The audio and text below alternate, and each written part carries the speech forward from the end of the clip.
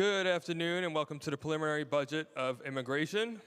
At this time, if you can please place phones on vibrate or silent mode. Thank you, Chair. We are ready to begin. Good afternoon. I'm Councilmember Shahana Hanif, and I have the privilege of serving as the chair of the Committee on Immigration. I want to start off by saying that we have simultaneous interpretation for the entirety of today's hearing available in Spanish. New York City is home to more than 3 million immigrants, over 600,000 of whom are undocumented. Since April 2022, the city has welcomed close to 50,000 asylum seekers. Of the total of this number, approximately 30,000 newly arrived immigrants remain in the care of our city. To meet the needs of these newest New Yorkers, the administration has opened 92 emergency shelter sites and 7 humanitarian emergency relief and response centers, HERCs, 6 operating out of hotels and 1 operating out of the Brooklyn Cruise Terminal. The city has also opened a navigation center and 10 satellite sites across the 5 boroughs to enroll asylum seekers in programs and benefits they are eligible for. Additionally, the Department of Education has expanded seats for 13,000 new migrant students to date. Given the expanding scope of immigrant services, resources must be prioritized accordingly in this upcoming fiscal year. It is disappointing that the proposed preliminary budget leaves significant gaps in the city's ability to meet the needs of our immigrant community. At today's hearing, the committee will examine the proposed preliminary budget and identify program areas that must be strengthened in the upcoming executive budget. With the council projecting more tax revenue exceeding OMB projections by $5.2 billion and much needed support for asylum seekers finally coming shortly from the state and federal governments, we have the resources needed to support immigrant New Yorkers. This committee rejects the austerity framework that pits new arrivals against longtime residents. We call on the administration to restore and increase funding to services that allow our newest New Yorkers to thrive. The Mayor's Office of Immigrant Affairs fiscal 2024 preliminary budget totals $745,000 and supports 6 full-time positions. MOIA coordinates and collaborates with various city agencies, including the Department of Youth and Community Development Services, the Human Resources Administration, the Department of Education, and NYC Health and Hospitals, on managing MOIA programs that are found within these agencies. While recognizing the dynamic intergovernmental role that MOIA plays, the committee is skeptical that the office can effectively carry out its duties with only 6 full-time staff members. We look forward to seeing how the council can ensure the office is sufficiently resourced. This year again, the proposed preliminary budget reduces funding for adult literacy programs by 50%. This is unacceptable. Adult literacy programs are essential to navigate housing, healthcare, education, access to better jobs, and participate in the city's economy. The fiscal 2024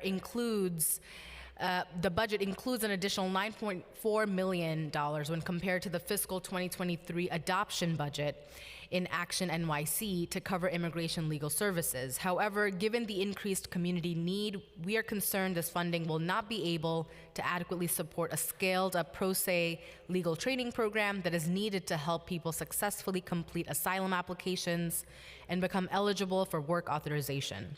We want to ensure that MOIA is taking full responsibility for managing the navigation center and satellite sites and providing assistance and resources to the community-based organizations that are currently providing services to asylum seekers. I'm looking forward to hearing from MOIA on their strategy and budget plan and to hear how they engage with agencies and community-based organizations to best serve immigrants.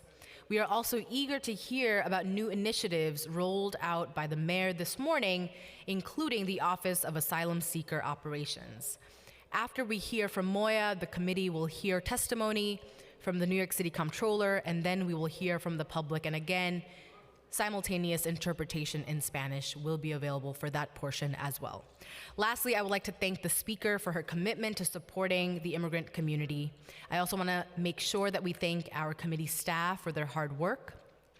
Principal Financial Analyst Florentine Cabore, Unit Head Alia Ali, Committee Counsel Jayshree Ganapathy, Policy Analyst Rebecca Barilla, and my staff, Legislative and Budget Director Alex Liao, Legislative Intern Amy Whitcomb, Communications Director Michael Whitesides, and Chief of Staff Nora Brickner. Now I would like to welcome the Commissioner of the Mayor's Office of Immigrant Affairs, Manuel Castro, to speak. And I would also like to recognize my colleagues who've joined me today. And we have Council Member Gail Brewer. Anyone on the Zoom? None. And Council Member Sandra Ng on Zoom. Commissioner Castro? Actually, Rebecca. Before administering the oath, the translator would like to provide a quick statement. Para el público presente, tenemos transmisores aquí para la transmisión simultánea.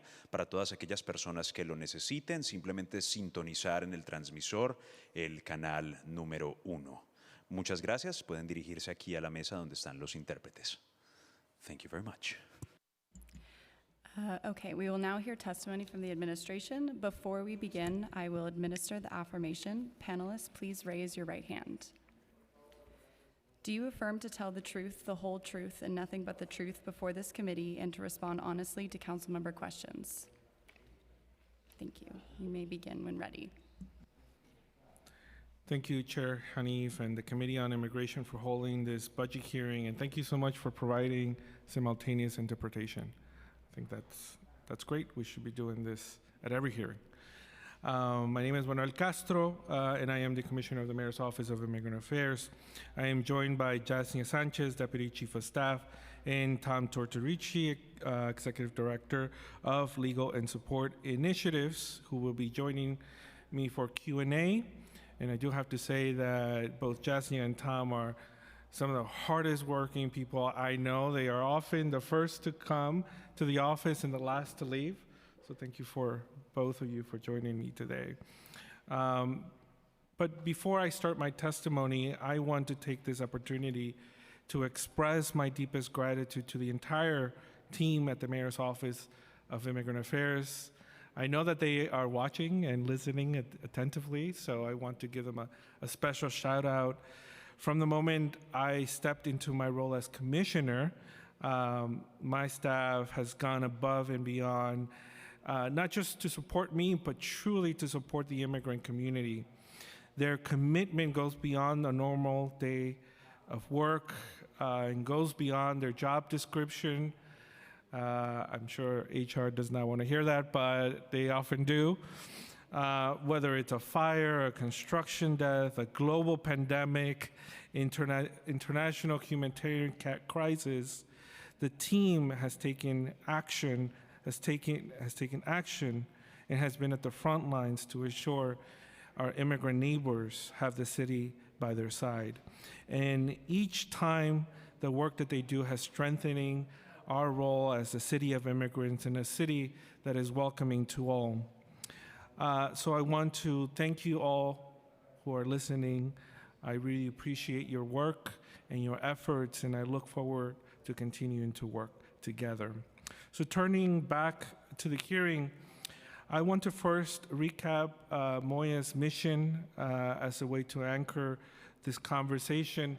The Charter recognizes Moya's unique role and expertise as the mayoral office that focuses and understands immigrant-related issues and requires Moya to advise and assist the mayor and other city agencies and offices on developing and implementing policies related to immigrants and limited English proficient New Yorkers, track state and federal law and policy, increase access to city programs, benefits, and services through outreach and connections to the community, and help advise on legal services needs of immigrants. Moya is also required to consult with the community and other stakeholders and coordinate an interagency task force on immigrant affairs. In addition, Moya works with relevant city agencies to address the needs of immigrant crime victims and witnesses. Moya is also required to report annually on its programming and on the demographics needs of immigrant New Yorkers. That report will be published, I believe, next week on March 15th, and I encourage everyone listening to take a look at that report. In my testimony today, I will talk about some of the information that will be included in that report and our work at our office. I am proud to testify that we go beyond the charter mandate requirements of Moya, and we continue to work on the front lines to address the emergent needs of the immigrant community. Although we work closely with various city agencies and offices, it is important to emphasize that we do not oversee or manage their initiatives and budgets, even if they impact immigrant New Yorkers. For example, we work closely with the Department of Social Services to include the documentation that asylum seekers were giving by Customs and Border Protection as proof for eligibility to access ID-NYC, but we do not oversee the ID-NYC program budget itself. We also work with health and hospitals to eliminate the 6-month residency requirement for NYC Cares, but we do not oversee NYC Cares budget. Finally, the charter explicitly notes that immigrant New Yorkers make up a large percentage of the city's population. According to the 2020 census, there are over 3 million foreign-born New Yorkers. That's almost 40% of all New York City residents. However, that may be an undercount considering some immigrants, particularly those who are undocumented, often live and work in the shadows. It is imperative, therefore, that the City Council and mayoral offices like us work together to bridge the gap between immigrant communities and our city government. This testimony will briefly outline some of the challenges that immigrant New Yorkers face and present some of the work in the past fiscal year and that we will continue to be engaged in the following. First, legal services. New York City has invested more than $60 million in immigration legal services, recognizing that immigrant legal services are a tool of empowerment for immigrant New Yorkers and their families. Legal services can help immigrant New Yorkers stabilize their immigration status and access jobs, health insurance, education, and ultimately benefit from New York City as a whole and fully. Moya's legal services programs exist in partnership with legal service providers, community-based organizations, and other city agencies. That includes Action NYC, NY Citizenship, the Rapid Response Legal Collaborative, and new programming that addresses emergent needs, such as the Haitian Response Initiative and the Ukrainian Response Initiative. In total, Moya oversees more than $10 million in funding for legal services programmings, and Action NYC makes up its lion's share of the funding, with over $8.5 million allocated to that program. In total, Action NYC providers conducted over 11,000 comprehensive immigration legal screenings this year, an increase of about 25% compared to last year, 2021. Action NYC also opened nearly 6,000 new cases, a decrease of 2% compared to 2020. Of cases in which immigration authorities rendered decisions in 2022, 96% were approved. Action NYC initiatives referred over 3,000 cases to other legal services providers in 2022. And of these, 1,779 were referred to Action NYC's in CBOs. And I can read on more and more, but this will prolong my testimony. But that's all to say that Action NYC does a tremendous amount of work, as is, and it works in collaboration with many of the other legal services programs available to immigrants. Demand for Action NYC services continued to grow in 2022, with over 40,000 total calls received by the city-funded Action NYC hotline. This represents a 27% increase in call volume over 2021 and a 259% increase since the year the hotline was established. In 2022, the Action NYC hotline set new records for the highest number of calls fielded in a single month in a single year.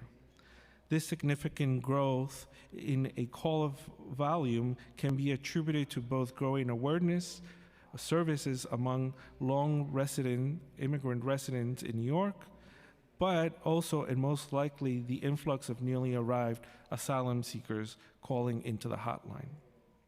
DSS, HRA, and MOYA are also working to identify ways to meet the immigration legal needs of newly arrived asylum seekers, with $5 million that is earmarked for fiscal year 23 and fiscal year 24. MOYA is currently finalizing the design of a coordinated citywide initiative to provide orientation sessions and, most critically, pro se application assistance clinics citywide in partnership with nonprofits, pro bono lawyers, law students, and community volunteers. Services will be provided at scale and will serve thousands of people at the Navigation Center, the HERCs, DHS shelters, DOE schools, and other community sites. We will keep you updated as we finalize details in the coming weeks. Now moving on to language access.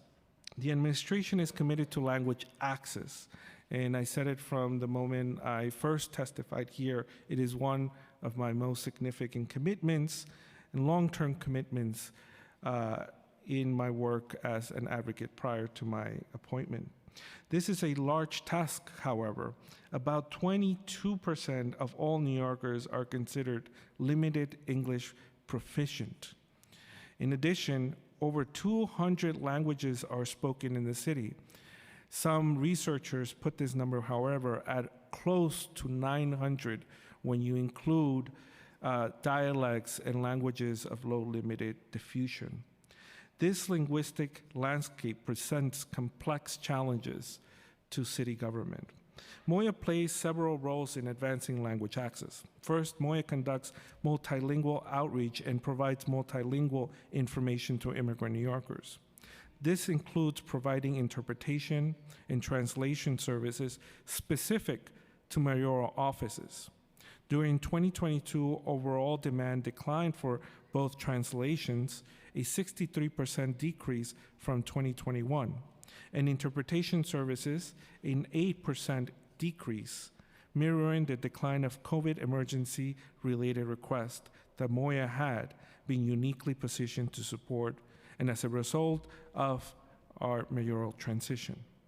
Conversely, demand for telephonic interpretation increased significantly, a 73% increase, driven by MOYA's Legal Initiatives program, and the breadth of languages increased across each of the services delivered. In 2022, MOYA fielded requests for translations into 57 languages and served more than 30 mayoral offices and agencies. Second, MOYA helps to strengthen the city's capacity to communicate effectively with New Yorkers with limited English proficiency by advising and providing technical assistance to over 30 agencies and 20 mayoral offices, as well as external entities. This includes advising on language services procurement, providing guidance on creating multilingual websites and other tools, sharing practices on multilingual outreach and engagement, and advising agencies on and conducting oversight of implementation of Local Law 30. Third, MOYA serves as an experimental lab to pilot language access best practices and educates partners on those practices. For example, MOYA piloted Moya piloted contracting with a technology vendor to human translate our website into 10 local law 30 languages, instead of relying on standard machine translation. Moya shared its work on creating multilingual websites with other agencies, and as a result, some of these agencies have pursued similar strategies, and we've become a model to follow nationwide. Other programming within the office also touches on the needs of New Yorkers with limited English proficiency. Moya continues to develop and administer We Speak NYC, the city's free English language learning program, which was baselined at $1,198,000 in FY22. As New York City continues to support immigrant communities in response to COVID-19, We Speak New York programming transitioned in the last year from in-person courses to deliver English conversation classes online, promoting access and safe language learning practices. And this last year, we've transitioned to a hybrid model. Moving on to outreach. Our outreach team plays a critical role in increasing access to city services and programs for immigrant New Yorkers. I am personally committed to building bridges between immigrant communities and city government. Early in 22, I set a goal of visiting and connecting with over 200 community groups. I am proud to say that we exceeded this goal and connected with over 360 diverse community groups across the 5 boroughs. And these engagements go beyond just visiting a site or visiting with a group, but the intention is to have actual dialogue and conversation to understand the needs and challenges of each particular community. In addition, Moya also works to empower the community to exercise their rights and access to key services. Moya conducts Know Your Rights presentations across immigrant communities and partners, covering different topics and utilizing different models to deliver crucial information. We couldn't do this without, of course, the support and partnership of our community-based organizations, many represented here today. The community service team also connects immigrant New Yorkers to help connect with the supports that they need, offering real-time support systems, whether it's in-person, public-facing events, convenings with key stakeholders, and critically, our Ask Moya hotline. Finally, addressing the issues that immigrant New Yorkers face requires engagement at all levels of government.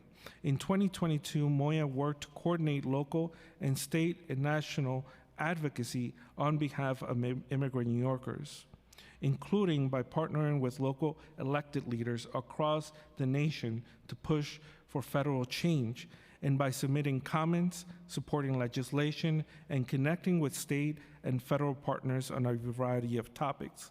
Much of this done through a coalition of city and municipal leaders, Cities for Action. The coalition has issued multiple statements and sign-on letters calling for a comprehensive resettlement plan to support asylum seekers, calling on comprehensive immigration reform that addresses TPS holders and DACA recipients, and expedited work permits for asylum seekers, and much more. I know my testimony is long, but I just want to give you as much information as possible. Now moving on to addressing emergent needs. Time and time again, Moya has taken action when immigrant communities face emergencies. From the moment we heard that asylum seekers were arriving on buses sent here by Governor Abbott, Texas, Moya took action to directly understand and support those asylum seekers arriving. Moya worked with the Port Authority and community groups to ensure we welcome the newly arrived immigrants, but also assist to make sure that they are connected with the critical care they needed. As of this month, there are over or close to 50,000 asylum seekers living in New York City, 30,000 still under our care. A historically rapid influx of new residents into the city. This is not the total of asylum seekers in our city, however. Many have arrived here and connected directly with their friends, families, and existing networks. Moya has worked with our partner agencies and offices to provide shelter, food, healthcare, education, and immigration legal support. The city allocated funding to support asylum seekers, such as the $6,750,000 in case management work that became the Navigation Center and its satellite sites across the 5 boroughs, and again, has provided and allocated $5 million to increase our legal services and meet those needs. Moya also worked to secure $1.5 million in FY22 funding for community-based partner organizations that can provide linguistically and culturally responsive case management services to Haitian New Yorkers. These new arrival Haitian New Yorkers come into New York City due to recent natural disasters, political upheaval, and changes in federal policy. This funding supports case managers who work with newly arrived immigrants and determine eligibility for benefits and connect them to other resources. Finally, in response to global events such as the Afghanistani evacuation and the Ukrainian invasion, Moya has also taken a lead in assessing and proposing needs for these supports for these communities. We created, for instance, a website with resources for impacted communities and those seeking help. And Moya continues to monitor the situation in Ukraine and work to respond to these many crises. And I have more to say, but I will skip for now, only to say that Moya continues to work on the ground to support immigrant communities impacted by these ongoing crises. And just to conclude, again, I would like to thank the Moya staff, all city agency staff and partners for all their work. And I want to thank the chair and the committee for all that you do in support of immigrant communities, for your advocacy, and to the speaker for her work in uplifting immigrant communities as well. I look forward to the committee's questions and working with the council on the budgets as the budget process continues. Thank you so much. Thank you so much, Commissioner. We really appreciate your thorough, detailed testimony. And it's always an honor just to hear the breadth of work that you all are doing. And of course, deeply appreciated your gratitude to the Moya team. We see your work. We appreciate everyone who is a part of the team. So thank you so much to your contributions. It's really wonderful to hear, again, the innovative work that you all are doing to expand language access. And I love that you see it as a lab. You see Moya as a lab, and I think that's absolutely how it should be seen and done, and to expand on language access policy. So I'm really grateful to hear this might have been one of the first hearings where you've really described Moya as a incubation hub for language access policy. So excited about that. Before I go into my set of questions, I wanted to ask about 2 things from what I've heard in your testimony. I'm concerned that the translation services at Moya has decreased by 63%, and we've seen important documents related to asylum seekers not translated. For example, the Navigation Center outreach information, and then information about shelter placements or transfers. Why hasn't pandemic health-related translation work shifted to these needs? And maybe you might need to share if there are agency, if you're not tasked with it or another agency is, but would love to just understand more about the decrease and how you've shifted. Yes, thank you, Chair, for your question. And it's something that we've been looking at as we prepare to issue our report for our work in 2022. It's information we're also analyzing. And in part, what I mentioned in the testimony is a decrease in certain requests that Moya had received quite often during the pandemic or during the height of the pandemic. Those types of requests decreased in the last year, but other types of requests increased. So we'll make sense of that information and include it in the report, but it's certainly something that stood out and I wanted to include in my report. Again, I wanted to provide as much information as possible about our work, including, I think, details that sort of highlight the changing nature of what we do. Now, in respect with translation and services or materials that are being distributed at the Navigation Center and at the HERCs, the HERCs are managed by H&H, so they have their own language services contracts, so they tap into those, and it's managed by a health agency that uses the same contracts to also support their work at the HERCs. At the Navigation Center, it's work that we are doing with Catholic Charities collaboratively. Again, things, moved quite fast in the last 8-9 months, so where we saw gaps, we have been able to step in and translate materials that were not available, and we'll continue to do that.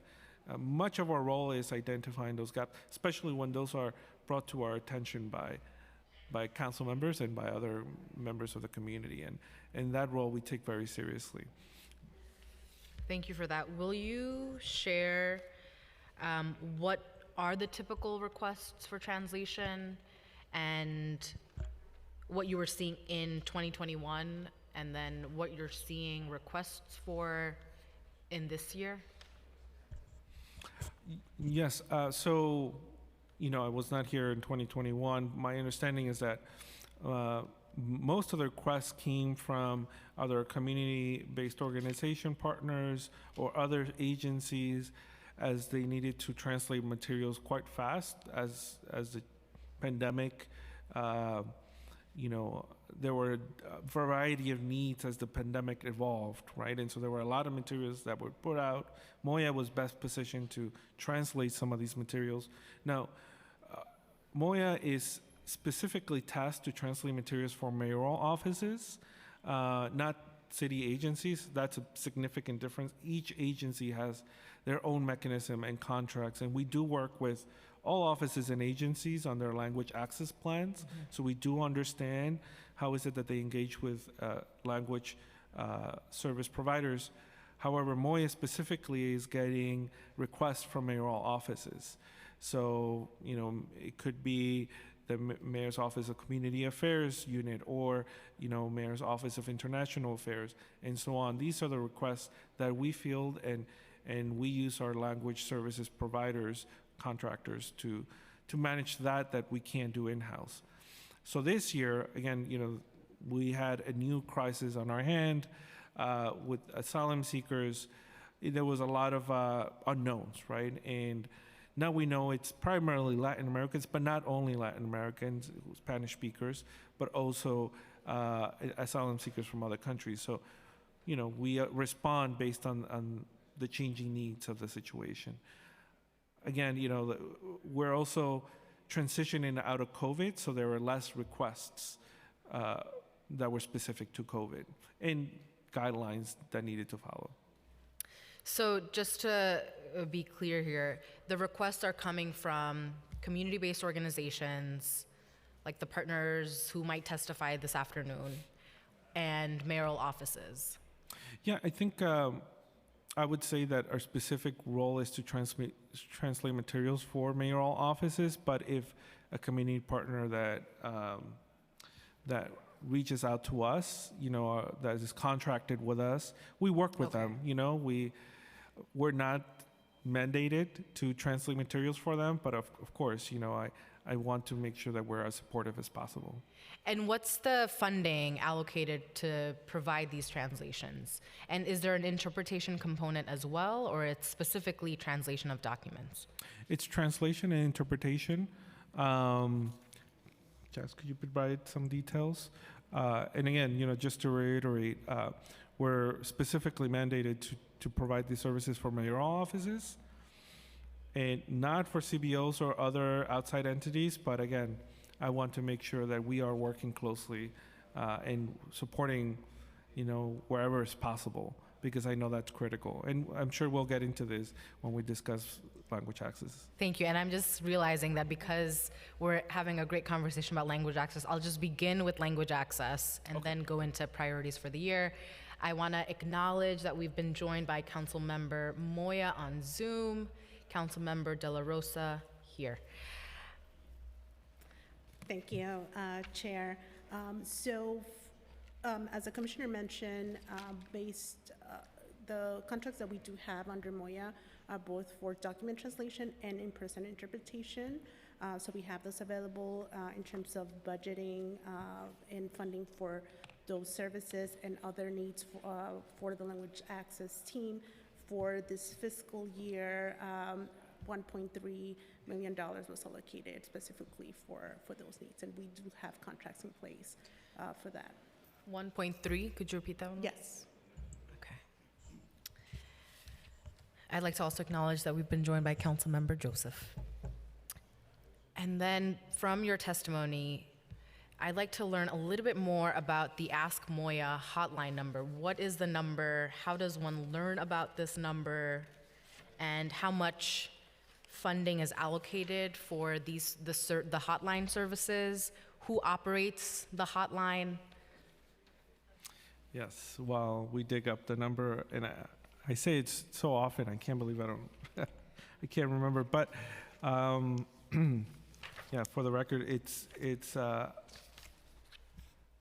Moya hotline is 212-788-7654. And frankly, we developed this Ask Moya hotline. First, our role is to assist and advise city agencies and offices on issues relating to immigrant communities and immigration. We often step in and develop initiatives to close a gap or address an unmet need, and we thought it was important, in my time, really critical to support the work that 311 does, right, in helping immigrants navigate, the various immigrant or various city services for immigrant communities. So it really is meant to enhance the ability of our city to do so. Now, we're not as resourced and big. It's only a couple of staff that are fielding calls. When people find challenges in using 301 or other means to connect to the appropriate city service agencies or information. So we're available. We're getting a lot of calls, especially from asylum seekers who are trying to still understand how city services work. We provide this hotline for people to call us if they run into any issue, and then staff connects them to the appropriate agency.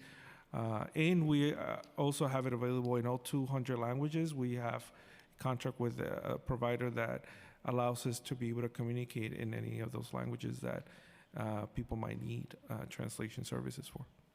How much funding is allocated for the operation of this?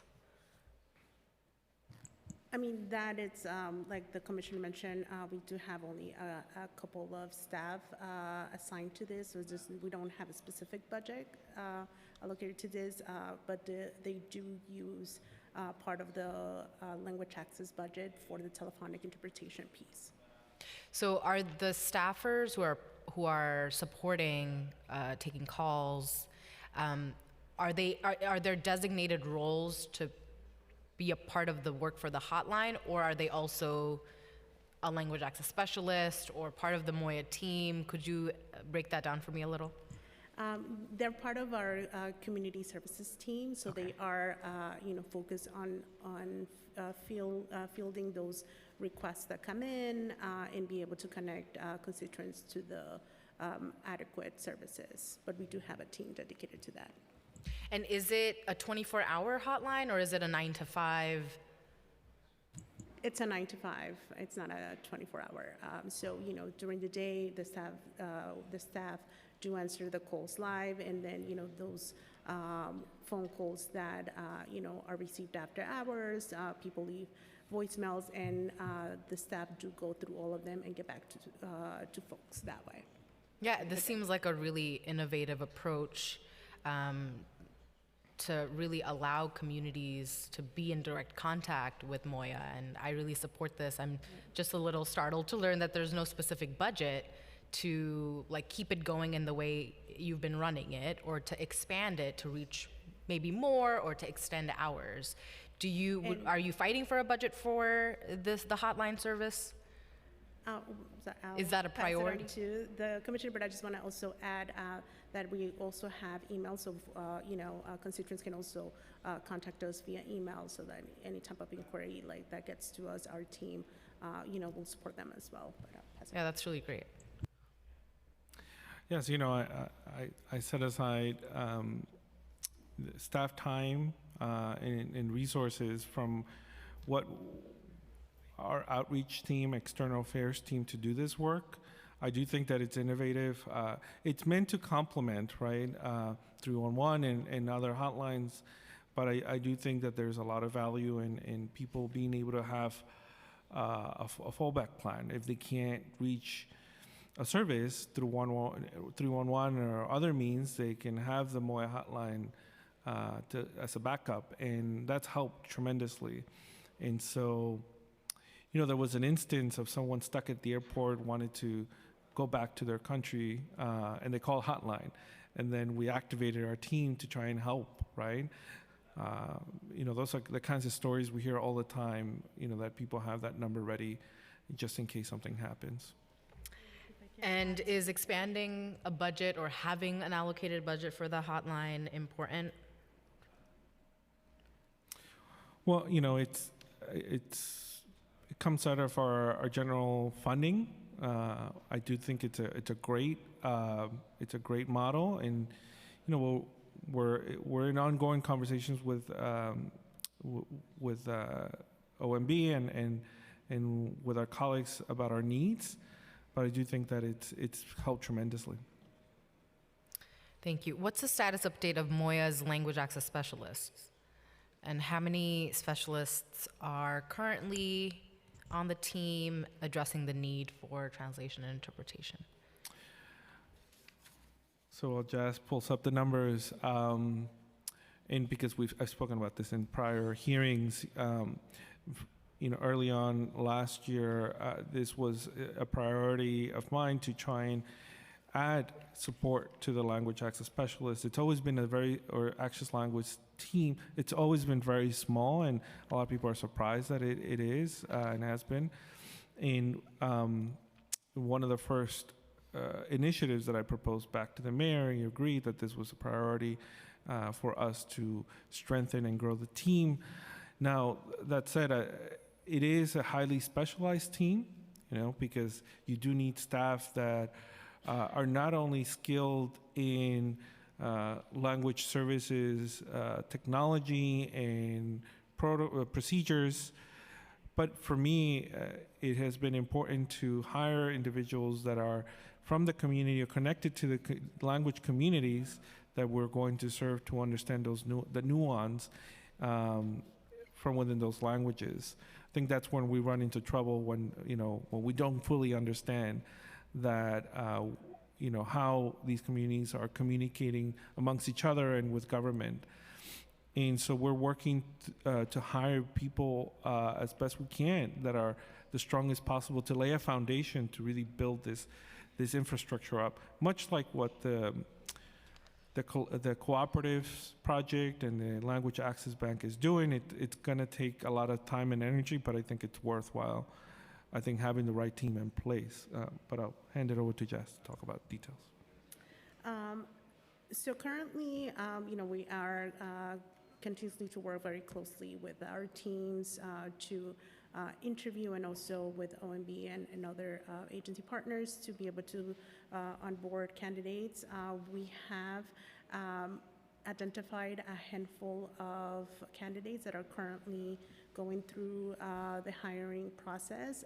Like the commissioner mentioned, this is a very technical position, right? So it has taken a little while to actually find the right fit, but I don't have the specific in terms of like how many specifically for the language specialist, but in general, like we have 11 candidates for Moya that have been identified not only for those specific positions, but other positions within Moya as well that are currently making their way in the hiring process. So, just to be clear here, have any been hired yet?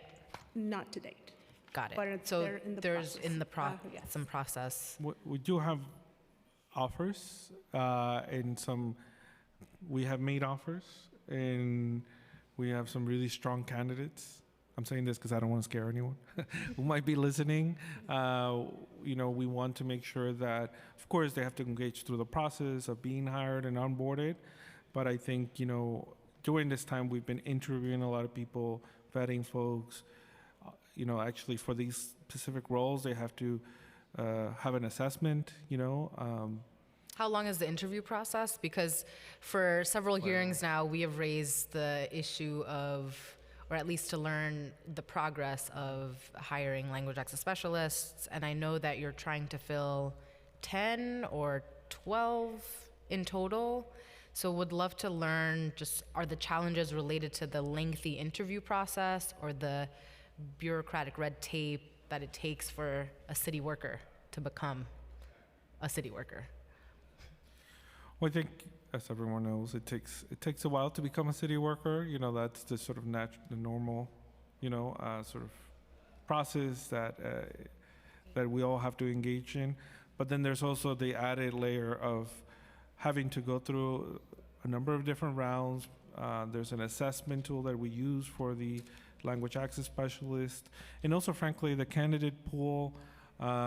We have a plan to recruit and encourage people to apply, and I think this was mentioned yesterday and other times. I think we're competing, right, with a lot of different other roles that people have available to them, and we're encouraging anyone that might be interested in joining our team and engaging in this work to come forward and apply. And we have some very strong candidates, and I'm excited about being able to onboard those candidates. And I think, like I said, for us, it's been important that we are hiring from within these language communities, and that we are still committed to, even if it takes a little longer.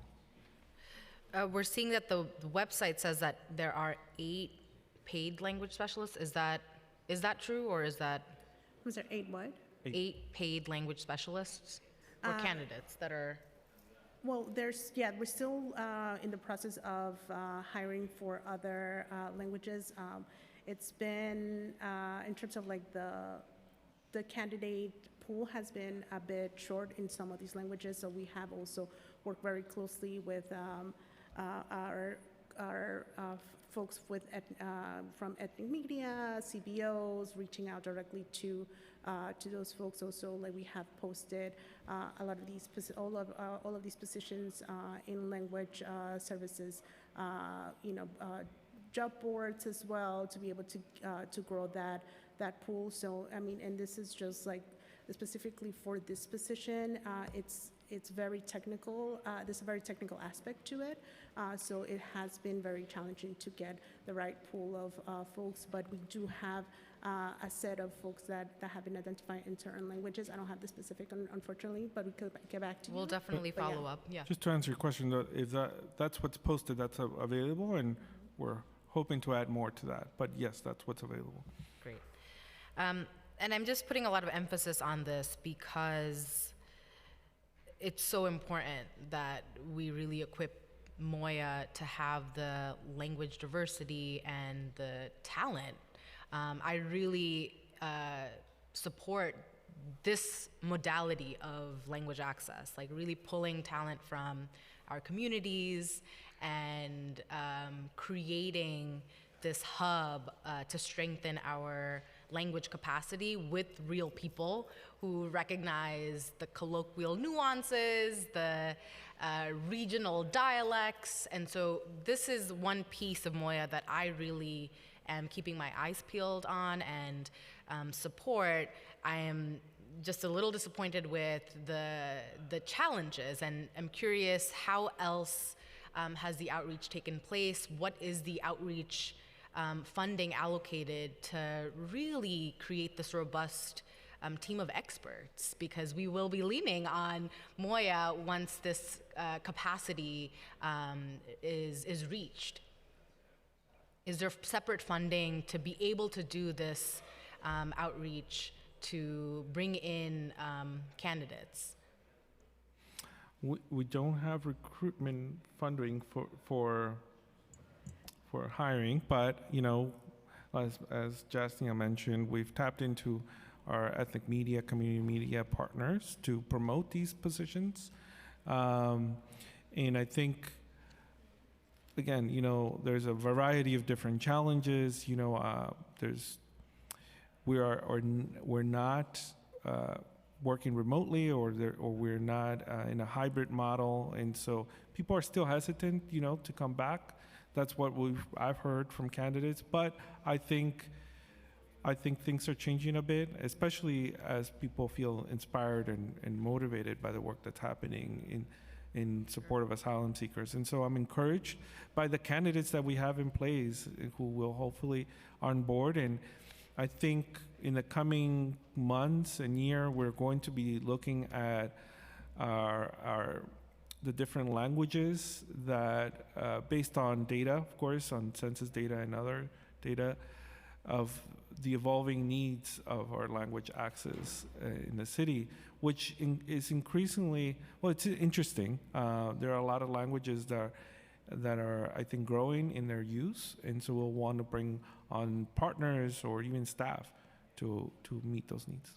And if I can just add, while we don't have like a specific budget for recruitment, like we do use funding from our general budget, right, to, think about innovative ways to, do outreach for folks. Like I said before, we actually partnered up with our folks at Ethnic Media to do a roundtable to talk about also like these positions. We've connected also with all of the CBOs that the commissioner has visited with, as well as also working very closely with our human resources offices, with partner agencies to be able to help us also post these positions in other platforms as well, so that we can cast a wider net as well to be able to recruit, and grow the pool of candidates. So like that, it's currently in the works, and we definitely encourage folks, to apply to those open postings, to be able to grow that pool and find the right candidates as well. Absolutely. I'd like to acknowledge that we've been joined by Councilmember Chiosei. Welcome. So I wanted to respond. I mean, we really need to, the administration hasn't been supportive of remote work, and language access is one of those arenas where we can actually have a thriving remote workforce. And many translation providers who exist within our communities opt for, or have been opting to do translation work because of the remote options. And so that is something that I deeply believe that the administration has to change how it is seeing remote workers, because remote work continues to be good work, and for the translation part of the work that we're set out to do to create a city that is language just, we have to consider that translation providers can do work remotely. And so that's one of the things I would urge. And of course, would love to see a video maybe from Commissioner Castro, telling New Yorkers to do this work. We have this opportunity to your point, incubate what language justice looks like and lean on our communities. So I would be happy to do a video maybe with you to bring in some candidates. And I've shared, and I was really proud to see some excitement with the positions, and really because so many of our immigrant community members, and I don't have to tell you or your team, are looking for work. And one of the easiest places that they can come into is translation and interpretation, and to have that support, the curriculum or the technical skill building opportunity, this is really one of the arenas where we really need to build out robust strategy. And so that's why I'm concerned that there's no specific money for outreach, because strategy is needed to really build out this team. I just recently visited Hillcrest High School in Jamaica, where they have a dual program in Bangla, and I was there where a group of seniors received a seal of biliteracy. So not only are they achieving fluency in English, reading, writing, and speaking, but also in Bangla, reading, writing, and speaking. And for me, that signals incredible that our high schools, our public schools here, have these programs that will 100% funnel in a pipeline for our next generation of language access providers. Yeah, and if I can add, I think one of the things we've been exploring in the last year is how to partner with schools, you know, whether it be trade schools or even CUNY, to encourage them create certificate opportunities on, you know, for translators as a career. I think growing that pool is important, especially in a city like New York. But those kinds of employment opportunities, I think they're global, right? Because you can do remote. And so I think we'll continue to think about that, and we have discussions. We've participated, Moya has participated in a number of job fairs with DCAS, and you know, that is exciting work, because we do want to encourage more members of our community to apply to roles within city government. And yes, I completely agree. I mean, I think, well, you know, we'll make that video for TikTok or elsewhere. Thank you. And I'll ask 2 more questions around language access and then pass it to some colleagues. What's the baseline funding for We Speak NYC in this fiscal year? And the out years. So while Jazz looks for that number, we, you know, as I mentioned in my testimony, we moved from an online model because of the pandemic to hybrid. That's really exciting. In my previous role, I engaged with our English language classes, and it's such a great way to build community amongst immigrant, especially newly arrived immigrants. And we just delivered several boxes of We Speak materials to our Brooklyn Cruise Terminal. So we intend to provide that service or that program, make available to asylum seekers. But it's exciting to be able to bring those kinds of resources to newly arrived immigrants. And hopefully, once we can do more in person, help build community, which I think is essential. That's really great. So this program is offered over Zoom or? Currently hybrid, and we're rolling out a number of different in-person classes. You know, just testing the water. It's been a while, and I do think that it's a great way to both practice English, but also communicate important resources available to immigrants, because the classes use these highly produced videos that, you know, of immigrant communities engaging with city government or learning about their rights and so on. And so we want to bring those to asylum seekers, but really any other newly arrived immigrant. And, you know, We Speak is meant to, like a lot of our other work, enhance the existing work of, you know, the adult literacy program at DYCD, for instance. So I'll hand it over to Jazz, who has some details about the numbers. Yes. So for We Speak NYC, for the programming piece, it's budgeted at $873,000 for next fiscal. It has been baselined since FY '22, I believe. 873,000. Yes. And it's baselined. Right, and that's just for the programming piece. In terms of the team itself, we do have currently 5 folks that are part of 5 staff lines that are dedicated to this program. specifically, and very excited to say that actually they're part of like the 11 people that we selected. Three lines were recently also baseline for FY 2023, and we have selected candidates that are making the way in to be added to the Moya team, hopefully very soon. Great news.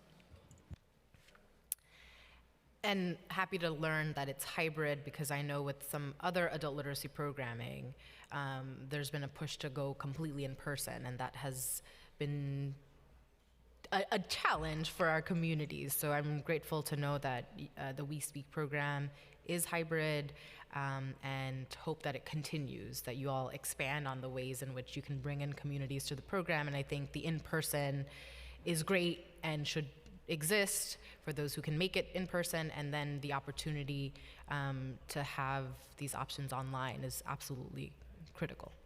Correct, and if I can just sort of piggyback on what you were saying, actually that was one of the lessons learned, from the team, like through the pandemic, like, having to shift everything online. Of course, like, we wanted to make sure that we were still able to deliver this vital service to the community, right? And now, as things are back in person and all of that, one of the feedbacks from the community itself was like, well, we like online, right?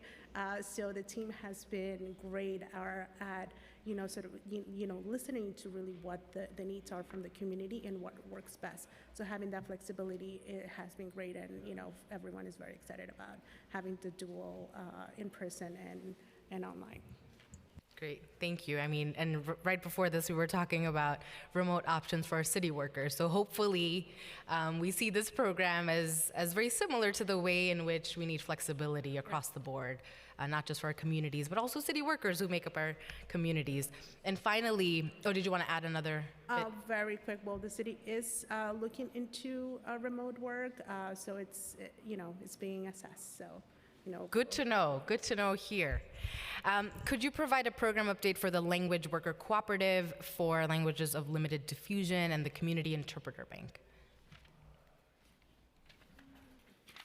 So while Jess works on that, I think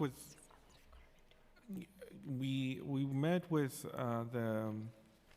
the organizations that were funded to do this work in the summer last year, and made ourselves available to support along the way.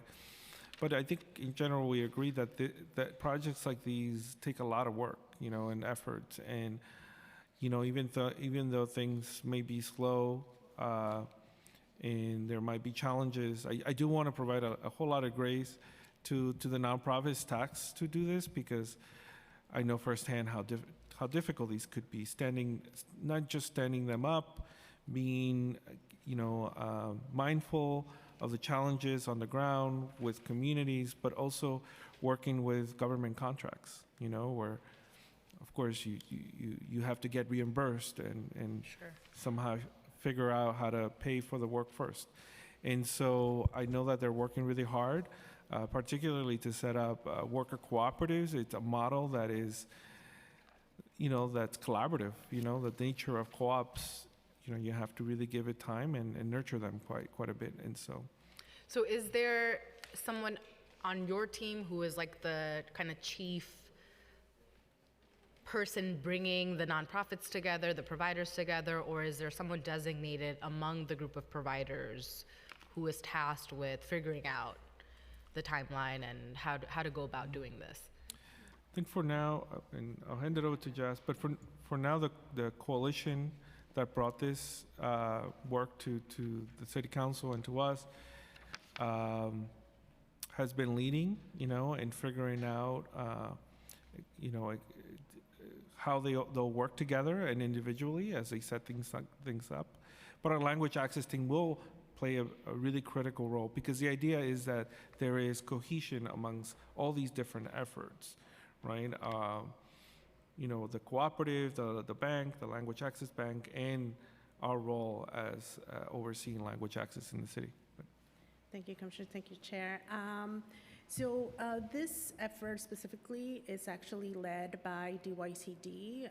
So Moya plays more of an advisory role, and we do work very closely with DYCD, not only on this particular initiative, but in various other projects as well. So it's an open communication. Our language access team also, it's well aware of all of this, and we do have that open communication with them. So anything that happens, and where we can provide support and advice, we are happy to do. But in terms of details, we would have to defer to DYCD. So with the close coordination with DYCD, do you have a timeline as to when we might see the launch of a worker cooperative? Not at this point. We don't have in terms of the timeline, but we can circle back with DYCD and we can get that. My understanding is that African Communities Together has an operation on cooperative, and the other groups are working to establish them. I think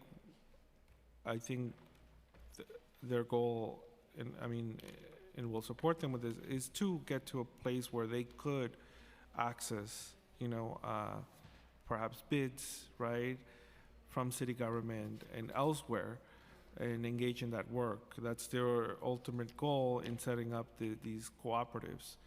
And DYCD oversees this in particular because they're the ones that oversee discretionary funds, and they also lead on adult literacy and so on. But, we're committed to working with DYCD and, in establishing these partnerships.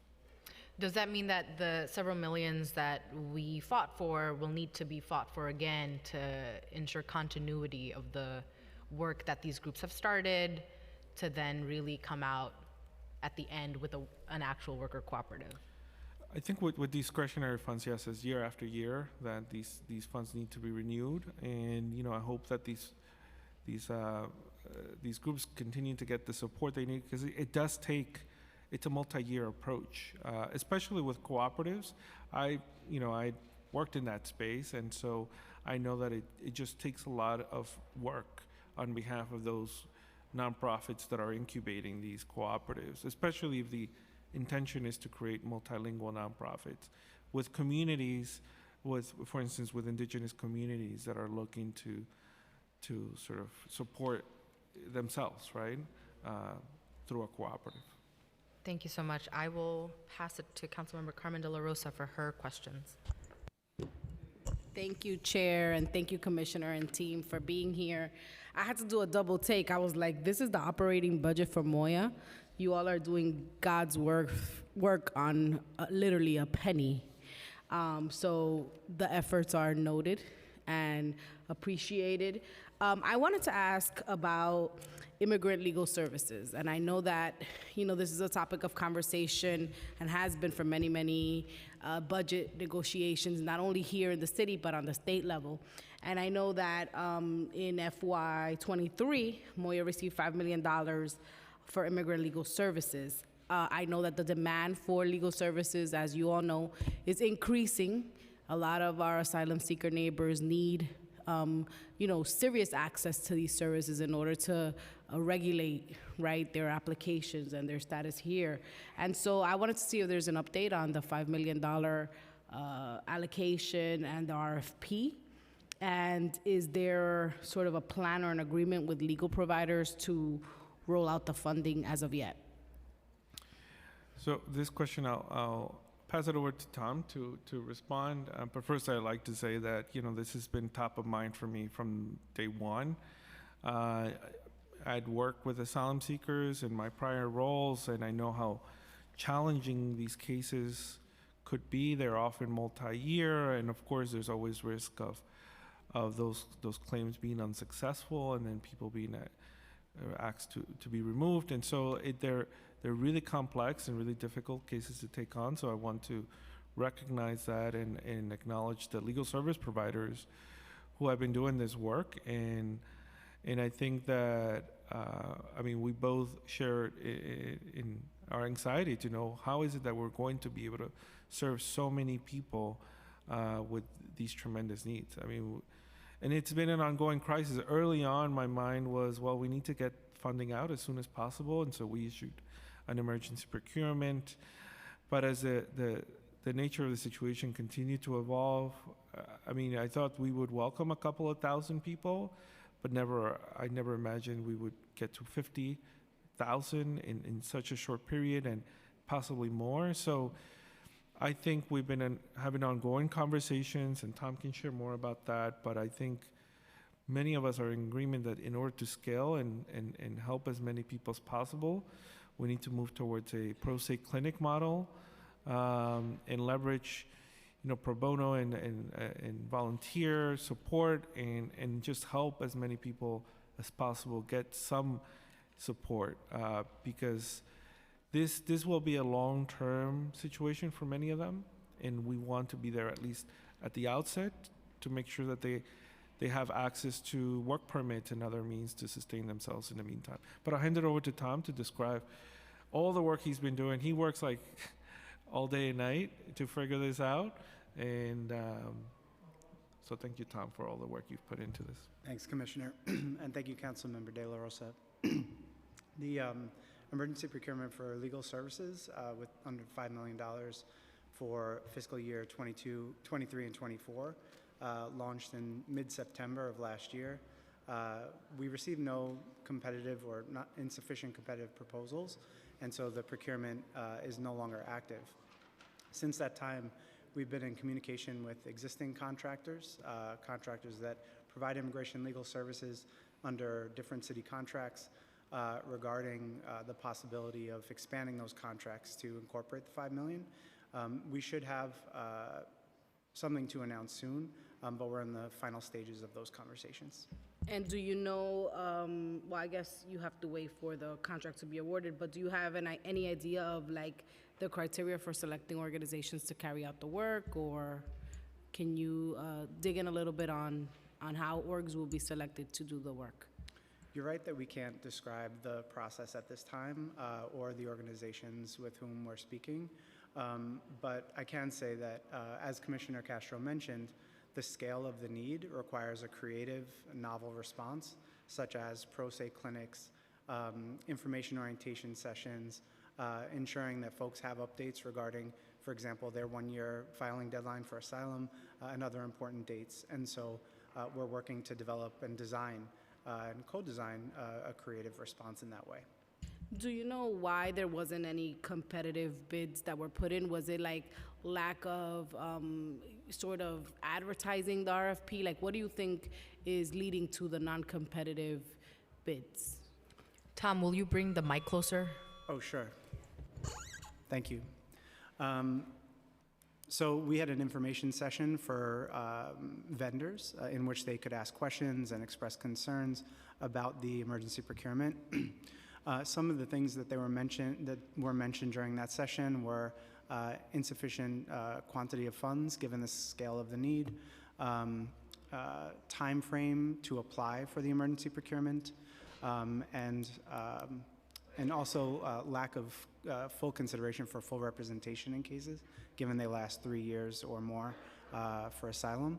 And so, we took that back and we considered all of that feedback, but ultimately there were no competitive proposals received. Sure, thank you. And I just want to add that we've learned quite a bit from that process, and I think early on in this challenge, I think we wanted to get funds out as soon as possible, but we also completely understand that like the hesitation by the providers to take on that big responsibility when there were so many unknowns. So now we're working with a lot of the same providers we've always worked with through Action NYC and the folks that we always work with to provide assistance to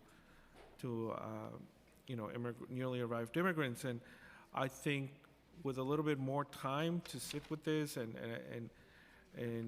knowing what we know now, I think it's a good time to be able to roll out this new phase and come together in support of asylum seekers living here.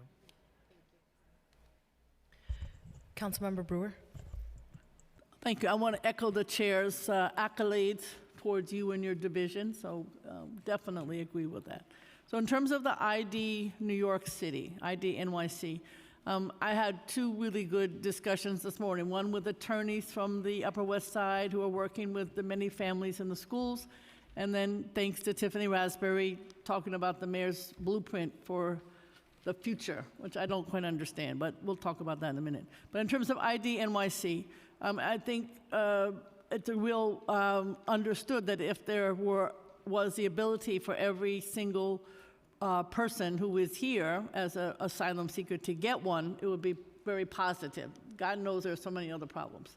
But even within that world, I guess there's a budget, and one of the questions that's being asked is if folks check the website to see if New Yorkers can make appointments for the first time as an applicant. And apparently it's not allowing first-time applicants to do that. But the other problem I have is that some of the types of ID are challenging for this particular ID. So I think the Venezuelans apparently is hard to use because their national IDs are laminated, things like that.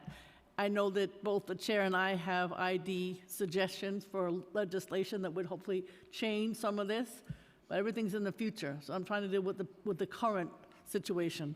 And so you got passport problems, you got expired passport problems. I got a whole list here from the lawyers this morning. The ICE order problems, the Parks Department problems, domestic partnership problems, et cetera. So I want to know, how are you making sure as much as you can now to get people these IDs in terms of outreach? And how many renewals or how many firsts have been made to date to the asylum seekers?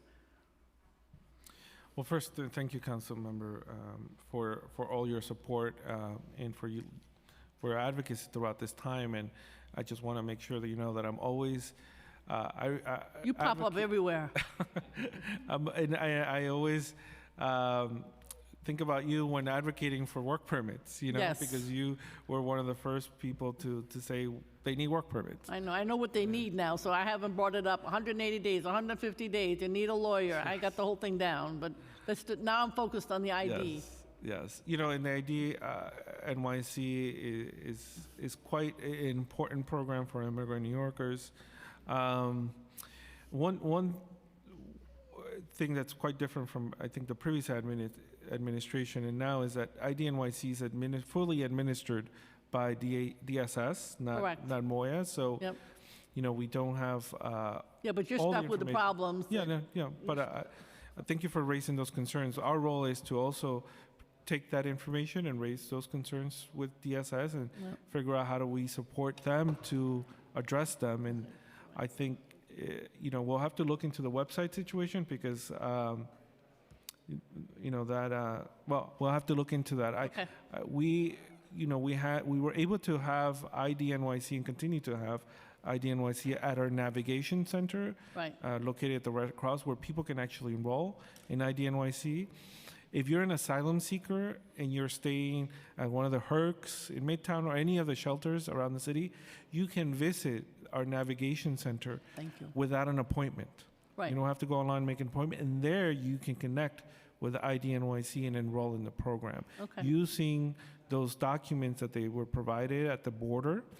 And yes, with Venezuelans, it's been a challenge because the U.S. does not have diplomatic ties with Venezuela, so they don't have the consular representation here needed to address those issues. If it were another country, I would be able to call the consul general and say, okay, you know, we have a person with this problem. That's not the case with Venezuela. So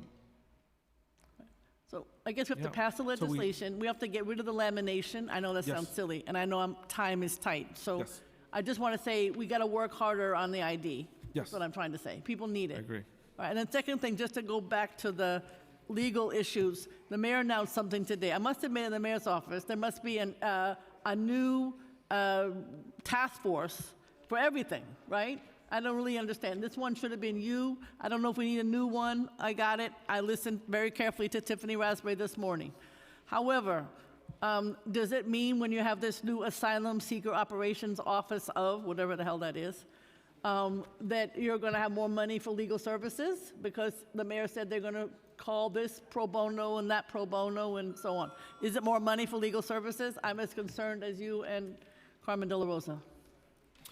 Well, and my understanding is we'll continue to move forward on the initiative we just discussed, the $5 million. That's not much money.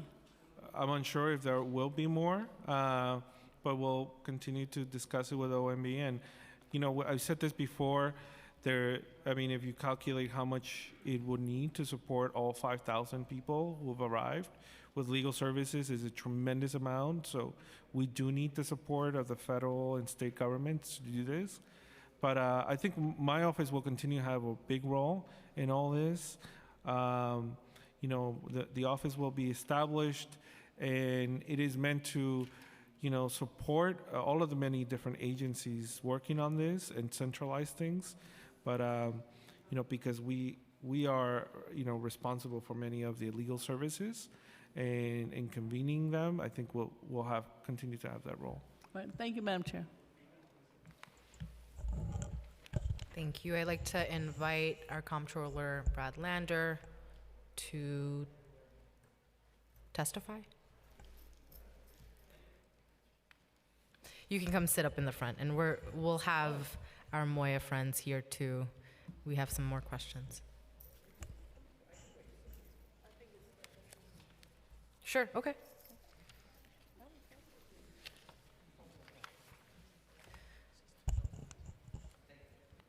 So on the conversation about the IDNYC, Councilmember Brewer hinted at this, that we have some pieces of legislation that would enhance and make IDNYC more accessible. And we've got my legislation, Intro 909, in relation to enhancing the application process.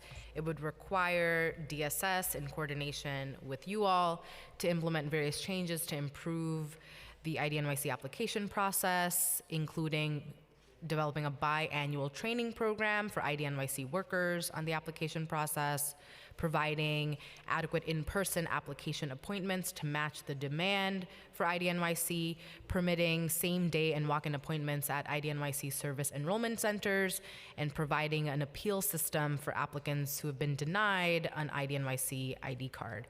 And then Councilmember Brewer's legislation, Intro 790, in relation to documentation establishing proof of identity for a New York City identity card, would add documentation to the list of acceptable documents for proof of identity needed to apply for an IDNYC card, including documents issued by federal immigration authorities, a street vendor's license, a record of arrest and prosecution, a prison ID, and an identification letter from a legal services or social services organization. Are you able to respond to anticipation of any fiscal impact because of these two pieces of legislation at this time? Well, only to say that, you know, I think our goal is to have as many people as possible access the IDNYC. I mean, that's a commitment, and I think we want to make sure that as many people as possible are able to attain it. I mean, you know, again, early in the when asylum seekers were arriving, we assisted DSS in understanding the kinds of documentation that asylum seekers were being provided at the border. And many of them had lost their documentation on their way here. So we were able to advise and make sure that our sister agencies understood the nature of the situation. And we'll continue to do that. And I think that's the most important role we can play, you know, providing context to the situation of the different migrants and asylum seekers and refugees that arrive in our city, because they're all different. And it's, you know, while the IDNYC is administered by DSS, and, you know, and we don't have a specific role with the budget, you know, we'll continue to uplift IDNYC, and really it's a source of pride that a person who might be undocumented is able to get a document, an official document by New York City and recognize them as New Yorkers in such a way is so important. So despite not having a role with the budget, do you have a position on these two pieces of legislation? Well, I'll have to take a look at it, but again, the more people are able to access IDNYC, the better. I know that there are reasons as to why there's a limit with respect to the documents that are accepted to be able to enroll in IDNYC, but I think the more people that have access to it, the better within those limits, and I look forward to making sure that happens. Thank you. We look forward to working with you. I'd like to pass the mic to Councilmember Joseph. Thank you, Commissioner. How are you? Good. We know the numbers are much higher. You and I, since 2021, have been welcoming asylum seekers to New York City to the point where I was on the borders of Texas, and we were talking back and forth. And what does resettlement look like? I know you've been having this conversation. Can you tell us what resettlement look like for our asylum seekers? Councilmember, resettlement within New York City or outside? With the feds, with the federal government, they must come in and help. Yeah, this is something that we've been calling on for a while. I said this over and over. I mean, I think all of us who've worked in this space have understood that the immigration system is deeply broken. And, I think this just highlights how broken it is, that they expect asylum seekers to somehow be able to provide for themselves without being able to work legally and not put in jeopardy their asylum claims. And so we've called on the federal government to figure this out and do more, but also to come up with a federal plan to distribute asylum seekers throughout the country. Because early on, especially, asylum seekers were just going wherever they were put on buses to go. And the only free bus out of Texas was to New York or DC. And, they were being taken advantage. And now there's websites encouraging people to go to New York. I mean, there's all kinds of things happening. So that's why the federal government needs to step in and actually have a plan. With respect to New York City, I think we make it available to all asylum seekers the ability to have a ticket to go reconnect with their families if they wish to elsewhere in the country. And that's available to them. We don't encourage them to leave or go elsewhere, but we do have that available to them. And that's important because family reunification is important. Being able to connect to a community network of support is important, and so we recognize that, and we're there to support. Thank you. Do you have a number? Do we have any unaccompanied minors that was part of the asylum seekers? And if we do, how many? And were they placed in foster care? Well, with unaccompanied minors who are apprehended at the border, there's specialized programs. Correct. And that the federal government does step in, and and they do have a resettlement and a program specific to unaccompanied minors. But what we do know is that young people, right, under a certain age do arrive, and they need to be enrolled in schools, and they need a whole lot of support. And so we're working to figure that out, especially with the reports of underage workers, and their exploitation. And so we're looking to see what we can do with that. Tom, did you want to add to that? Okay. Thank you. We know that 2.2 million adult New Yorkers is in need of basic education, English language, with only 4% of these adults currently being served, which is over 44,000. Largely non-English speaking asylum seekers and refugees. We noticed that the administration cut over $10 million of this adult literacy funding in the fiscal 2024.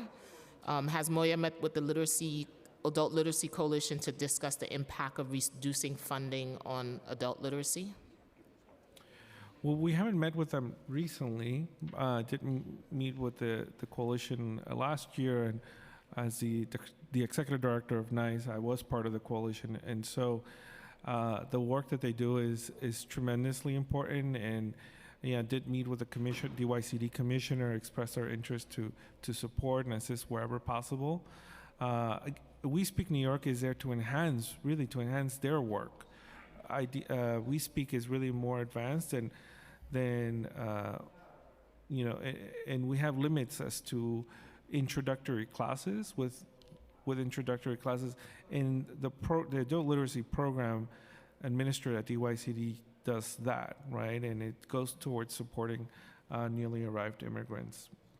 But yeah, I'll have to defer to DYCD. They have the complete picture with funding that's available for that. Just to follow up, have you considered maybe partnering up with District 79 that provides that type of adult literacy and also provides CTE training to make sure that our asylum seekers have a pathway to working? That's something that I've been thinking quite a lot, what more we can do with the Department of Education. That's certainly something that we need to explore further. We just had a interagency call to discuss mental health in schools specifically, and access to mental health for parents and children. I think part of the next phase of our response will be that. To partner with D79? Yeah, we'll have to look into that, but I think because we are much more flexible in terms of how we partner across agencies, that's something we can certainly look at. Chair, can I ask one more question? Absolutely. Thank you. Also, our new arrival, older asylum seekers, are we looking at transfer high schools for them, international high schools, partnering up with them because they have the infrastructure to support our newly arrived students, and some of them, as we know, may be SIFE as well, which is students with interrupted formal education, and our special needs population. Yes, I know that our team at DOE has been working a lot on figuring out, how to best assist children, minors, and families, particularly because we've had to open a number of I think it's over 90 at this point, emergency shelters, and also our HERCs. I mean, generally, the minors are placed in their local schools, but there are a vast number of opportunities, right, for asylum seekers who are eligible the moment they're here for any of the programs that immigrants are traditionally eligible for. Thank you. Thank you, Commissioner. Thank you, Councilmember Joseph. I'd now like to go into this morning's announcement. The mayor announced the creation of a new Office of Asylum Seeker Operations. Can you provide a brief description of the role of this office and how MOYA will be coordinating? Will it be within MOYA? Would love to learn a little bit more. Well, we don't have details about where it will be housed. I think that's an ongoing conversation. But it is an office that's meant to centralize the work even further. I think we've been in a rapid response mode since asylum seekers began to arrive. Asylum seekers began to arrive around this time last year, but not in large numbers until around, I think, June. And so we've been in rapid response mode, and a lot of members from my team and at other agencies have, I think have added this to their portfolio and to their work. And I don't want to say it's taken away, but we have a lot of priorities to still look at, right? And so this is meant to alleviate some of that, centralize the work, allow everyone who's been working on this day and night to breathe a little bit, right, and continue to provide the assistance that asylum seekers need, especially if or when more asylum seekers arrive. There's a lot of unknowns about what will happen in the next few months. And so we want to plan accordingly. This office will operate a what do they call it? A reception center, arrival center that will ideally be open 24/7. That will able to welcome asylum seekers, whether they arrived early in the morning, late at night. That's something that we've learned from our experience at Port Authority, and it's been now 10 months thereabout that we've used Port Authority to be able to welcome asylum seekers. I think we want to do this in a more organized way, where people can be able to access all kinds of service right away.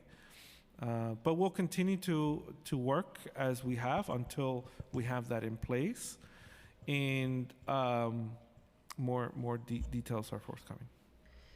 So do you know if there will be like a commissioner appointed to this, or the structure of this new office, or is that still information to be rolled out?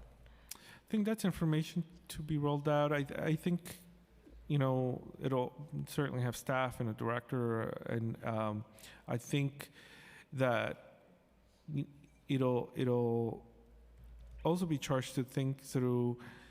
My understanding is, the spaces available throughout the city. I mean, we've leased over 90 hotels. We've turned them into shelters, so there's only limited capacity. So we have to continue to search for more space where people can be housed, sheltered, and then, the logistics is just it's quite significant. And Health and Hospitals has been taking the lead. They've done tremendous work in setting up HERCs. Emergency management has played a leading role as well, and so we just want to continue to work together. I think this office will help alleviate some of the pressure on all of us. But Yeah, for sure. We'll certainly share information as we learn more. We look forward to that. This council has proposed some legislation to create an office of refugees, and so we're really delighted to see that the admin is dedicating its time to creating an entity really to look after and provide the service needs to asylum seekers. I understand that resettlement efforts will be a core function of this office. Do you know if the office will cover costs related to reticketing? It, of course, has been deeply troubling that to date the city has struggled to cover any of these costs. And in my earlier hearings, we learned that the administration had not covered any costs, and our organizational partners, grassroots groups, covered many, many thousands of dollars, including TLC and artists, athletes, and activists. Do you have information about the role this office will play around reticketing? Yes, we have an existing program that retickets individuals who come forward and wish to have that support, and it's helped hundreds of people get reticketed elsewhere. And again, to clarify, we don't encourage people to go elsewhere. We don't promote any specific location. That's great. But it's we want to support people, connect to their family members, their networks around the country. Again, a lot of people arrived here because it was really the only option. Once people are here, I think they realize many different things about living here. Both it's expensive, and maybe like they wish to be closer to their family and so on. And I think we're exploring different options for resettlement, and this is very common in the refugee space. But I think localities are interested in making sure that asylum seekers have work permits, and they have the assistance that they needed to submit their asylum applications, so that when relocated, they are able to connect with available work. And listen, a lot of localities who've lost population over the last decades are looking for people, actually, and they're looking for workers, and so there is interest. But again, the federal government needs to expedite these work permits so that people are able to arrive and work and connect to these industries. On work authorizations, I know that Congress recently introduced legislation to go from 180 days to 30 days. Have you all taken a position on that, or how are you working closely to really ensure that we get to a position where folks aren't having to wait so many months? I don't believe we've taken a position, but I'd say that anything that expedites those work permits faster is encouraging. And we believe there are many ways that the federal government can make that possible beyond like legislation, because as you know, legislation in Congress, might not be the quickest solution. But we certainly, I think all asylum seekers who we've spoken with, they want to get to work. And unfortunately, some of those who are connecting to informal work, they run the risk of impacting their asylum claims. And they're, obviously it's working in the informal economy is always really tough, right? And so we know that is happening, and so we want to make sure that those work permits are expedited as soon as possible. Could you provide us with the office's budget for FY24 and the out years? You have that handy? This is for the asylum seeker operations. Wait, for Moya or for the asylum? The asylum seekers operations. The new office that is Oh, about to be No, created. we don't have that available. The office was just announced today, and I don't believe there's a specific budget attached to it. Okay. So you don't have information about both the budget and how much staff would be hired to fill this office? No, Okay, I defer to City Hall for those details. got it. Were you all engaged in the creation of this office? I'm just trying to understand sort of like the role you all played to help inform the need to create that separate office, and then how much coordination will be happening between these two offices, yours and the Office of Asylum Seekers, since there's clear overlap, and it might be very difficult to tease out exactly what it is Office of Asylum Seeker Operations is doing and what it is exactly that Moya is doing. Well, this idea, the blueprint came about as Mayor and I visited the U.S.-Mexico border, and what we heard and saw made us think that we need this blueprint, right, to gather all of our ideas, and I think start planning for what we've begun to call steady state approach. So moving from an emergency response to steady state approach, and the idea for the office that would take on the operational role came about when we were discussing a blueprint and thinking through, well, how do we centralize efforts? Because right now, the Department of Homeless Services is doing one thing, the H&H is doing another, Moya is doing another, and we all work fantastically together, and we're in constant communication, weekly calls and many different calls to coordinate.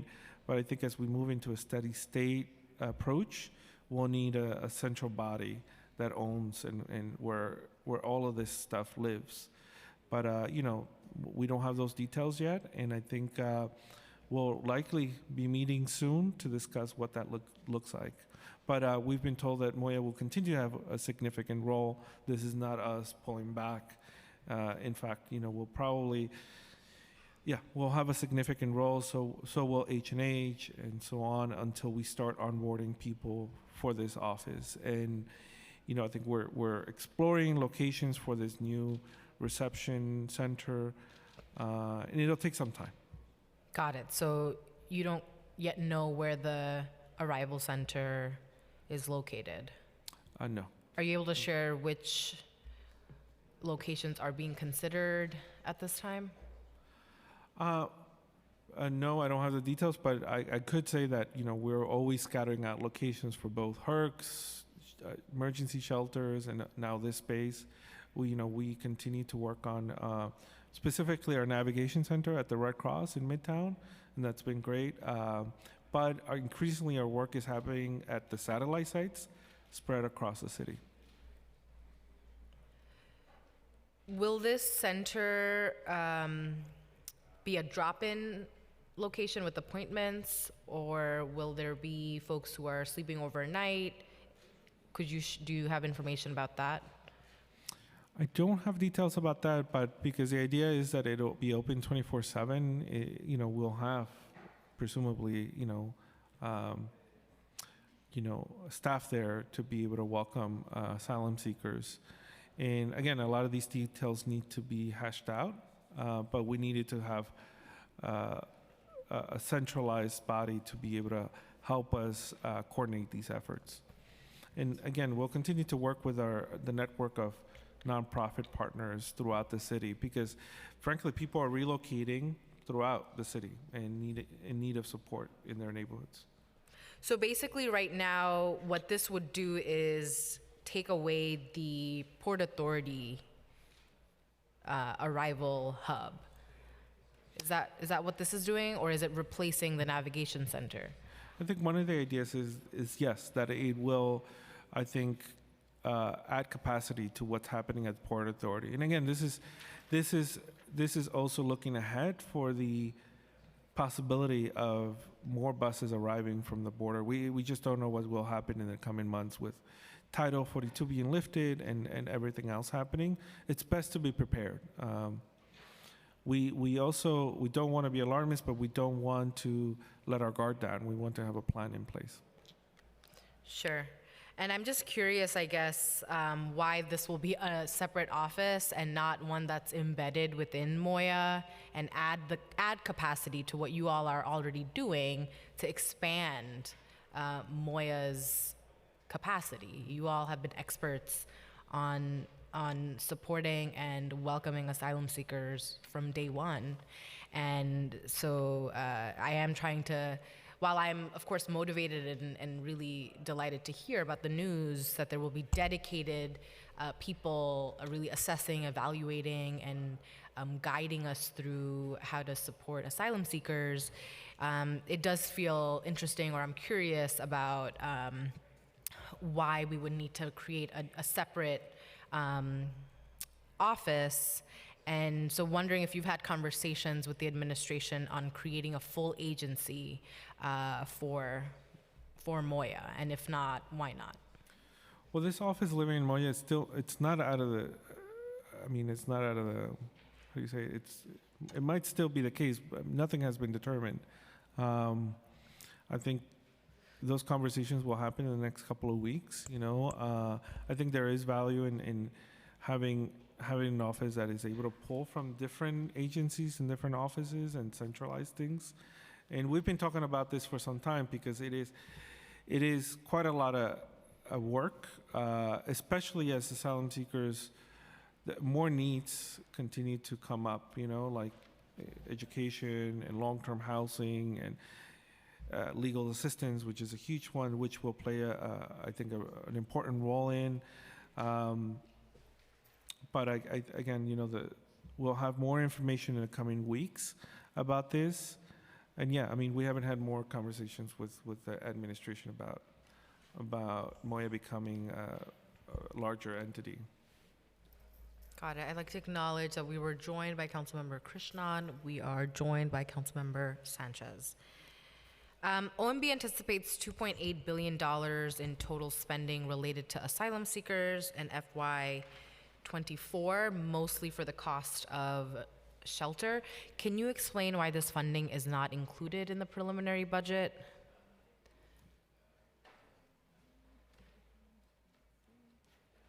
Sorry, can you repeat the question just to make sure I got that right? That OMB is forecasting $2.8 billion in total spending related to asylum seekers in FY24, most of that going towards shelter, and we'd like to know why this funding wasn't included in the prelim budget. We'll have to defer to OMB. I know that the director shared some information yesterday about the breakdown in terms of costs and ongoing costs. I think there's a necessary need for projection out, projecting this stuff out, especially with a lot of the unknowns in the coming months. But yeah, this is an area we don't really have we don't really play a role in, so I have to defer to MB on. Got it. This wraps up my questions around the Office of Asylum Seeker Operations. I was anticipating that you would have more information given this morning's announcement, but we look forward to following along and supporting to make it as adequate and functioning as possible. Councilmember Sanchez, do you have any questions? Okay, great. So I'll move on to now priorities for fiscal '24. Last year, you testified that Moya is working with city agencies and proposed a number of initiatives. You emphasized that Moya is working to close the gap on language access and language justice were part of your priorities. As we enter the '24 preliminary budget with multiple challenges due to the arrival of asylum seekers, what are Moya's priorities for this budget season? Well, I think certainly, as I described, will play a significant role in connecting asylum seekers to legal support. As Tom mentioned, we will have more information soon about our support towards pro se clinics across the city, which will take a lot of effort in bringing together not just the legal service providers overseeing the legal clinics, but also volunteers and other city agencies. These would be ideal spaces to also connect them to other city services that they might not be aware of. It's just another opportunity to engage. But with asylum seeker pro se clinics, they often take a number of different visits. So it's not a one-off situation like with DACA all these many years ago. So it'll be a big undertaking by our office, and I think we'll want to build our internal capacity to be able to do that at a much larger scale. Language access continues to be a huge priority for us. We are working to, as we discussed, to build the team up, but not leave it at that. We are actively thinking about, once we have additional capacity, what more can we do, especially connecting with communities of languages that are rarely represented in these efforts, lower diffusion languages, limited diffusion, how do you pronounce it? Diffusion languages, there we go. We recently translated our resource guide roadmap to 52 plus languages. We want to continue to make sure that we have as many languages represented, not just in the materials that we put out as Moya, but throughout mayoral offices and beyond. So that continues to be a priority. Again, hiring people who are connected and very knowledgeable about these language communities, be able to really learn and even convene communities that are interested in doing more around language access. So those are really significant, I think, undertakings. And of course, really solidifying our role as the bridge between city government and immigrant communities. I will continue to be on the ground engaged with the various different immigrant communities and language communities across the 5 boroughs. I think it's important to be aware that while the asylum seeker challenge continues to take up a lot of our energy and resources, we should not neglect other communities who have a lot of needs and different needs perhaps. And so we'll pay special attention to that work as well.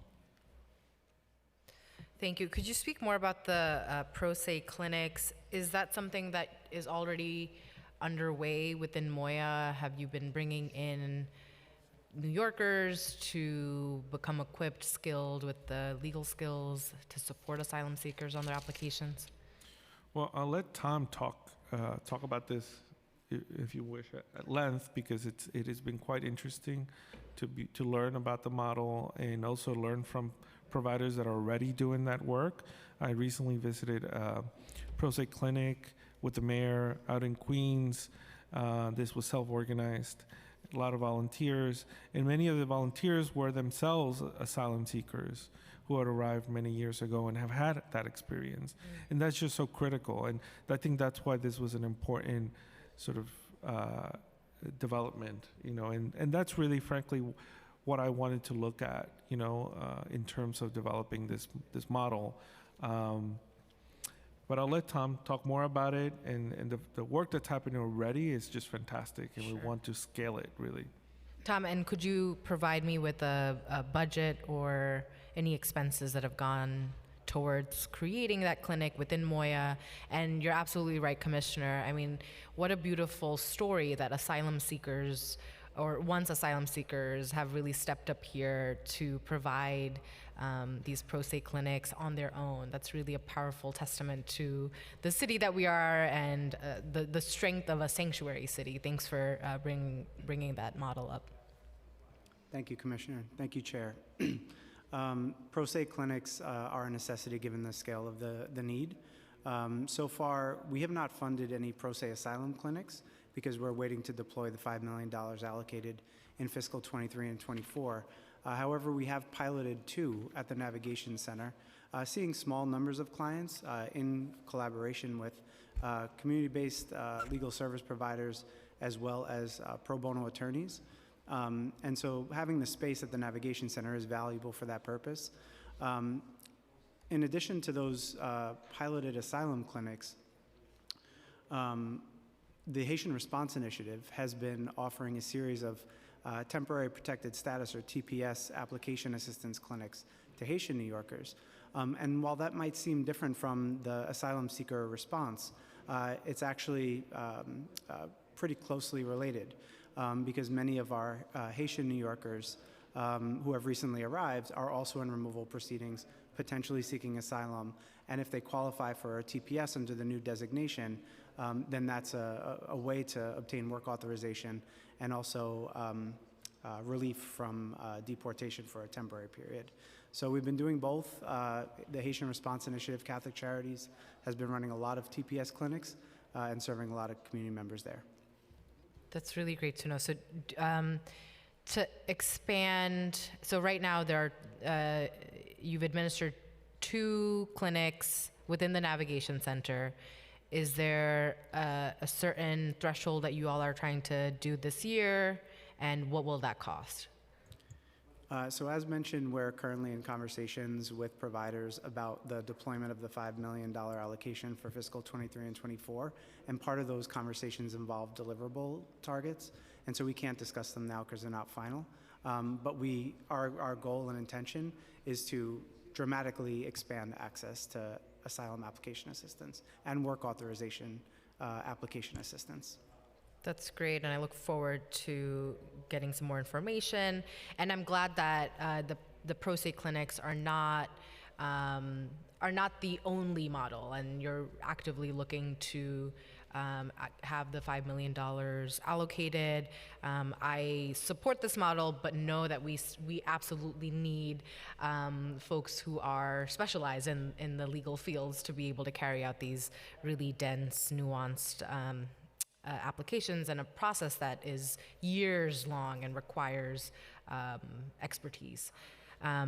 So we'll look out for any budget-related piece about in order to better understand the pro se clinics, because that is something that I think this council will want to push for, and we want to see that housed in Moya.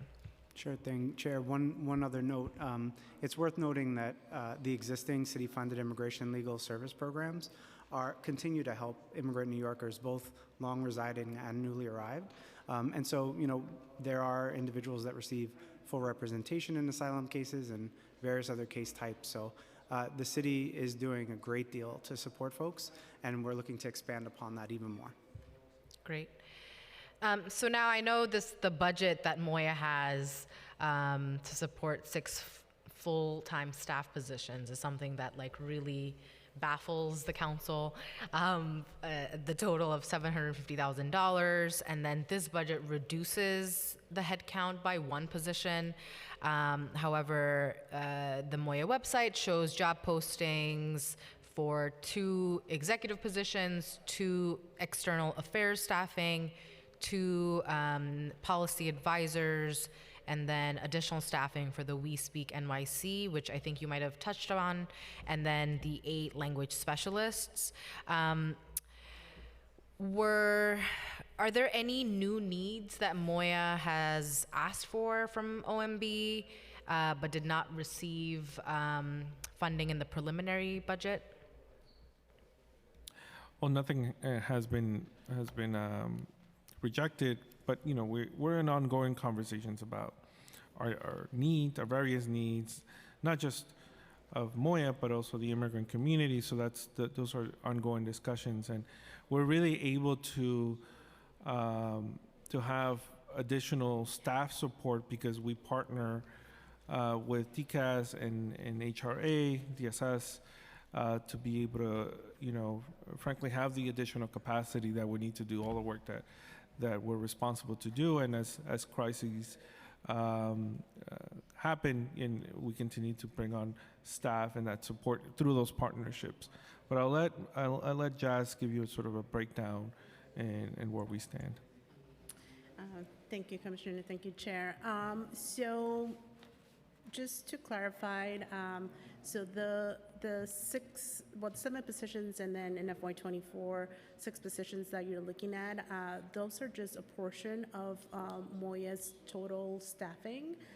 Those are just lines that staff that live, for lack of a better word, live under the mayor's office of. Under the mayor's office budget lines, but we do have staff that also live, we have headcount under DSS as well as DCAS. So in total, for this next fiscal year, we have 42 lines that encompasses the whole office. Okay. That were baseline.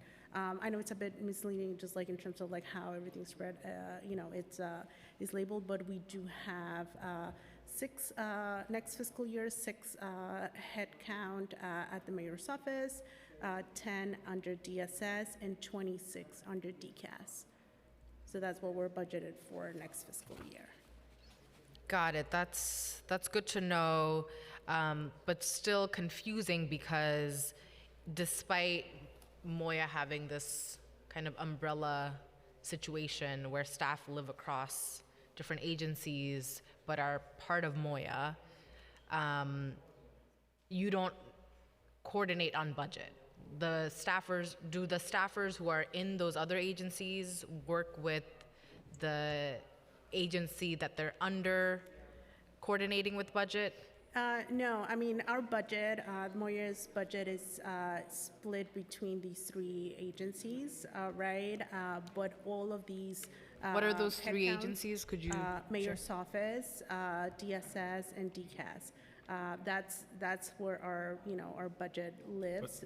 But all of the staff that I mentioned, all the 42 positions, do report and work at Moya. So they're not. I see. Yeah. I see. Okay. They report into our office, but they are employees of those agencies.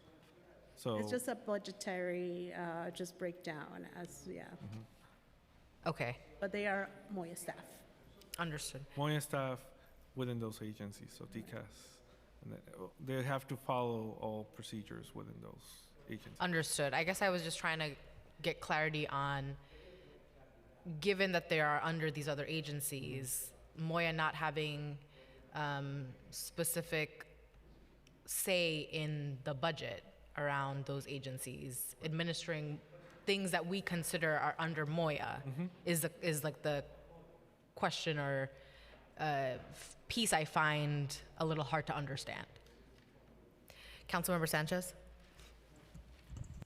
Thank you so much, Chair, and thank you, Commissioner. I've been listening and multitasking to the hearing. So, Chair, I just want to thank you for always being thorough and having answered so many of the questions that we had. This actually may be a repeat, Commissioner, but I just wanted to see if I can get a better understanding. So the mayor's announcement earlier of an Office of Asylum Seeker Operations, do you have a sense yet of how the different functions are going to fit together? So the HERCS, the navigation centers, the work that Moya has been doing, the work that the other agencies have been doing, how might that collaboration work? Yes, I just share that a lot of the details are forthcoming. So in the next couple of weeks, we'll have more to share. But we felt that there was a need to centralize a lot of the work that had been happening in what we refer to an emergency response. An emergency response mode to a steady state, mode of response. I think that is naturally, something that, like we thought would happen. It was basically early on, it was all hands on deck to try and respond to the thousands of people that arrived in a few months. And so the thinking is we'll continue to play our roles. Moya will continue to lead on in certain areas. H&H will continue to lead on the HERCS and so on. But I think now we're trying to look at, how to make this most efficient, and I think for all of us, I think allow us to really plan out, right? There's a lot of uncertainties about what's going to happen in the next year, but we do know that there is still a lot of need. And we'll have more details forthcoming. I think a lot of these conversations will happen in the next few weeks. Great, thank you. And I just want to thank you for your continued commitment to being responsive. This is an incredibly difficult crisis, and I know that we as a council continue to push the administration, but it does not fall on deaf ears or blind eyes that you all have not shied away from this challenge, and you're trying to respond for them. Thank you. Thank you, Chair. Thank you, Councilmember. Thank you. I will move us into a question I have around workforce development. So I know today during the Mayor's Blueprint announcement, there was an announcement about the innovative pilot with the Center for Discovery and SUNY Sullivan to offer 100 asylum seekers the opportunity to live at the campus and receive workforce training as they move through the federal work authorization process. Could you tell us a little bit more about this program? This seems very exciting and a real opportunity, and particularly to engage SUNY in this work is an excellent move. Would love to learn, one, about the program, and is that going to be decided, or who's creating this program? Is it Moya? Is it the Office of Asylum Seeker Operations? And how are the 100 asylum seekers being selected? And then what encompasses this workforce training? And then the budget, of course. How much money will go towards this? All good questions. That the program won't live as of now at Moya. We're not coordinating this. I think it is a pilot program that's overseen by a workforce development team, and it is a pilot project, and a lot of. Is it a workforce development team? Where is that? I have to check. We have different work streams, and so there's a work stream that works on legal services, another that works on workforce development. I see. Under Moya, you're saying, or within Moya? Across agencies at City Okay. Hall. So as we try and coordinate across different agencies, we've created work streams, and so that's how we've managed throughout this 10 months. And so one of the areas that we've explored, well, not so much Moya, but a few of the other teams, thinking about resettlement and thinking about strategic partnerships. I think this partnership with SUNY has come up. I don't have a whole lot of details, but I do think that it's exciting to be able to partner with institutions like SUNY and others to come up with ways to support asylum seekers. The challenge, though, I think this is the biggest takeaway. The challenge is work authorization. So many of the opportunities that exist still require or would require people to have work authorization in order to tap into these projects. Like I said, there are a lot of localities interested in working with refugees because they need population, they need workers. You know, they often have supporting nonprofits or institutions, but without the work authorization or people being designated as asylees or refugees, it's quite difficult. This is partly the reason why we really want to focus on making sure people are tapping into the legal services available to them to be then able to access these programs. Unfortunately, without that, it continues to be difficult. Understood. I know that there are various hurdles here, but at this time, around the specific initiative, you don't have details on like how the 100 asylum seekers are being selected, and or other criteria around who will administer, and then what kind of workforce training. And of course, I want to give a shout out to our community partners in New York City who've been providing trainings across various sectors, and also heard from several organizations that they've been doing the work around combating or making sure that asylum seekers know what their rights are as they are engaging in informal workplaces where they are more prone and vulnerable to workplace harassment. And I think the city needs to do a much better job in making New Yorkers aware of what their rights are, that irrespective of your immigration status, you have the right to work and you have the right to a safe workplace without harassment and discrimination. So we'd love to learn a little bit more about any Know Your Rights trainings or informationals that are available to help workers, particularly undocumented asylum seeker workers, understand that they have a right to a safe workplace, and then more on this program, especially around the budget for this program. I think we'll be able to we'll follow up with more details that are available from the team that's working on this specifically. I think part of what we will be doing in the next coming months is also presenting these opportunities to asylum seekers and see, how the level of interest, assessing how many asylum seekers have been able to apply and also receive work authorization. So there's a lot more to do on our end to sort of understand, the landscape and frankly, the eligibility, right? Because again, many of these programs require at the very least work authorization. And so, we'll provide more details as they become available. But on the workforce and worker rights issue, as you know, it's something very dear to me, coming from that world, having ran a worker center for immigrant workers. And so, part of what we did, or what Catholic Charities has done with their subcontracts with the satellite sites across the city, is provide them with the flexibility to also offer things like OSHA training or workers' rights information at these satellite sites. And that has been tremendously helpful for many of our partner organizations working on the ground, because that is frankly a lot of what asylum seekers go to them for.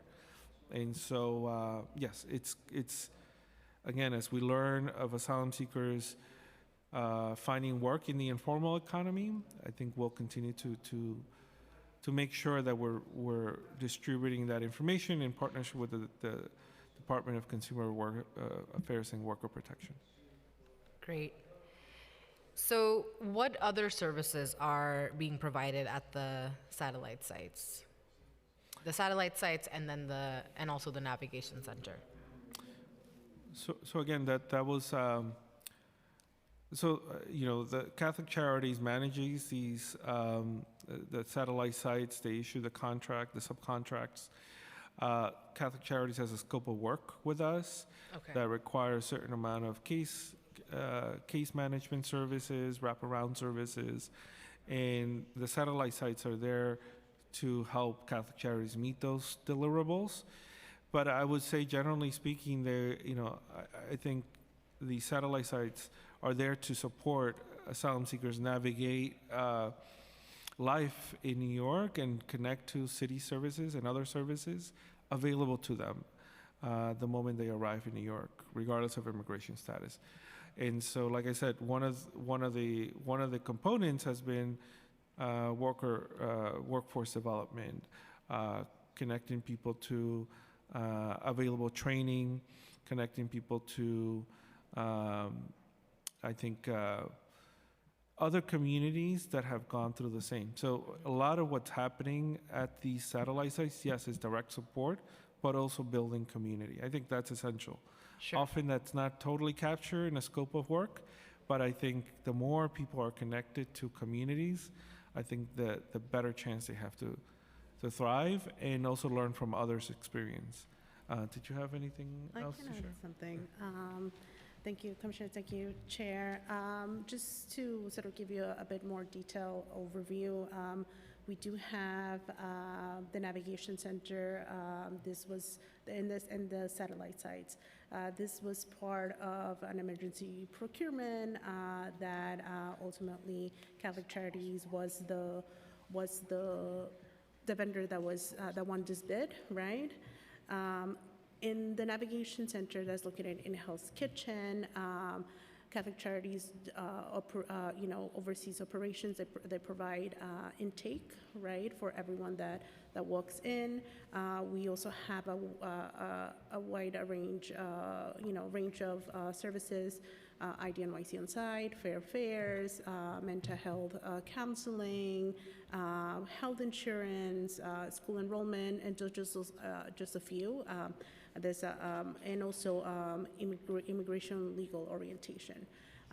Then we also have the satellite network that it's actually 12 sites, 5 of which provide comprehensive case management, and the remainder 7 provide workforce development, know your rights workshops, information and referral services, as well as direct assistance and workforce development. So we try to make sure that folks get the most immediate and basic needs there, right? And these are locations that are spread throughout the 5 boroughs.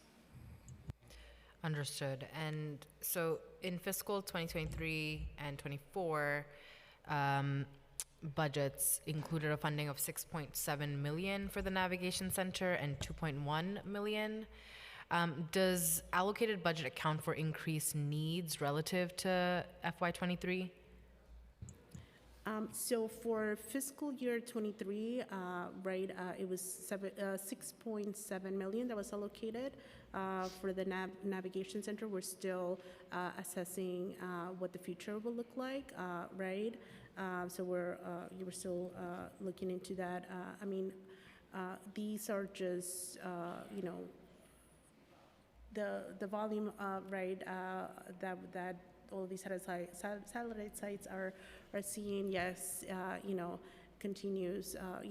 It's a lot, right? But so far, we have, they have been able to serve all the folks that have come in, and we continue to be in conversations with OMB with regards to additional needs, and that's definitely something that we continue to assess and bring up any needs to OMB.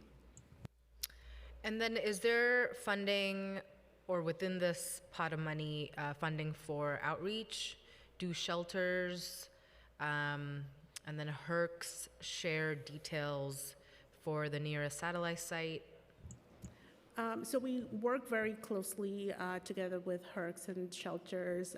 We want to make sure that everyone has all the information that they need. So I can't speak to, what the shelters and the hearts have allocated for outreach and what that looks like. Unfortunately, we don't have those details, so I would defer to them. But in terms of constant communication, we work very closely with our agency partners in all of this. And any need that may come up. But Commissioner, if you want to add anything. Yeah, I have to say we work very closely with the HERC specifically because that's sort of where, those are meant specifically for asylum seekers to get this sort of wraparound services. We've developed, I believe, a two-pager where all the satellite sites are listed, how to get in touch with them, how to access services, and also, of course, our main navigation center. That's available to all the HERCs and all the DHS shelters. And I think we made it part of the blueprint, so it'll be in the back of the blueprint too. We want to get this out as much as possible. Of course, without overwhelming the nonprofits that are serving as satellites, and we're going to be consulting with them, asking for feedback, learning from their experience serving as satellite sites, and based on that, I think we'll be able to make decisions as to the future of the use of satellite sites. But so far, I think this is just tremendous work happening on the ground, and we might even expand it to more additional satellite sites, and of course the work happening at the navigation center in Midtown, that started before the satellite sites and before the HERCs, and so it was really established as a rapid response to arriving asylum seekers. And as things evolve, I think we'll continue to learn from what's happening and adjust. But I have to say that the nonprofits on the ground have been at the front line too of welcoming and helping asylum seekers. For the nonprofit providers operating the satellite sites, do you meet with them on a quarterly basis or a regular basis? And are they tasked with doing their own outreach in the community to inform the local shelters that they exist? Could you share what's available to them, and if the money that they're getting accounting for the need to do that kind of outreach? These satellite sites are subcontractors of Catholic Charities. So I don't have the breakdown of their budget, but like I said earlier, we do work very closely with other city agencies and also with our vendor, Catholic Charities, to ensure that all relevant information regarding the satellite sites is shared across the board, right? And we also hold weekly calls with agency leads that are actually present at the navigation center to ensure that everyone knows what's happening at the satellite sites, where they're located. We did create, as mentioned earlier, also the one-pager on all of the satellite sites that is translated in 13 languages. So in terms of outreach, we as MOYA have coordinated across the board, to ensure folks know what the services are at these satellite sites. So just to add to that, I think it's, to me, knowing what I know now, with the information available, Catholic Charities oversees and manages the satellite sites, but I know that they're in tremendous coordination with them. But it's not. The satellite sites are constantly busy. They've served over 4,000 people since we announced the satellite sites. They work. I think they refer asylum seekers whenever they cannot help themselves. They refer them back to the navigation center, which has served over 11,000 people since we opened the center. So I think, once we start doing an analysis of the data and the outcome of I think this work will show, that I think it's an effective model, right? And it is a network, so they're not working in silos. They are meant to be working very closely together. Understood. Could you talk to us about the payments? Is there an across-the-board standard for payments? We've heard that some organizations are currently receiving monthly payments, while others have not heard from the administration yet. I can, so Catholic Charities, right, is the main vendor. So through the emergency procurement, they have a contract that lives in HRA. It's administered by HRA, and that contract specifically is reimbursement based, right?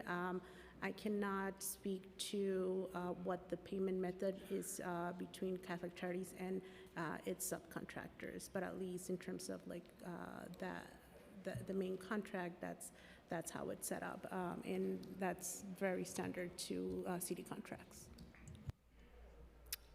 Okay. So is there a long-term plan for Navigation Center and the satellite sites?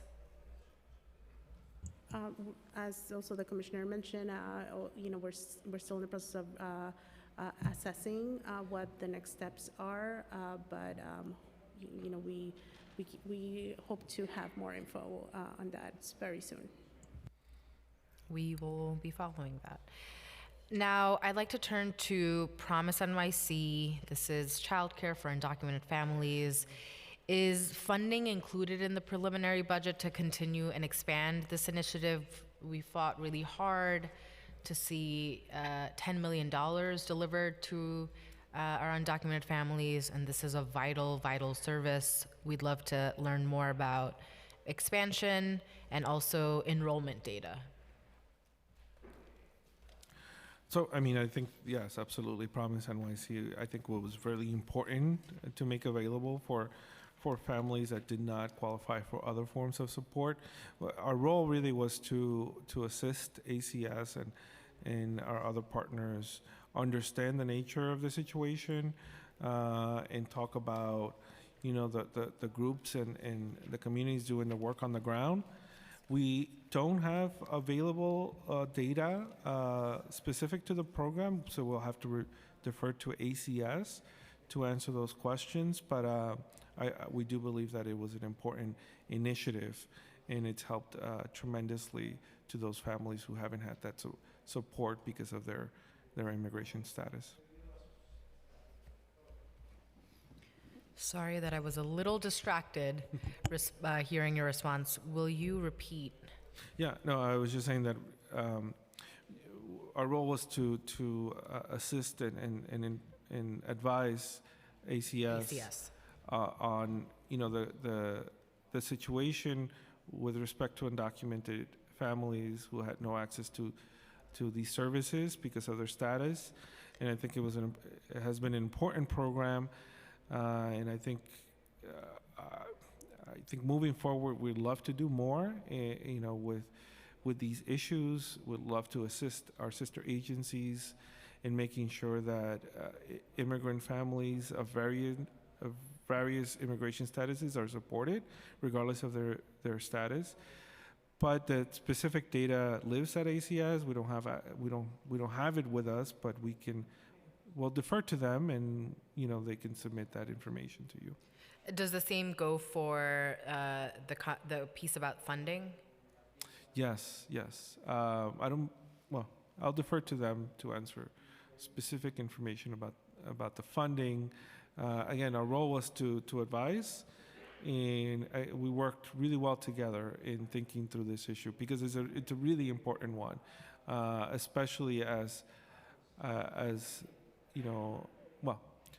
it's a big challenge for our communities not to have childcare available to them in these essential programs. Absolutely. And so, given your role as an advisor, have you used existing funding to do the coordination with ACS, or is there an allocation that is specifically about advising on Promise NYC?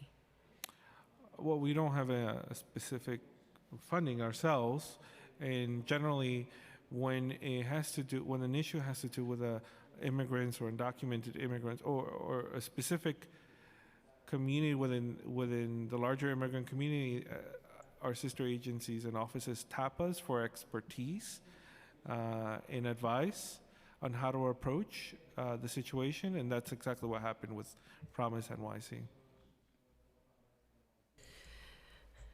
Could you share enrollment data for NYC Care? So while we look for that, I think it's similar to Promise NYC. NYC Cares lives under H&H. We've hosted a number of activities with H&H and NYC Cares. We have a great working relationship. Jonathan Jimenez, the executive director, and I think we hosted an ethnic media roundtable to promote NYC Cares, specifically the change of policy, the residency policy, which we moved from 6 months to as soon as someone arrives to New York City, they are eligible to apply for NYC Cares. And as you know, H&H manages the HERCs, so we have a good relationship with both NYC Cares and the whole system in general. But I do not have specific financial data, but I think we'll share what we have available. Yeah, I can just briefly to add what the commissioner had. We collaborate with H&H closely, mostly on supporting the outreach piece for the program, right? But in terms of actually managing the contracts, that's something that they do. There's currently 22 NYC Care vendors, that are doing this type of work. And but I will defer to them in terms of more detail. What we do have is that there are over 110,000 active members enrolled into NYC Care and thousands of renewals.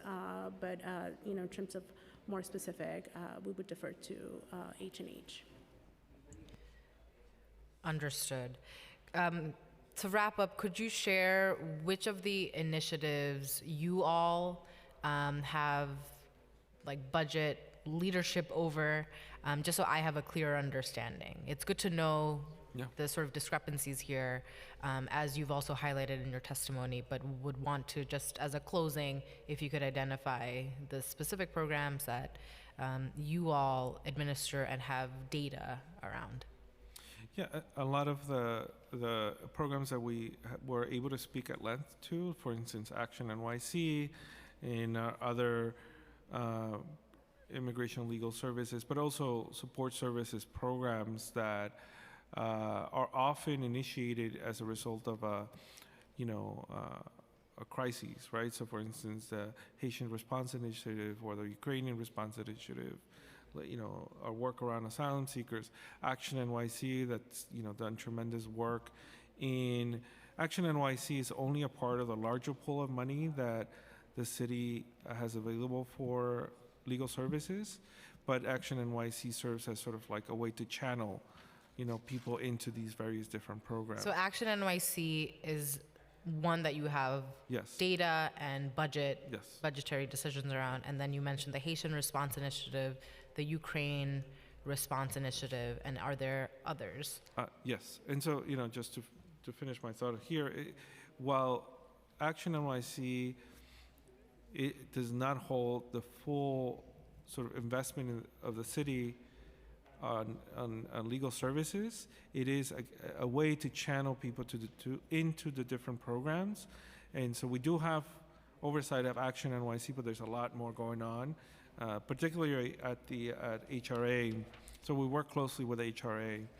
So I like to put it in these three buckets, and so then we have language services initiatives, including not language services, language issues to do with language access, and We Speak, which is really a language program, and so those we were able to speak at length to because we oversee those programs.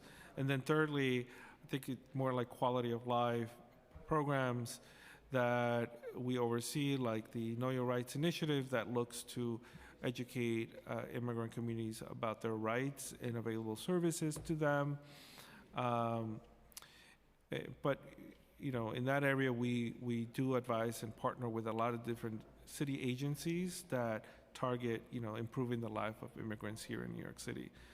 So it's a mix, you know, because we're, again, the history of the organization is, over these couple of decades of this iteration is really to advise and assist the mayor and mayor offices.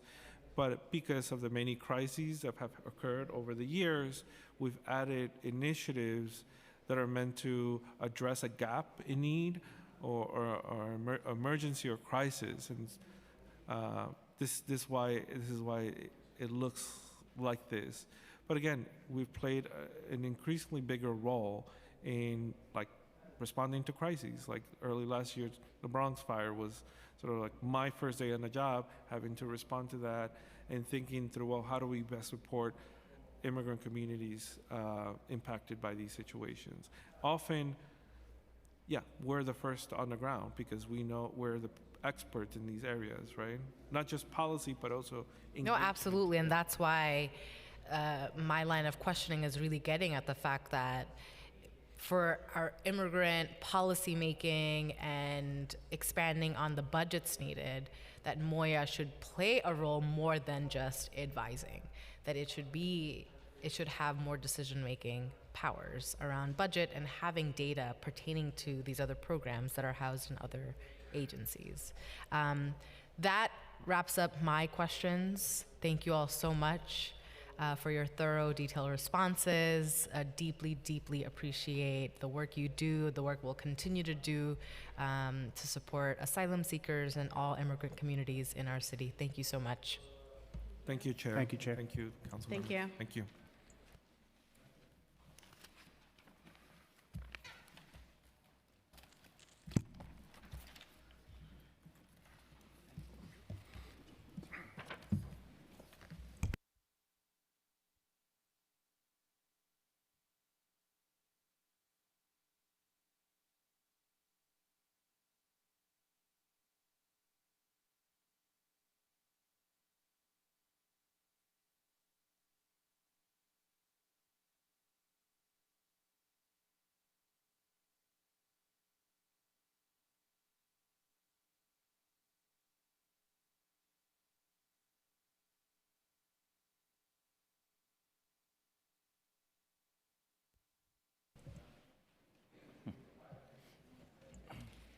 Our first panel will be Comptroller Lander.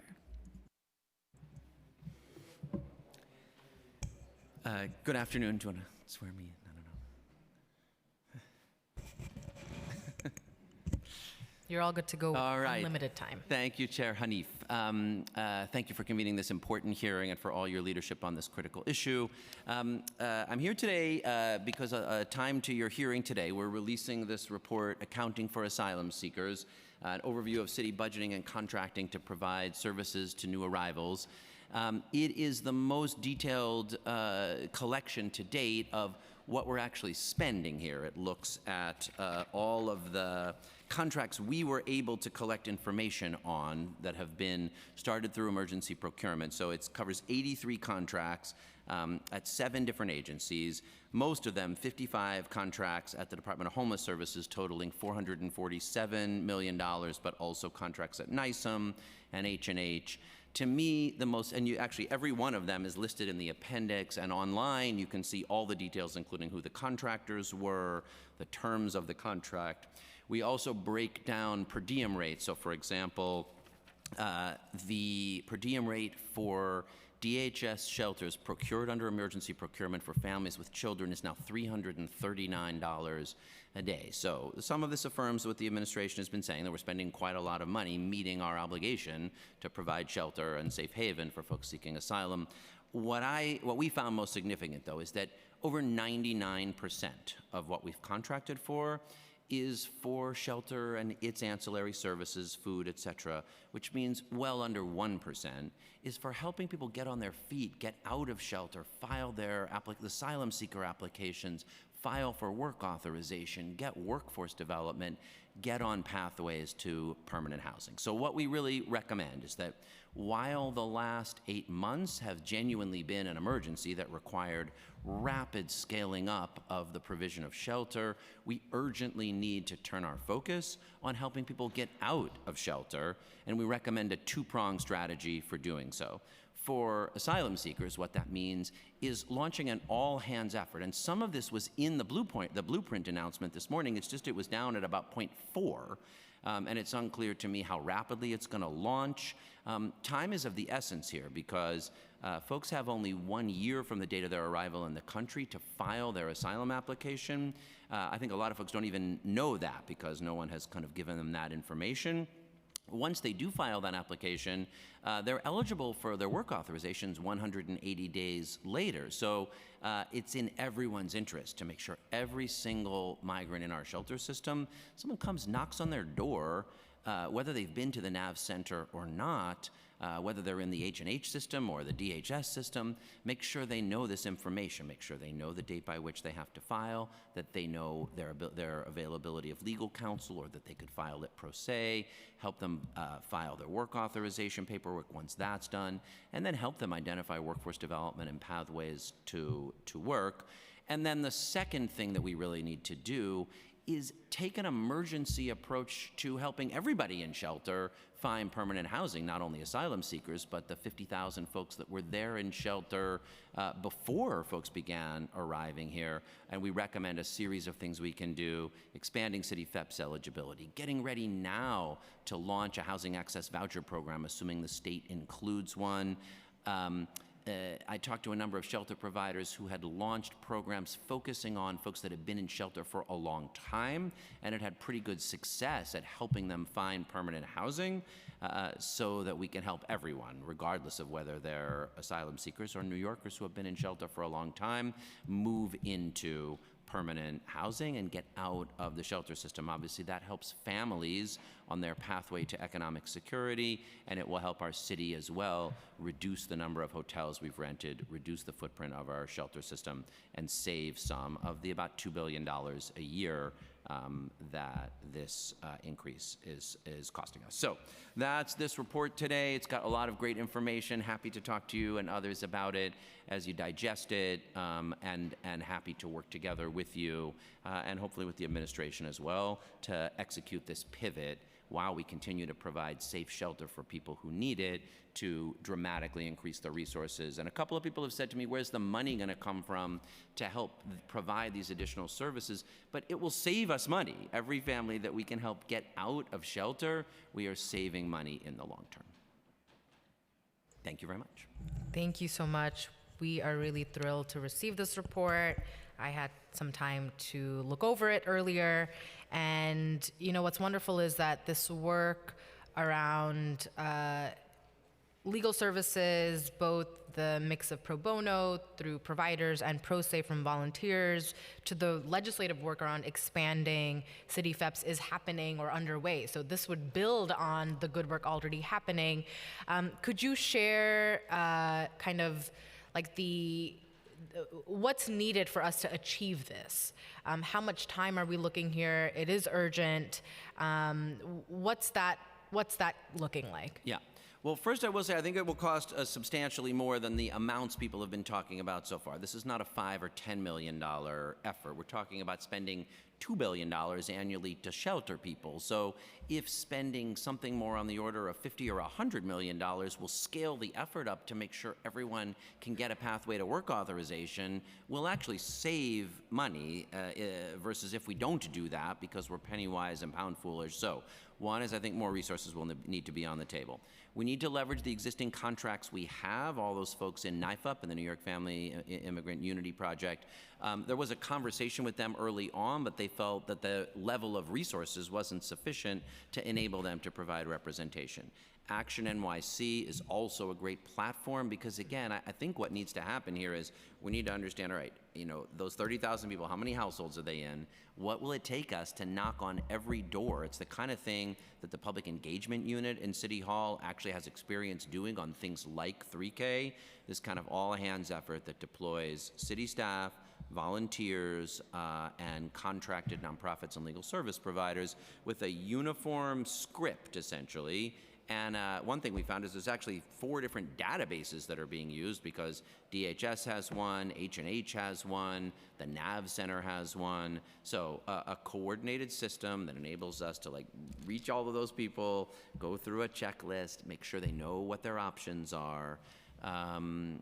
It's a big effort. I don't want to sugarcoat it, but it's the kind of thing that City Hall did when they first wanted to enroll people in universal pre-K, right? That was brand new, and they were trying to scale something up that was going to enable 75,000 kids to move into a new system, and an all-hands effort achieved the level of outreach and onboarding that I think is also necessary here.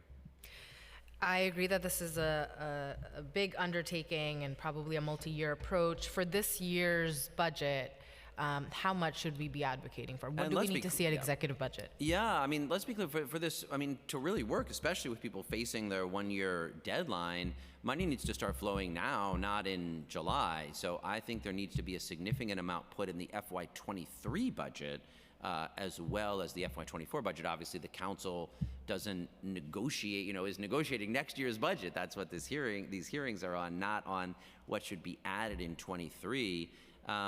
But yeah, I mean, I think it's, on the $50 million scale, probably in both years, to get started. This is where I think it'll be great, and you asked a lot of these questions of the commissioner and didn't get the answer, because the section in the blueprint that is about this, it speaks to many of these issues: providing more contracted legal services, providing pro bono and pro se clinics. So I think asking them, okay, so what's the cost of that, and how soon is it scaling up, is really what is critical here. Great. Thank you so much. Thank you. Appreciate you. Take good care.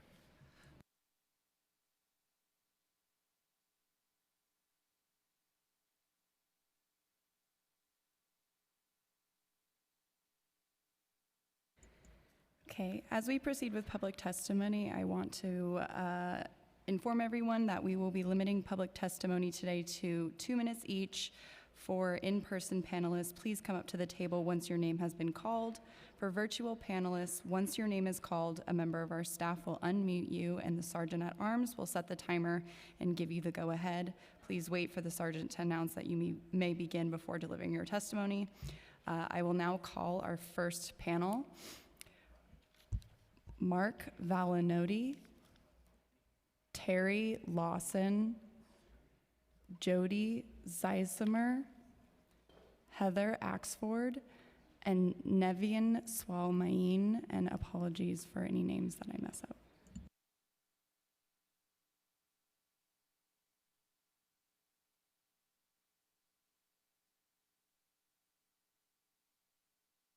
You all could come up.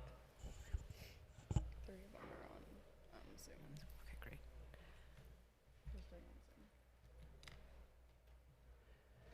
We are keeping strict to the 2-minute time, and we'll be reading your full remarks. Who are we starting with? We can start with Mark. Mark. You can begin. It's on. Thank you very much for the opportunity to testify. My name is Mark Valinoti, and I'm the managing immigration attorney at NIMIC. Our written testimony goes into NIMIC's mission and services that we've provided since 1979 as a community-based settle house. Our immigration team provides free advice, advocacy, and representation to the community on apps such as naturalization, family-based petitions, adjustment of status, and humanitarian forms of relief like U-Visa and VAWA cases. Limited and unstable funding creates uncertainty in the delivery of these services. In the current fiscal year, the city funds our immigration work through several funding initiatives listed in our written testimony. While this support allows us to provide a variety of services that impact thousands of New Yorkers, the need in our community remains high. The increase in new arrivals, for instance, has placed additional strain on nonprofits already at capacity. However, immigrant service funders have signaled a reduction in contracts and funding at a time when capacity needs to be expanded. Moya, which manages the successful citywide Action NYC program, announced to all partner agencies in January the reduction of contract extensions from 3 years to 1. Another funder, DYCD, released a contract in 2022 requiring more immigrant services while reducing dollars per case. These reductions have caused great uncertainty in the future of NIMIC and other agencies' immigration programs. Many case types require years of representation, and without secure funding, we are forced to contemplate winding down or even ending current representation. This funding insecurity has deleterious effects on the overall health of agencies. Hiring and retaining staff becomes an even greater challenge when their salary depends on a contract renewal. In order to meet these challenges, we require a reliable baseline of funding to develop a secure infrastructure of support, and we can only do that with the city's help and increased support for funding immigrant legal services. Thank you very much. Thank you so much. You can go ahead. My name is Naveen Swamayin, and I am the Health Justice Advocate with the Health Justice Program at New York Lawyers for the Public Interest. NOPI is privileged to be a part of the City Council's Immigrant Health Initiative, and we thank you for that support. We appreciate the City Council's leadership in defending the human rights of migrants and immigrants this past year. In this budget process, we call on the Council to continue defending vital city resources and services and investments from budget cuts. With the IBO's announcement of a $4.9 billion surplus this year, now is not the time to retreat from our city's sustainability and equity goals. Today, I am here to ask the Council to continue their support by renewing funding for the Immigrant Health Initiative, which has saved lives and improved health across the city. Moreover, the recent migrant crisis has only increased the need for initiatives that champion immigrant rights and facilitates access to services, including healthcare and legal assistance. City Council funding supported NOPI in implementing and expanding programs and resources aimed at improving the health and quality of care for seriously ill immigrant and non-citizen New Yorkers. For over 400,000 New Yorkers who are undocumented and uninsured, access to health care is scarce, and the most marginalized and very sick often go without medical care. Your support has led to increased enrollment by eligible immigrants and state-funded comprehensive health insurance via Medicaid and the Essential Plan. The improved access to health insurance has led to life-changing effects on the lives of our clients. Furthermore, their enrollment often results in cost savings for the city, the state, and our safety net healthcare system as people can resume work and productive lives. With the support of City Council funding, we launched our pilot transplant justice pipeline with the kidney transplant program at SUNY Downstate Medical Center. Many people in need of kidney transplants are denied necessary life-saving healthcare, furthering racial and ethnic disparities in healthcare based on misinformation, healthcare inaccessibility, and mistreatment of immigrant patients. We at NOPI thank you, Chairperson Hanif, and the committee for giving us the opportunity to present testimony today for this tremendous assistance, and we ask that funding continue for the fiscal year 2024.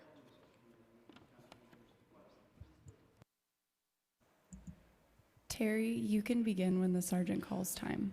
Starting time.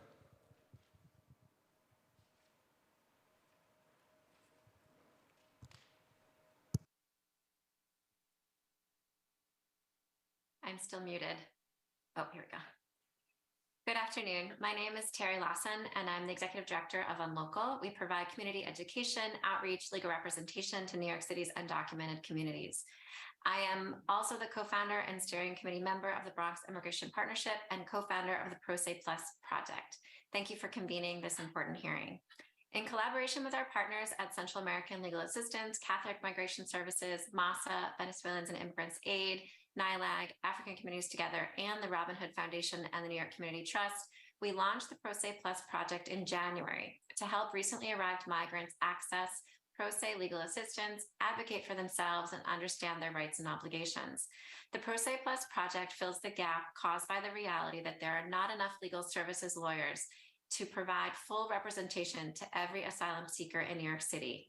With its innovative approach, PSPP teaches asylum seekers how to represent themselves and helps to ensure that important deadlines are not missed. By helping asylum seekers file their applications pro se and with the assistance of community supporters, PSPP makes it possible for people to access lawful employment authorization, which ensures a more robust workforce in New York City and allows people to exit the shelter system more quickly.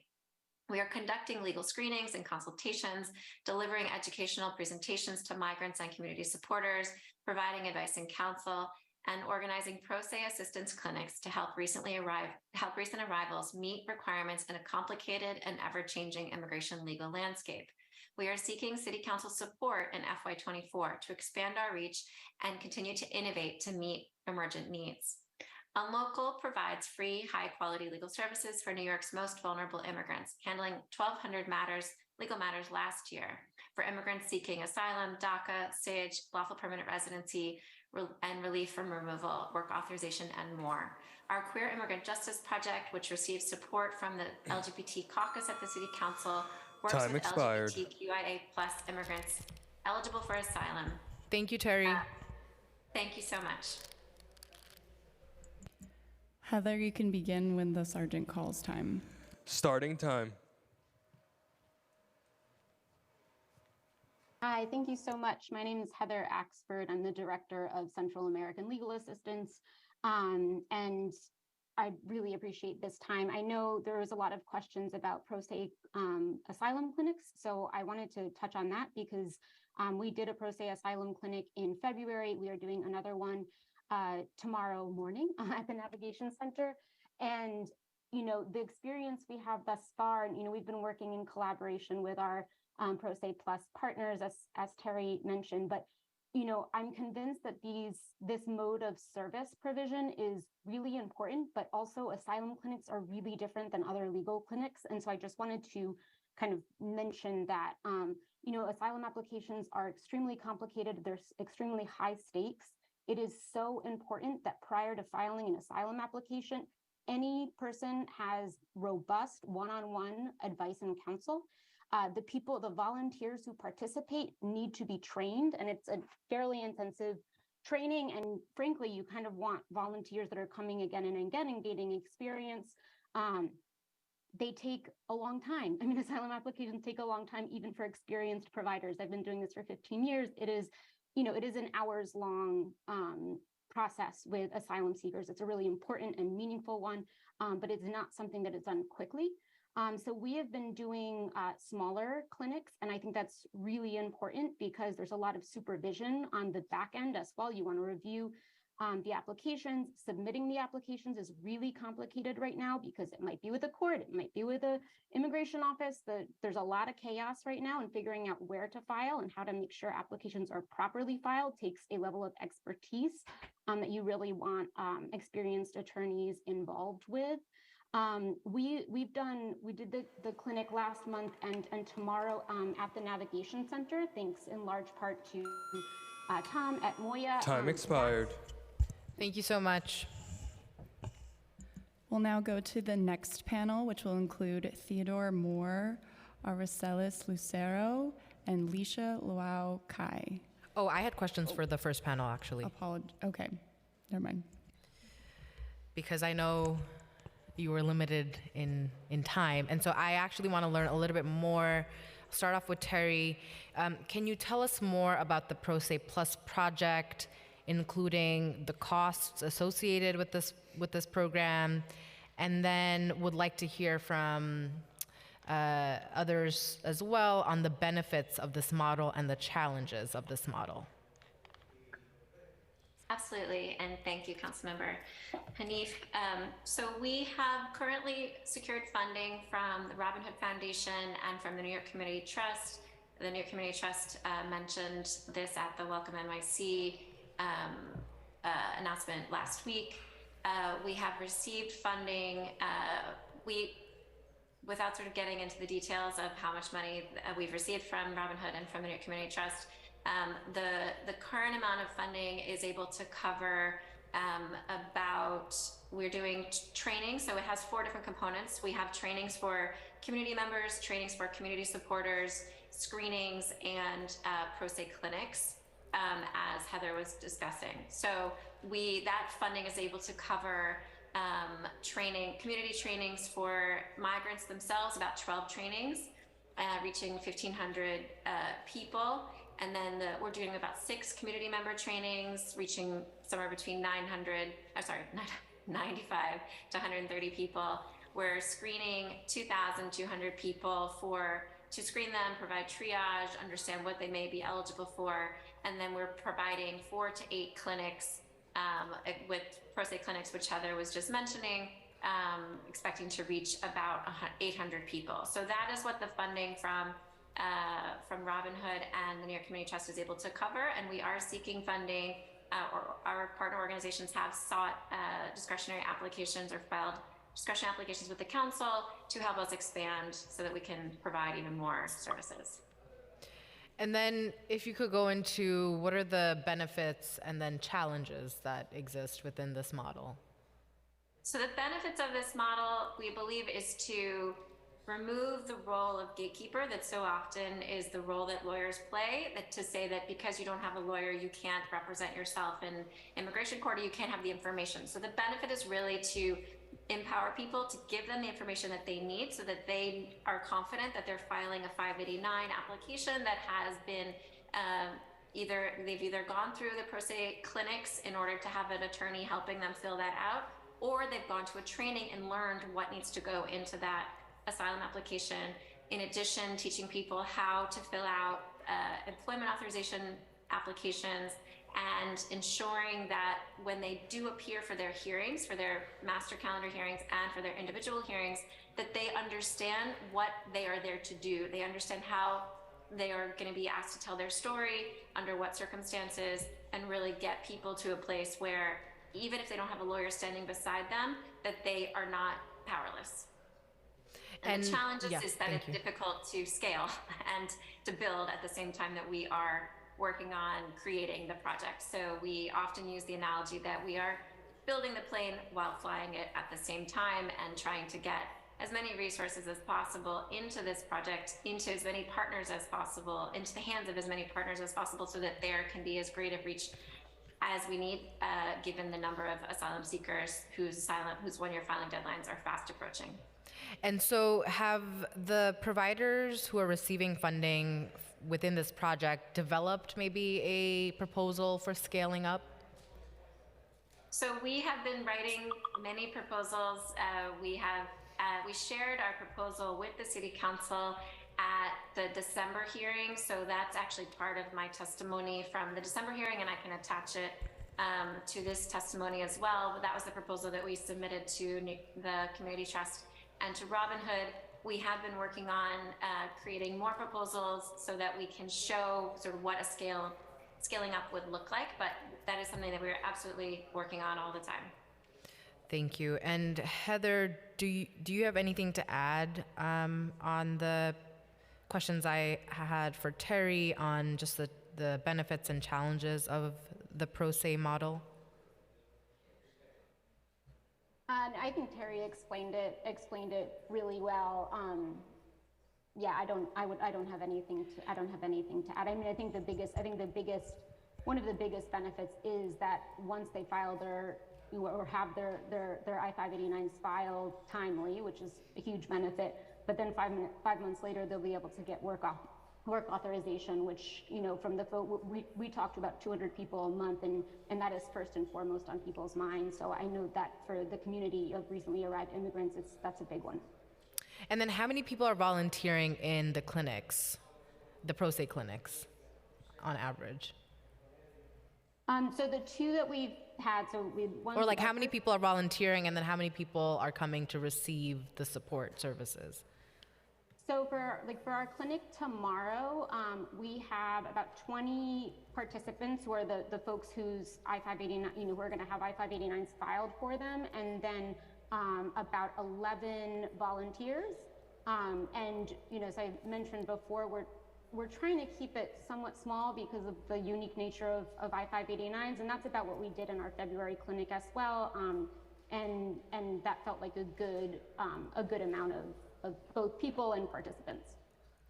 And then what's the cost for providing these clinics for your organization? Like how much is it costing to run one of these clinics per month or on a regular basis? I think that figuring out the exact cost is something that we're working on as Terry said, we're building the plane while we're flying it. And so at this point, I'm not sure I could give you an exact number because we're still trying to figure out how it shakes down. But I like for running one of these clinics, we have a supervising attorney, we have my time, our legal director, and we have a paralegal who's dedicated exclusively to this project, which has been hugely helpful for us and was enabled by the funding from New York Community Trust and Robin Hood. And so that's our staffing of it at this point for that size of clinic. Great. And then could one of you share what the usual cost is for an asylum application or the range? Like for anybody not receiving these services pro bono, how much money would they have to put forward for an application and a successful application? You know, what we're hearing from the people that we talk to, that we do consultations with is, I mean, for an I-589, it's thousands and thousands of dollars. It's really kind of, but it's beyond what people can even imagine coming up with, especially as recently arrived families. And then our folks here, did you have anything to add on to that, or just generally around challenges you're experiencing as, particularly around the legal services piece, because that seems to have been a repetitive priority raised even by Moya and what we're hearing from, of course, asylum seekers. Yes, very briefly, Moya has indicated to providers as well as to the committee today a sort of pivot to expanding pro se services, which I think what Terry and Heather have described is great, and that is filling a role. The concern on the ground for those of us who provide direct services, which I think would be acknowledged by the other members of this panel, is that providing pro se assistance can only go so far with certain cases. It's great to get people employment authorization, and it really helps, and it's very necessary. But asylum cases are very complex. Moreover, a lot of people who would take advantage of this, they may not, not to condescend, but it would be very difficult to try for them to try their own case after the application is filed. So that is a concern with the expansion to more pro se services. NOPI does not participate in pro se, but with the asylum seekers that we support who are particularly non-binary, gender non-conforming, trans, HIV positive, it's really important to have community resources that we could utilize to help support our clients. Similar to the concerns that were named, we also find it really important that our clients get resources to be aware of what this process looks like. They come to us completely confused, have no idea, and find out about us by chance, or sometimes because a partner communicates that we can do direct services. Pro se clinics can be helpful, and at the same time, we have clients who come to us with really complicated cases that need support. So this would be a community building effort all around. Thank you for that. And of course, lifting up the queer, trans, GNC communities as well, who are often getting ignored within the larger conversation about asylum seekers. Thank you all so much for your incredible work. Again, panel 3, Theodore Moore, Aracelis Lucero, and Lisha Luau Kai.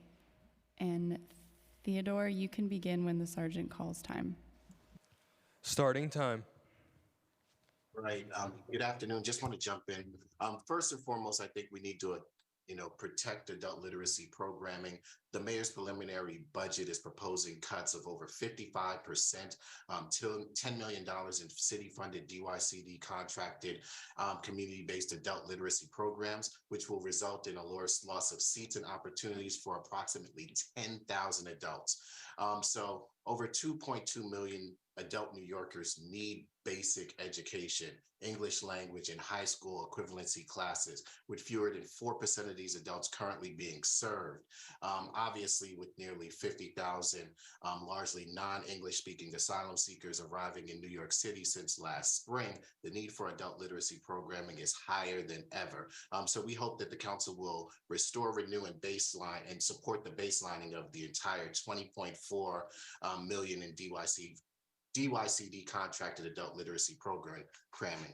Did want to talk quickly about language access. So for a few years now, ourselves, MASA, Asian American Federation, and African communities together have been working towards creating 3 language co-ops and a community interpreter bank, and we are happy to be launching all of those things this year, and hope that the council will continue to support that through funding by re-upping on the $5 million for the language access co-ops and the community interpreter banks.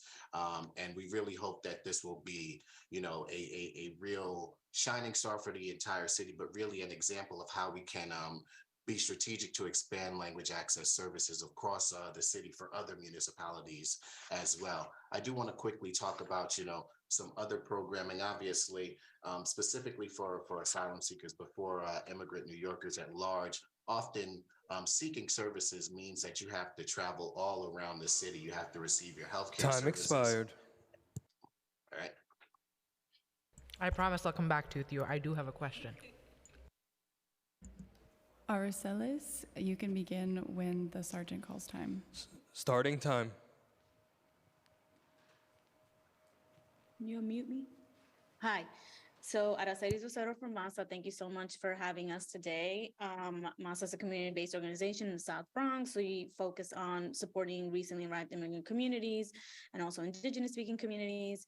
The language access services and gaps in services and quality of services has been spoken about thoroughly today. As mentioned by Theo, we are part of the Language Access Worker Cooperative group. I'm just going to talk a little bit more about our survey data that we have collected from Indigenous speakers as a part of this project. We have learned that 90% of our Indigenous speaking respondents are interested in becoming interpreters and joining a worker co-op as an income generating opportunity.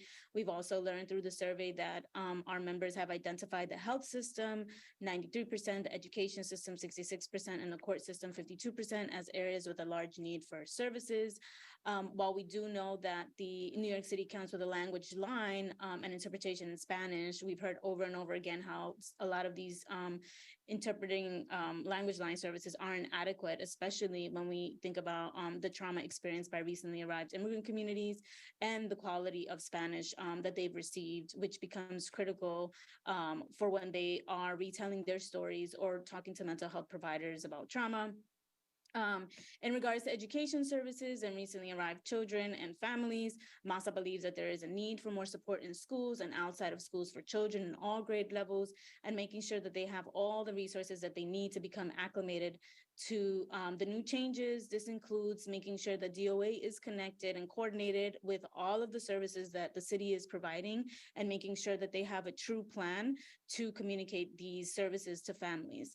I will jump really quickly. MASA is a CBO that is part of the Pro Se Plus project. I will add that a benefit is that we are, as part of a project, trying to provide training to community advocates and supporters. I know that folks Time expired. Thank you so much.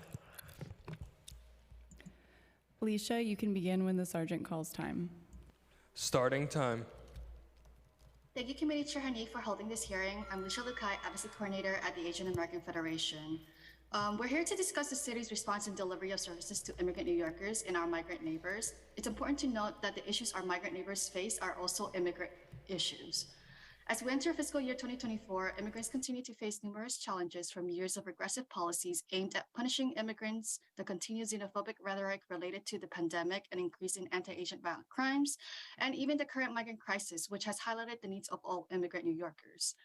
As a sanctuary city, we should welcome all immigrants, documented or undocumented, with the dignity and fairness they deserve. And despite all this, our CBOs have kept our immigrant communities taken care of, leading the way in providing numerous innovative services and programming that are both linguistically and culturally sensitive. This year's budget must prioritize support for our immigrant communities and the CBOs that have led by example in providing language accessible and culturally competent services. The urgency has never been greater for our city council to help restore our immigrant communities' trust in their government. To that end, here are recommendations. Continue to invest and sustain the language access cooperatives and community interpreter bank. The payoff from funding these initiatives will be seen in multiple ways, from providing employment opportunities in our immigrant communities to relieving strains on existing CBO capacity to provide interpretation to address the serious gap in quality language interpretation for the communities that need it the most. Invest in immigration-related services and programming for our community that continues to contend with the ongoing backlash of anti-immigrant policies. Invest in bridge workforce development programs that allow low-income, limited English proficient Asian immigrants to access employment opportunities in new and emerging industries. Increase funding to Asian-led, Asian-serving organizations, and protect existing initiatives and discretionary funding streams under the Council's purview that prioritize immigrant-focused services. CBOs have led by example in how to effectively spend city dollars, and this moment presents an opportunity for city councils to show that New York City can still lead by example in protecting its most vulnerable. We at the Asian American Federation thank you for allowing us to testify and look forward to working with all of you to make sure our immigrant communities get the support they deserve. Thank you. Great. So, Theo, could you tell us a little bit more about the work you all have been doing to launch the language cooperatives? That's really good news. And if the money that was allocated to get this going is the same request for this fiscal year? Yes, so it's the same request as last year, mostly due to the fact that even though the organizations have been working since the budget passed last June, the money hasn't actually been received by DYCD and allocated to the organization. So NYC, MASA, Asian American Federation, and African communities together have been working for the entire year without actually receiving any funding. So we've been going along, planning and launching the co-ops with African communities together, actually having multiple trainings. I think they've been averaging about a training per week. So by the end of the fiscal year, they would have had at least 52 trainings to get individuals recruited into the co-op with similar things planned for both MASA and Asian American Federation to actually start doing some of the adult literacy and the adult education and research necessary to start getting their members of their communities up to speed so that they can join their prospective co-ops. On the Interpreter Bank side, we're currently in the process of actually launching the Interpreter Bank by hiring an executive director. We just received the okay to be the fiscal sponsor for that. So we'll be staffing up and then we're going to be creating an entire training regimen to go along with that. First and foremost, working on internal capacity of our organization and member organizations to bring us up to speed so that we can start to provide those translation and interpretations services through the Interpreter Bank.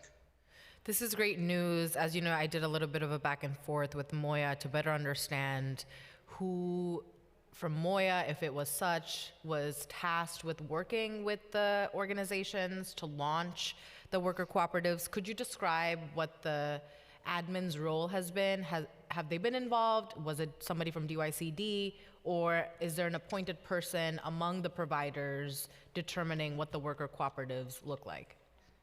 So we've created the work plan and the goals and the deliverables internally.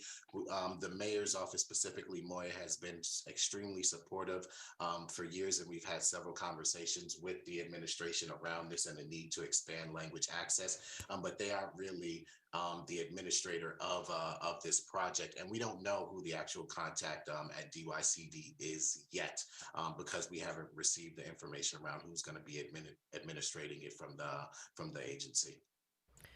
Okay, got it. And then could you, and then I'd like to hear from Aracelis as well, describe why it's important that we orient our city's language access protocol towards a worker cooperative model. Why is it so essential to be fighting for worker cooperatives for language access? Theo, if you'd like to start us off. Sure. One is because we think with a worker cooperative model that we can actually pay the individuals within the co-op more than telephonic services like Language Line actually offer their people who provide translation and interpretation. So not only would we charge the city and any other entity that wants to contract with the co-ops or with the interpreter bank less, but we'd actually pay the service providers more. Thank you. And Arcelis, I know you were talking about and lifting up indigenous languages. Could you tell us a little bit more about this, what the survey revealed about indigenous languages and why it's so critical to ensure that they are part of the work around worker cooperatives, but also just the language access positions available in our city? Great, thank you so much. So in general, we know for a long time that immigrant communities have a lot to offer, language being one of the critical assets that we should all be leveraging. For our particular community, we have a large undocumented community. We also have community members that are going to need more support. There's a bit of variation between the language groups. So in the indigenous languages, for example, English might not be somewhere where there's a large proficient population. And so from MASA's perspective, the worker co-op model and incubating it really is around providing the necessary supports to build a pipeline and to provide them with the workforce development opportunities to build this important asset and skill. From the survey, we hear over and over again feelings of discrimination. A lot of people might not be really proficient in Spanish even. And so for many different reasons, being able to have access to an interpreter in person is really important. I know that Language Line has been used even for the indigenous languages, but for this community, culturally wise, it's not always the most adequate. Also, just translating of materials, not all of these languages are languages that people know how to write or read.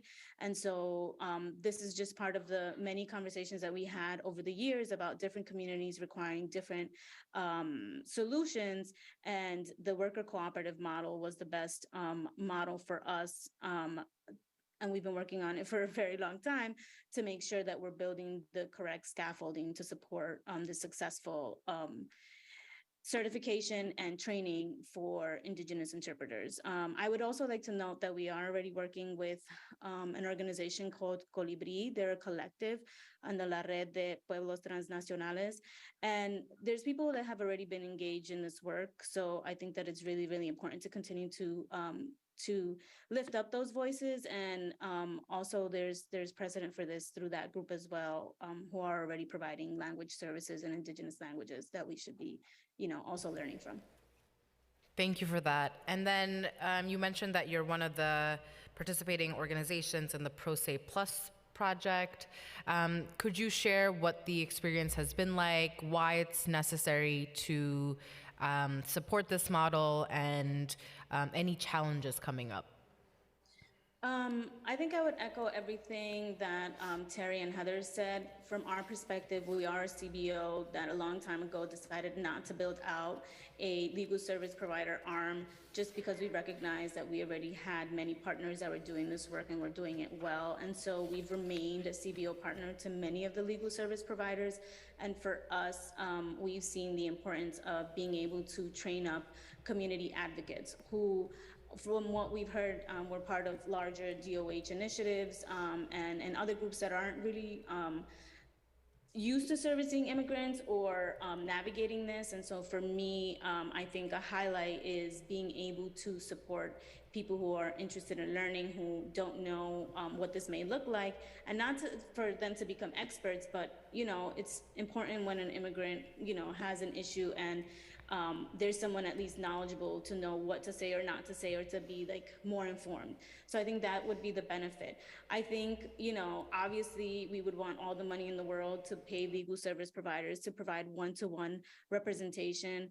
I think that this was really an initiative that was born out of noticing a need and a response to be created.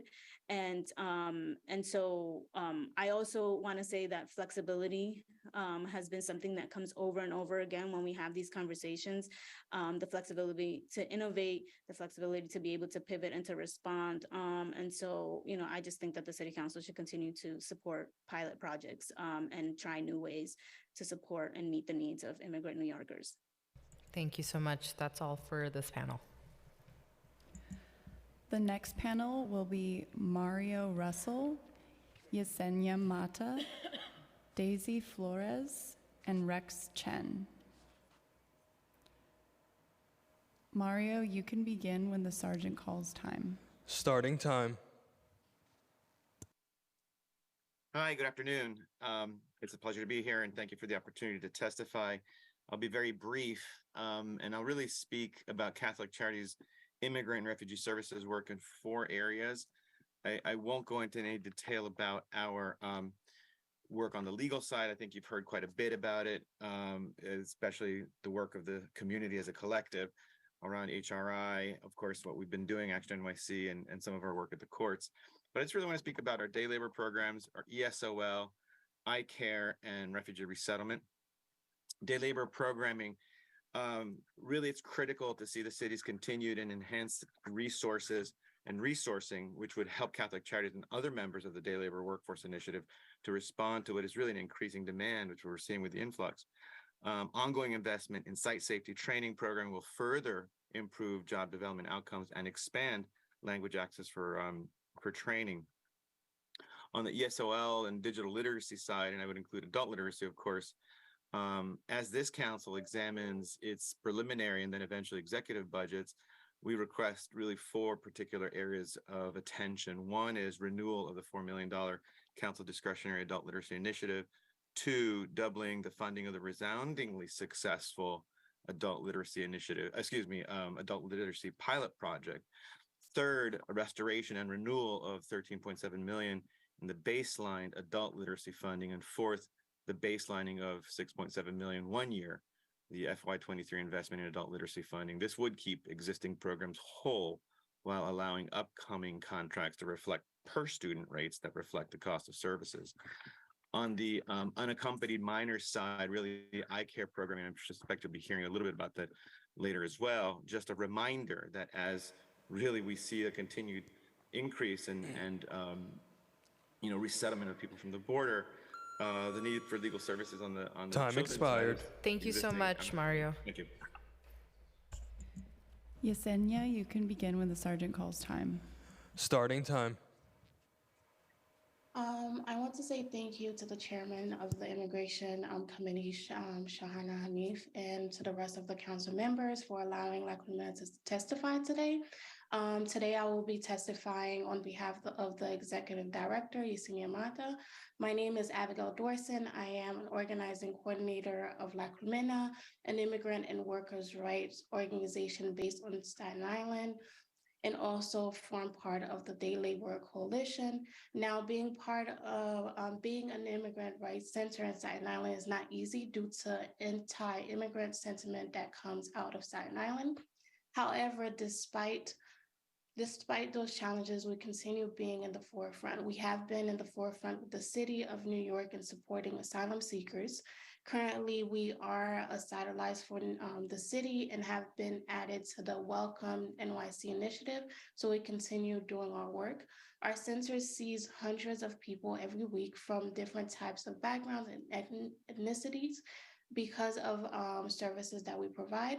We have 2 centers in areas that are very diverse and that need much support. These are also the same areas where the Black and Latino communities were dying at higher rate during the pandemic, and Lacrimina was able to provide a lot of support. This is why this year, as every year, it is important for Lacrimina to continue being supported, because if Lacrimina disappears in Staten Island, so do the many services that the immigrants receive. We understand that Lacrimina is loud and of the work that we are doing in Staten Island. And because of that, it makes many uncomfortable, but we will continue doing so because for a long time, the immigrant community was forgotten. And now we are showing that we are here, and because of that, we keep growing. This is why we're looking into opening our third Time center. expired. Thank you so much. Daisy, you can begin when the sergeant calls time. Starting time. Good afternoon, and thank you to the Immigration Committee. My name is Daisy Flores, and I'm the Civil Rights Immigration Lead Organizer at Make the Road New York.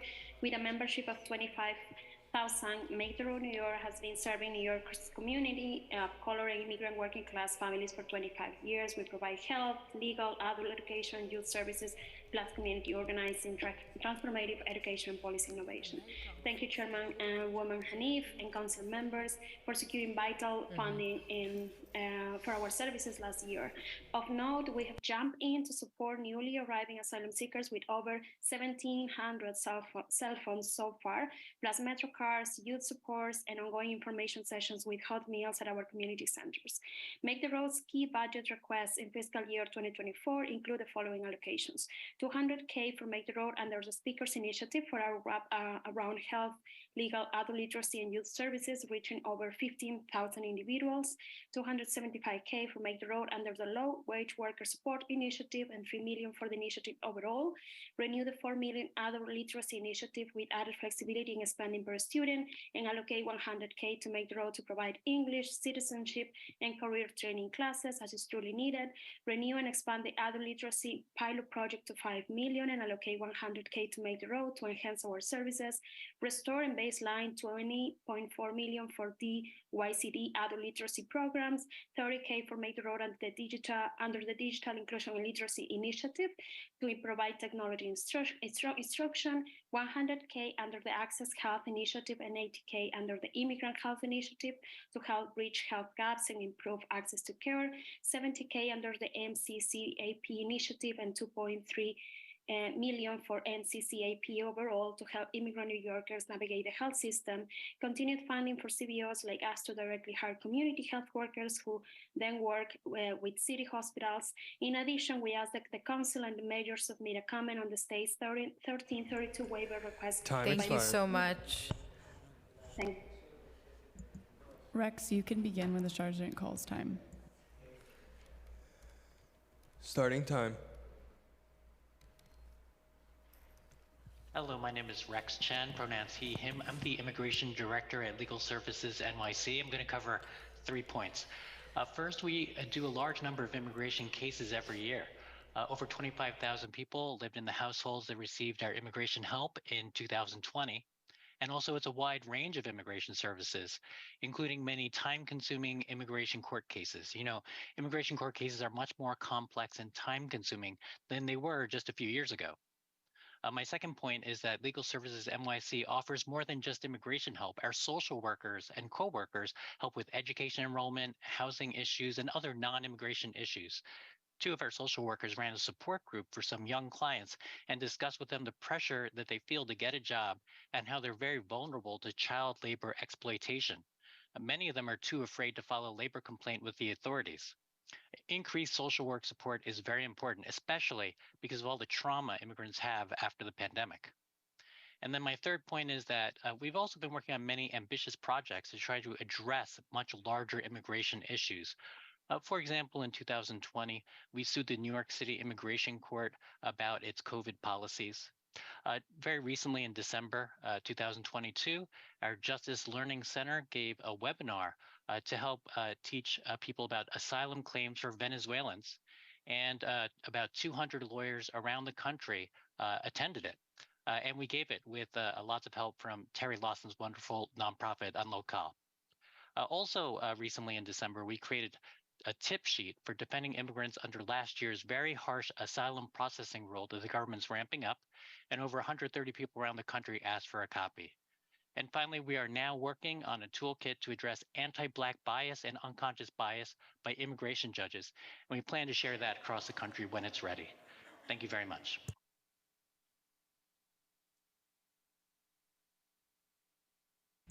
Thank you. We will now move to the next panel. Ira Yankwit, Jeffrey Lau, Com Tapa, Andy Marte, and Silmarie Quinones.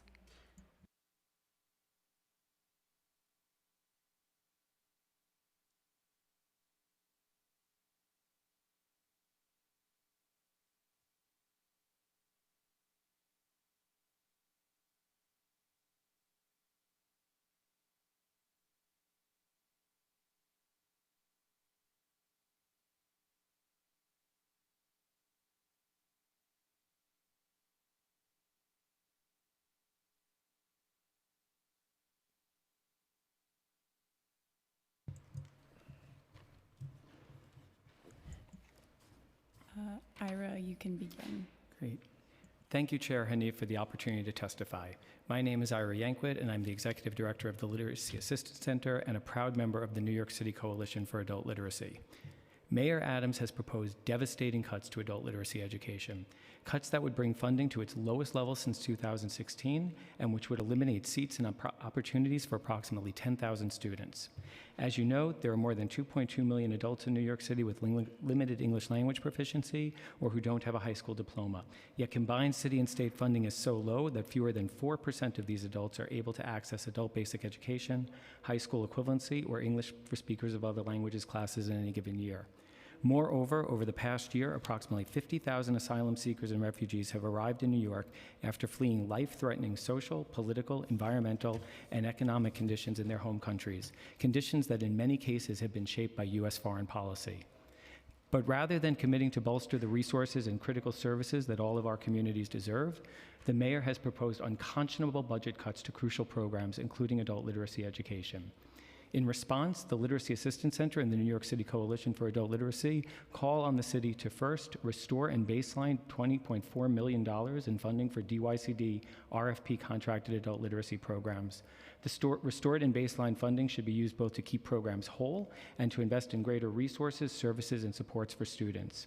Second, renew the $4 million City Council discretionary adult literacy initiative with added flexibility so that programs that receive this funding are not bound by the problematically low $950 per student DYCD funding rate. Third, renew the $2.5 million City Council discretionary adult literacy pilot project and expand it to $5 million under the new title, Adult Literacy Program Enhancement, now that the pilot has proven to be a resounding success. Adult literacy education is an immigrant rights issue, a feminist issue, and an essential piece of the broader movement for racial, social, and economic justice. Care, not cuts. Thank you.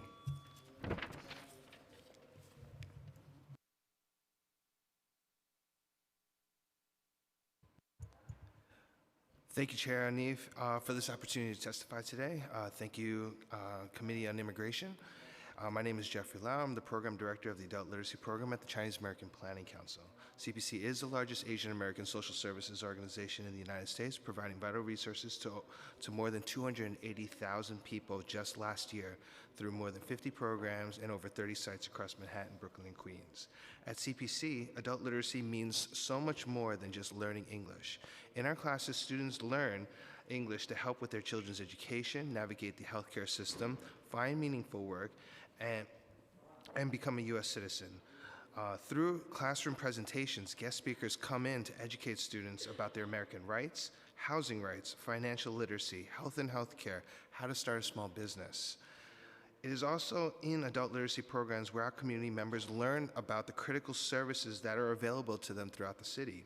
Through wraparound services and follow-up, students learn about childcare services, senior services, legal services, insurance, housing, college access, food assistance, workforce training programs, and more.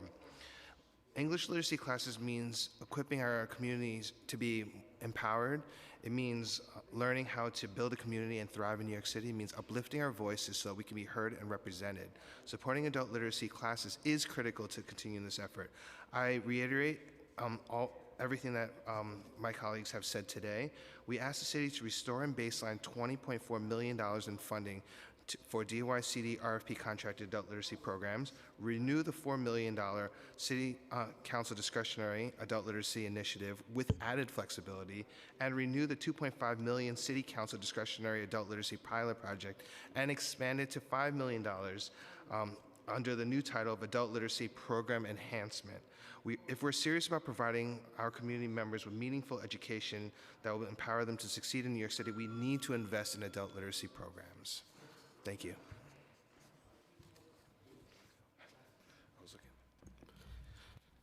Good afternoon, everyone. I am Kom Thapa from Woodside, Queens, father of 2 boys, husband, and a driver for who take a app-based car service. Education is important to everyone. When it comes to the adult literacy, even more necessary when it's trying to provide in a new place and a new culture, a new system.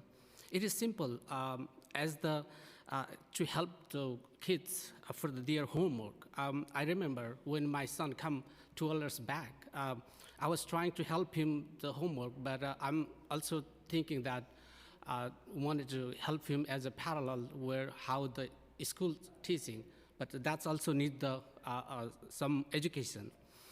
I'm trying to change my career now. I'm taking classes at the City Tech College, Brooklyn. Right now, I passed the 3 subjects, and I have 1 more to go. And I'm also very happy to have the teacher, Miss Carol Cashin and Eric Appleton, help up with that. We are running a math study group with 3 other friends, where we help other student who is struggling in the math. And literacy will help lift themselves out of the poverty, make sustainable job, which will change their lives. Thank you.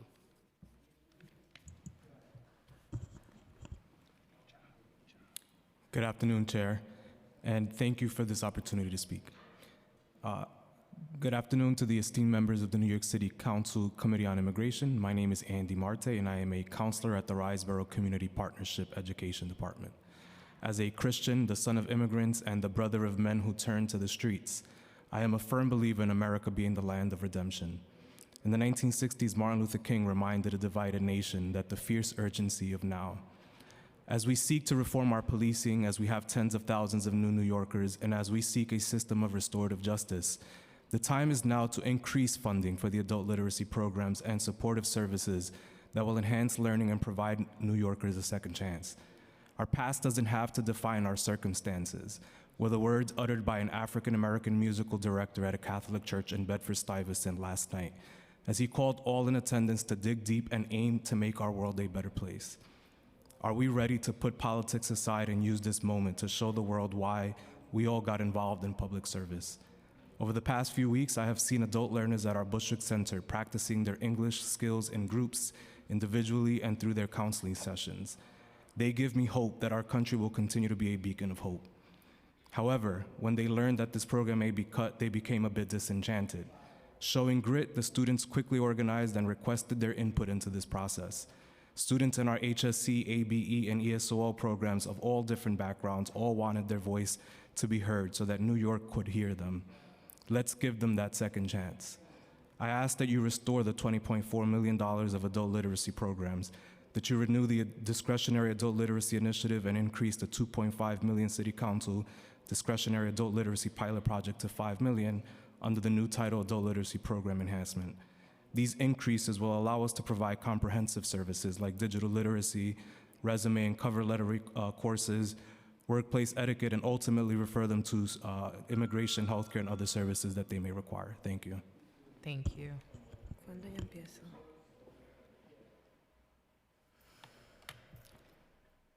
Good afternoon. Dear New York City Council Committee on Immigration, my name is Silmarí Quiñones Sureda.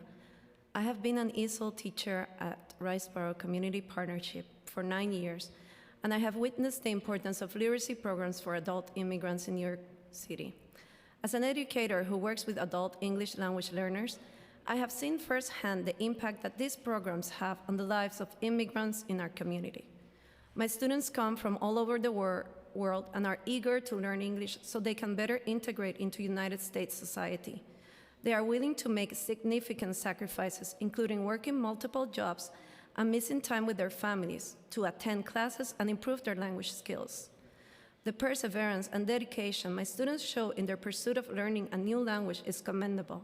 They understand that being able to speak and understand English is crucial for them to succeed in this country, and they are committed to achieving their goals. By funding literacy programs for adult immigrants, you will be providing critical support to this vulnerable population. These programs provide students with the necessary tools to communicate effectively, obtain employment, and navigate complex systems such as healthcare and government services. Furthermore, investing in literacy programs for adult immigrants align with New York City's values. New York City has always been a place of diversity and inclusion, and supporting immigrants who want to improve themselves and contribute to our society is the right thing to do. Doing so will help ensure our community remains vibrant, inclusive, and prosperous. In conclusion, I strongly urge you to restore and baseline $20.4 million in funding for DYCD RFP contracted adult literacy programs to keep existing literacy services whole. Moreover, our education would be enhanced if we could benefit from the renewal of the $4 million City Council. Thank you. So I'd like to learn a little bit more about, I know that many of you have offered adult literacy programming over Zoom. Could you just share what the challenges have been with the administration? Because I know DYCD doesn't approve of this, or there are some hurdles involved. Could you tell me more about that? Yeah, I could talk a little bit about this. At CPC, all right, so I guess I can answer it this way. We do offer online classes, but it's not through DYCD. We do have some flexibility from other contracts. And what we've seen is it does provide, having online classes provides flexibility to those who might have to take care of a small child at home, who might have mobility challenges. For folks who might not necessarily work a 9 to 5, right? And they're afforded more flexible hours. A challenge that we're having with the administration is that they don't provide this. We don't have that much flexibility to offer online classes, even though there is a demand for it. So what often happens is we have students waiting to see when their seat is next so they can access these critical resources. That's a particular challenge. A new challenge we're facing right now is we're starting to see folks who might not necessarily be housing stable, right? For folks who might be living in shelters, for folks who are asylum seekers who might be moving around. If we have a physical place where students must attend every day in order for us to provide those services, it becomes a little less flexible. Having an online class, having remote options, this would provide more opportunities to folks who really do need these services. I think that answers your question. It does. I'd like to know, at present, how many courses does your organization provide? How many educators do you have? And then per class, how many students? And then are they just like elementary, intermediate? Like, could you walk me through kind of like the discrepancies or the courses offered? All right, so it's a lot. All right, so through DYCD, through our contracted DYCD classes that are all in person, 6, I'm just counting them in my head right now. All right, so in total we have 42 classes that we offer. Only 12 classes are online yearly. 12 classes are online yearly. Through DYCD, 1, 2, 3, 4, 9. Sorry, I'm just doing math in my head right now. I'm an English teacher. I work with English. It's about 20. Don't quote me on this. I can give you exact numbers. And the rest are hybrid classes. All right. So each class is about, we have about 25 students per class. So you can estimate it that way. We also provide through this program, we're providing with DYCD it's full in person, and with other contracts outside of the city, it's hybrid and or remote. So I think that's answering your question of what that looks like. Oh, for the levels, we offer all levels. So anywhere between, like, really at beginner level, where folks are learning ABCs, 1, 2, 3s, they're learning basic vocabulary, how to answer self-identifying questions, how to fill out basic forms. From there, all the way up to folks who are studying to enter post-secondary education, folks who are ready to enter the workforce. And it goes up the levels. We break it down by 6 levels, and students all fall within that range. Great. And then I had a follow-up that I have now forgotten. Has DYCD shared why they don't want providers to do any remote programming, when we heard from Moya that their We Speak NYC program is hybrid, that the admin itself has initiatives that they're leading in remote ways? Would like to know just what they've offered as, like, why not? You know, since the beginning of the Adams administration, DYCD has really been following suit of the mayor.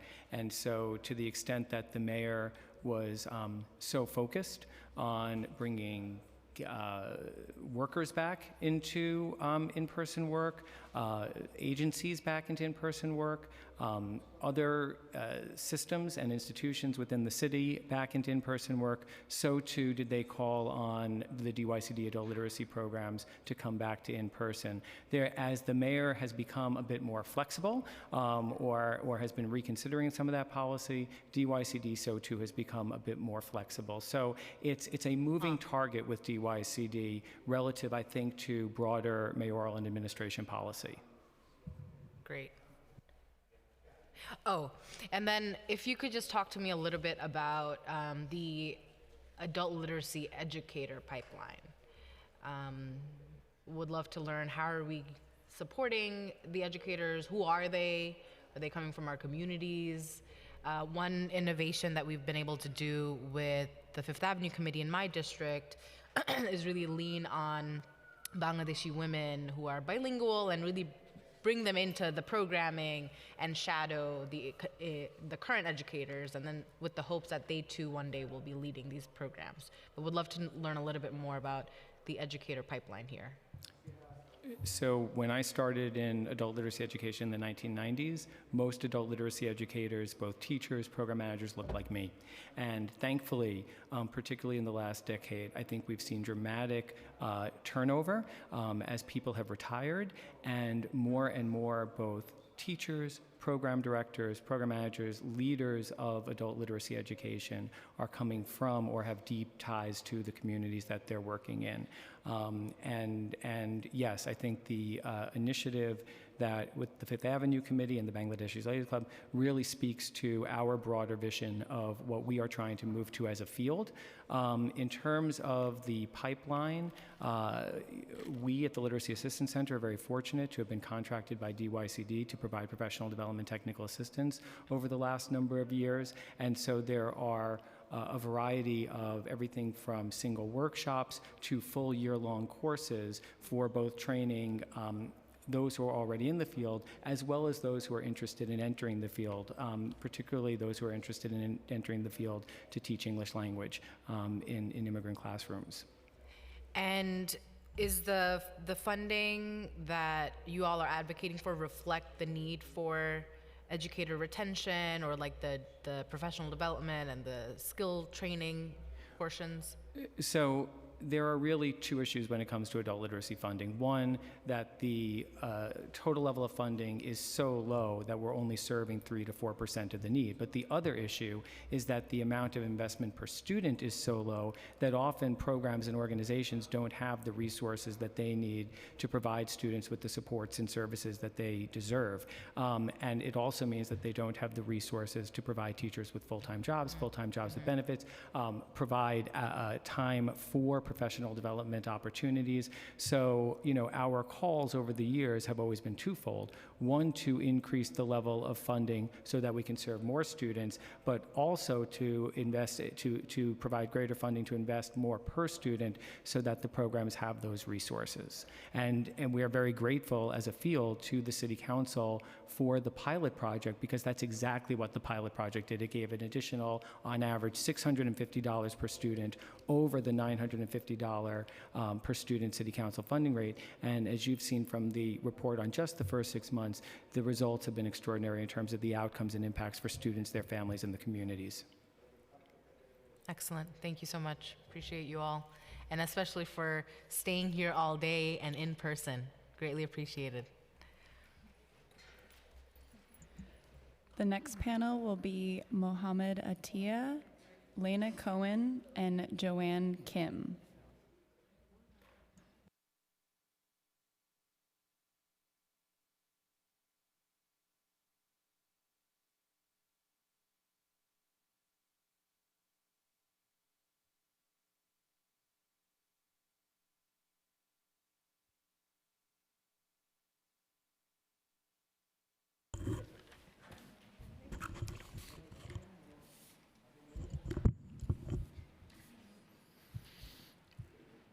Good afternoon, Chair Hanif. My name is Mohammed Atiyah. I'm the Managing Director of the Street Vendor Project at the Urban Justice Center, a membership-based organization that champions the rights of street vendors and small businesses to contribute to the life and culture of New York City.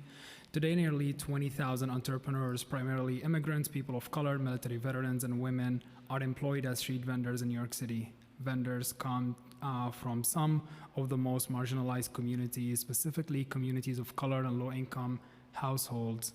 Most vendors are new immigrants who rely on vending to provide for themselves and their families. As the only organization that serves street vendors in New York City, SVP is the centralized hub for this underserved population, providing critical services to street vendors since 2001. SVP requests support from the New York City Council to sustain and expand our community outreach and education program for street vendors in all 5 boroughs. Through this program, SVP conducts multilingual outreach in a range of formats to street vendors to educate them on the rules and regulations of vending, teach them their legal rights and responsibilities, and connect them to a variety of resources ranging from public health to immigration. SVP's model of engagement prioritizes meeting street vendors where it's convenient to them, on the street, sidewalks, garage storages, and other places that accommodating their schedule of the small business owners. Our organization is successful in reaching this unique community due to the extensive language and culturally specific capacity of our staff. We conduct outreach and disseminate educational materials in Spanish, Arabic, Mandarin, Bangla, English, and Wolof. In addition to street outreach, SVP organizes regular resource fairs in different areas of the city. In the past year, we organized 4 street vendor resource fairs connecting vendors in the city with agencies, with resources in Harlem, Corona, Bushwick, and High Bridge. Thank you. Thank you for the opportunity. Appreciate it. Thank you for the opportunity to testify. My name is Lena Cohen. I am a senior policy analyst at United Neighborhood Houses. We are the umbrella organization of 45 settlement houses across New York State. There are 2 points I really just want to address today with you all. And the first is on the adult literacy education program. And I want to highlight a bunch of elements of my colleagues' former testimonies around our budget ask to restore and baseline $20.4 million in total funding to support the adult literacy education program. And that's really because these adult literacy learners need classes to continue uninterrupted so that they can keep learning how to defend their rights, how to navigate different education and public health systems, how to support their children who are now enrolled in K through 12 schools, and whatnot. However, city funding goes through several different budget lines, and when you look at the mayor's preliminary budget and then compare those numbers with the most recent November budget modification, it's kind of unclear how much funding the city actually allots to adult literacy. But the bottom line that I want to point out is the administration really shouldn't be playing these budget games with the adult literacy program or its students or teachers that depend on it. And that's why, again, uplifting what my colleagues have already said, UNH urges the mayor in particular to restore and baseline all one-time funds from fiscal year 23 and reverse the peg to adult literacy, because it's unfair to penalize these programs for programmatic underspending, especially at a time when more students than ever need these classes. And lastly, the second point I want to call out is our extreme support and excitement about the Promise NYC program. We're hoping to see this program restored and expanded to $20 million in fiscal year 24 for lots of reasons I can chat about more. Thank you so much. Next is Joanne. Joanne, you can begin when the sergeant calls time. You may begin. Hi, I am Joanne Kim, Community Outreach and Volunteer Program Manager at the Korean American Family Service Center. I would like to thank Chairperson Hanif and the members of the Committee on Immigration for the opportunity to testify today and for your ongoing support for the Korean American Family Service Center.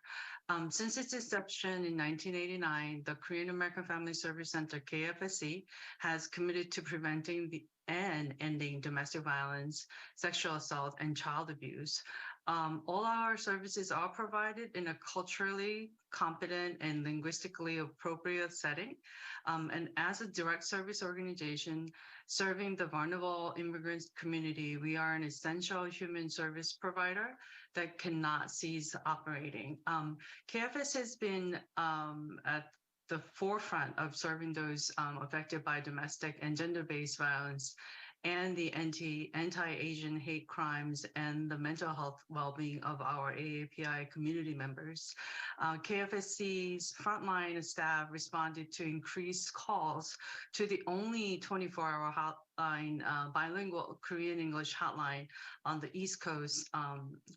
In 2022, KFSC received 4,958 hotline calls, of which 92% were related to domestic violence and sexual assault, child abuse, and or trafficking. 95% of those callers were Asian American, 98% were women, 100% were immigrants, and 98% had limited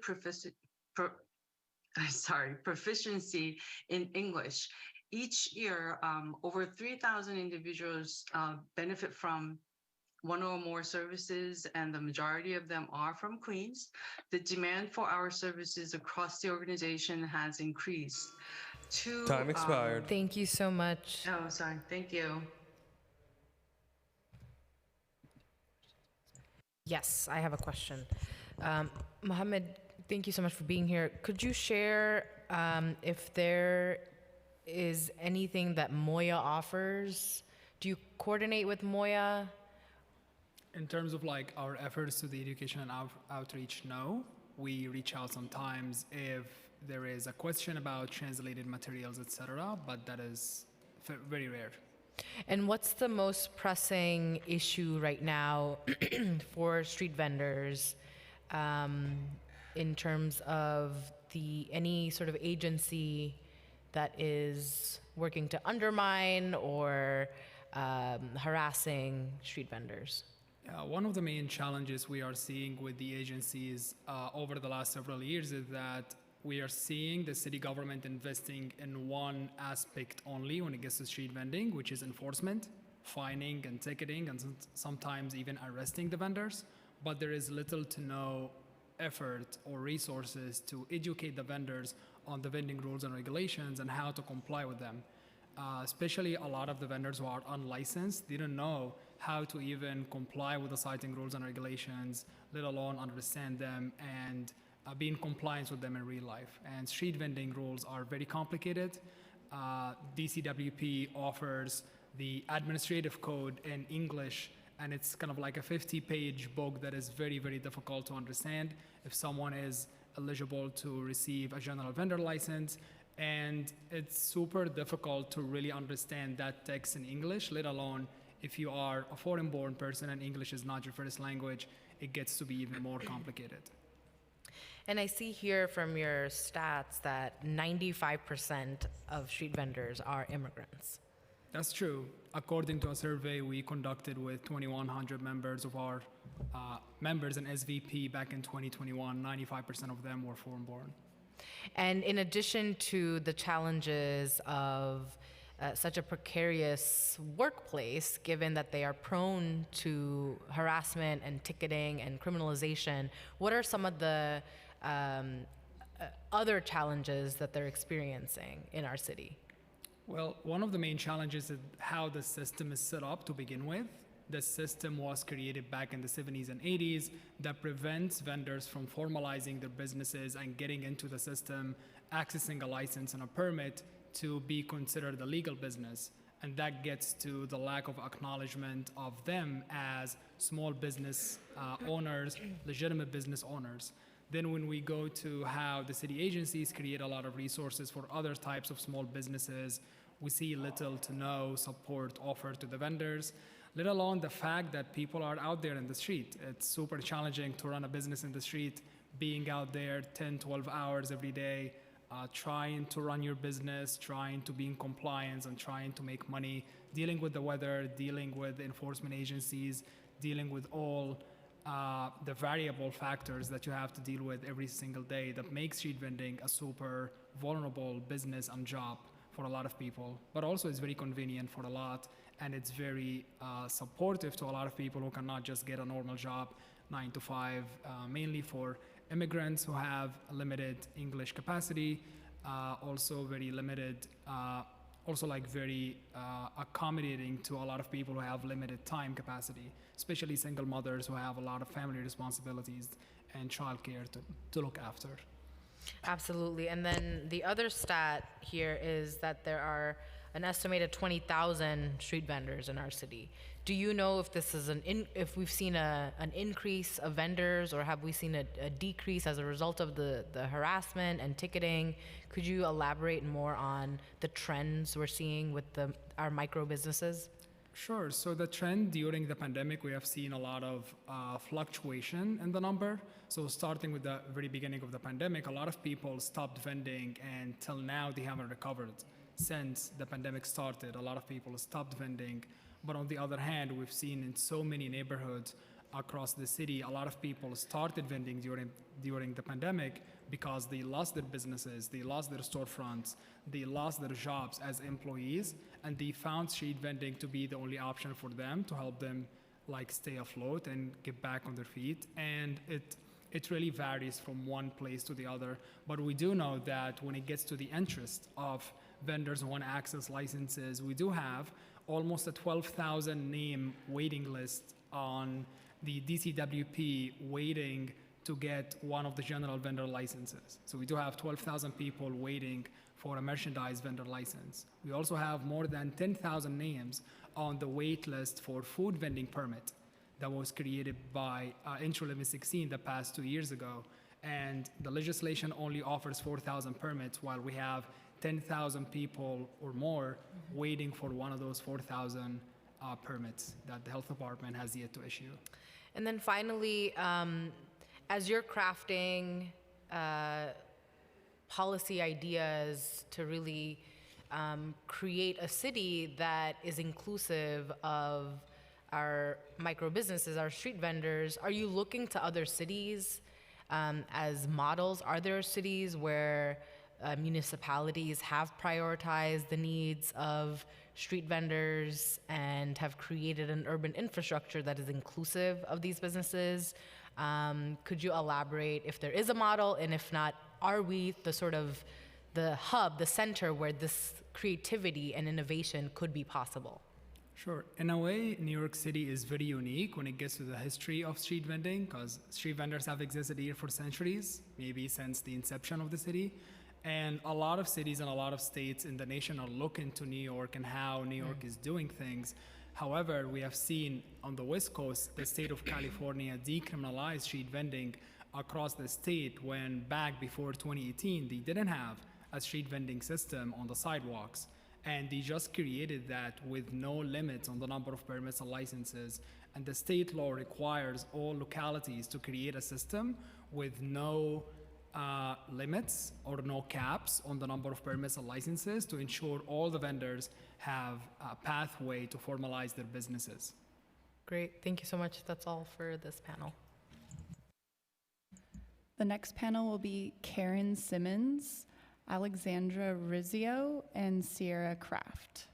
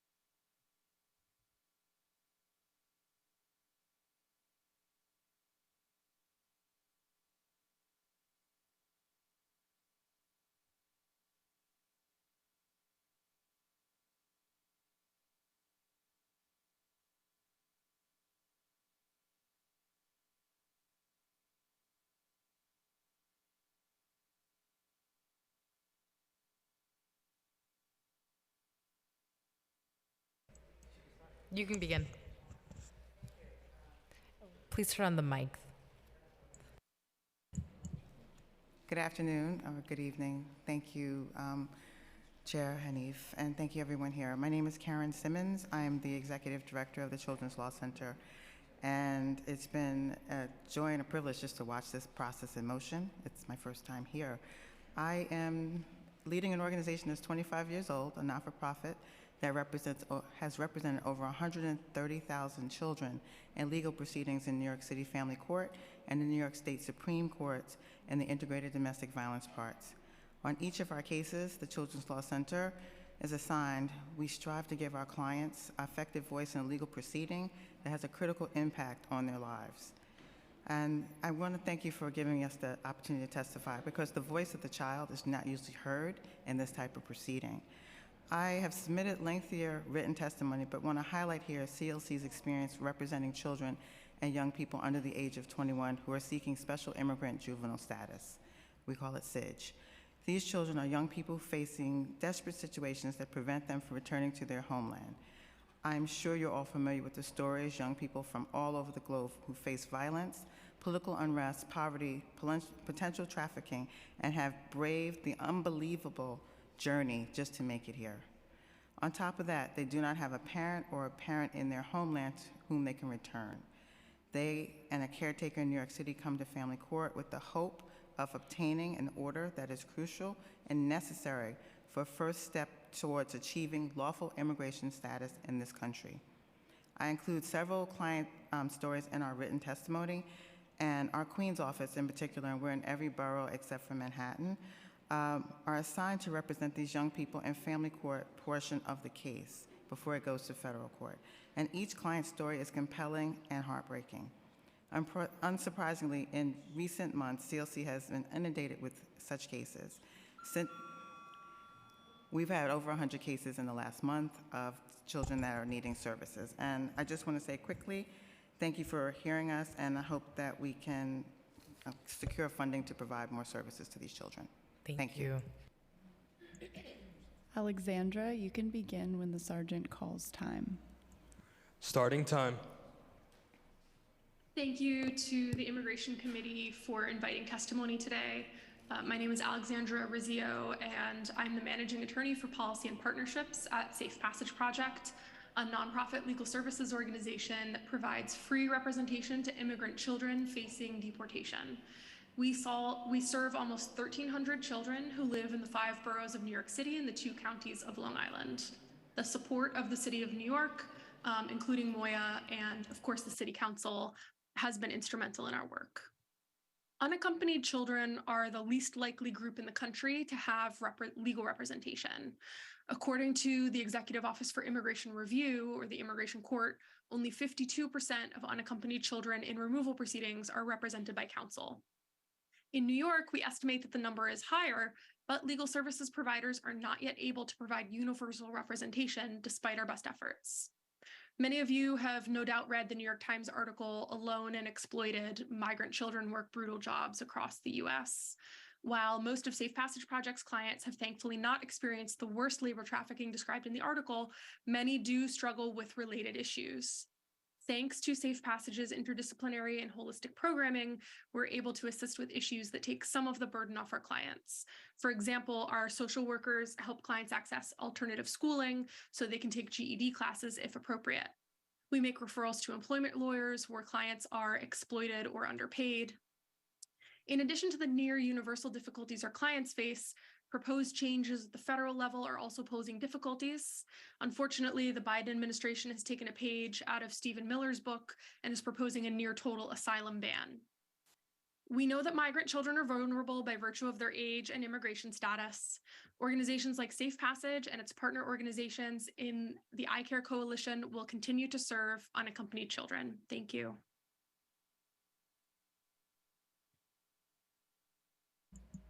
Sierra, you can begin when the sergeant calls time. Time starts now. Hi, good evening. Thank you to the Immigration Committee for inviting testimony. My name is Sierra Kraft, and I'm the Executive Director at the iCare Coalition. iCare is a coalition of 7 legal services organizations that provides free representation to immigrant children facing deportation in New York City, with the ultimate goal of universal access to counsel in coming years.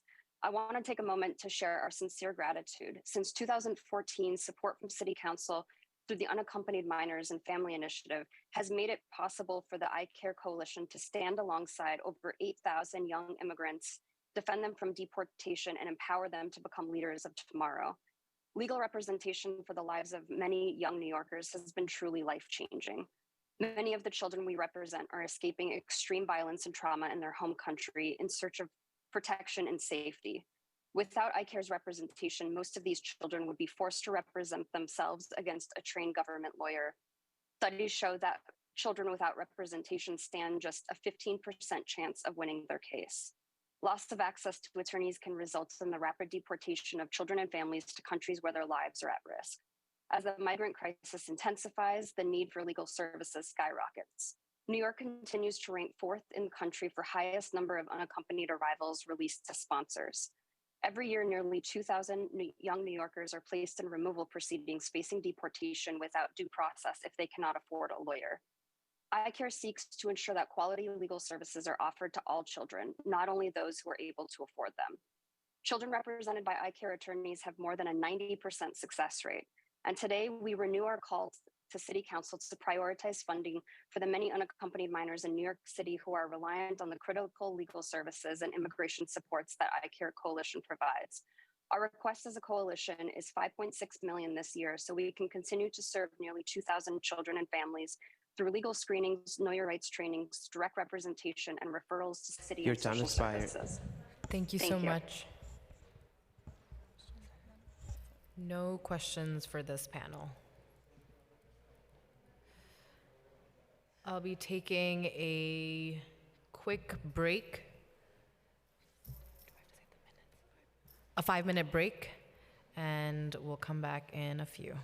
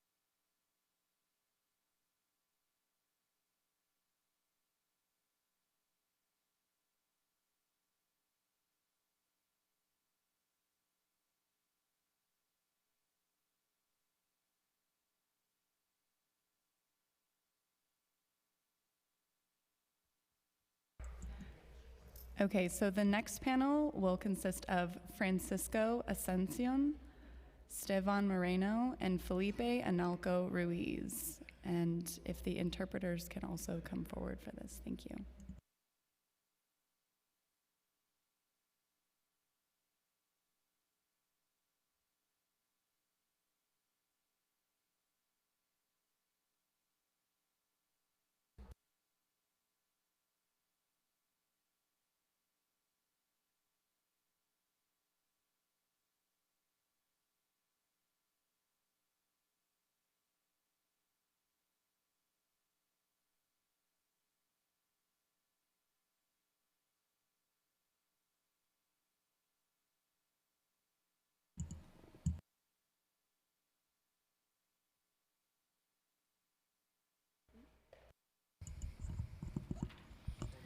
¿Hay que abrir el micrófono o no? ¿Sí? Ok. Hi. Gracias por tenerme el día de hoy. Es muy grato y halagador el mérito que los docentes del Departamento de Educación Riceboro Community Partnership me dan para representar la voz del alumnado del programa English to Speakers Another Language. Mi nombre es Esteban Lugo y soy uno de los más de 47,000 migrantes que en los últimos 8 meses han ingresado a la ciudad de Nueva York. Me sumo a los últimos teniendo 5 años de edad. Podría decir que es la edad que tengo, puesto que es el tiempo que llevo viviendo en el estado de Nueva York, estado que me dio un nuevo renacer, una nueva oportunidad de vida y un mejor paradigma del futuro propio y el de mi familia. Mi propósito es llamar la atención del Comité de Inmigración del Consejo de la Ciudad de Nueva York acerca de la importancia de los programas de educación para adultos que ofrecen la ciudad de Nueva York en las escuelas de los diferentes boroughs. Dado que es allí donde he sentido la reivindicación de mis derechos y en donde he recibido la oportunidad para prepararme como ciudadano neoyorquino aprendiendo el idioma inglés para poder expresarme y darme a entender, poder opinar y participar de una mejor forma en mi trabajo y en la comunidad para así ayudar a construir el futuro de Nueva York. De mano de ustedes, Comité de Inmigración, Consejo de la Ciudad de Nueva York, contamos los inmigrantes que estamos en el proceso de aprendizaje para que no nos sean truncados nuestros sueños de aprender como segunda lengua el inglés americano. Gracias a que esta ayuda nos permitirá el día de mañana poder devolver a la ciudad de Nueva York con nuestros mejores esfuerzos toda la gratitud y el trabajo fuerte, el desarrollo de este estado más fuerte, amable, bondadoso y fraterno que los migrantes llevamos en el corazón como la nueva patria que nos vio nacer. Para despedirme le pido restauren el programa de alfabetización en los adultos y una ampliación del presupuesto actual para mejorar la ejecución y ampliar la cobertura de la comunidad migrante. Recuerdo las palabras de Irving Berlin, inmigrante judío, cantante y compositor neoyorquino, God Bless America. Las palabras de su madre que antes de morir dieron el nombre a la canción, que ahora es aún más que un himno para los norteamericanos. Es el regalo de la palabra, la forma de agradecer construyendo desde el amor la patria que le heredó su idioma para poder expresar su sentir. De antemano agradezco su atención prestada. En sus manos ponemos la oportunidad de como Irving en 1893, heredar el idioma que nos da la capacidad de mostrar la gratitud que llevamos dentro. God bless America, New York, my home sweet home. Thank you. Good afternoon. Thank you for having me here today. The merit that the teachers of the Department of Education of the Riceboro Community Partnership give me to represent the voice of the students of the English to Speakers of Other Languages program is very pleasant and warming. My name is Steven Lugo, and I am one of the more than 47,000 migrants who have come to New York City in the last 8 months. I joined the last ones at 5 years old. I could say that is my age, which is the time that I have been living in the state of New York, a state that gave me a new rebirth, a new opportunity in life with a better prospect for my own future and the future of my family. My purpose is to call to the attention of the Immigration Committee of the New York City Council about the importance of the adult education programs offered by the City of New York in the schools of the different boroughs of the city, since it is there where I have felt the vindication of my rights and where I received the opportunity to prepare myself as a New York citizen by learning the English language. To be able to express myself and make myself understood in New York, to be able to express my opinion and participate in a better way in my work and in the community, in order to help build the future of New York hand in hand with you, Immigration Committee of the New York City Council. We, the immigrants, count on you. We are in the learning process so that our dreams of learning American English as a second language, thanks to the fact that this help will allow us in the near future to be able to give something back to New York City with our best skills, our strength, gratitude, and hard work, to be able to contribute to the development of the strongest, kindest, and most fraternal state that immigrants carry in our hearts as our new homeland that saw us reborn. To close, I ask that you restore the adult literacy programs and expand the current budget to improve education and to expand the coverage of the migrant community. I remember, in the words of Irving Berlin, Jewish immigrant, singer, and songwriter from New York, "God bless America," the words his mother uttered before she died. Those words gave name to the song that is now even more than an anthem for Americans. It is the gift of the word, a way of giving thanks, building from the love of the new homeland that gave him a new language to express himself. I thank you for your attention, and in your hands we put the opportunity to inherit, like Irving, back in 1893, the language that gives us the ability to demonstrate the gratitude that we carry within. God bless America, New York, my home sweet home. Sincerely, Stephen Lugo. Thank you. I will be, in the following testimonies, ask you to wrap up in 2 minutes once the alarm goes off here, but deeply appreciate your presence, and please know that we will be receiving your testimonies. Thank you.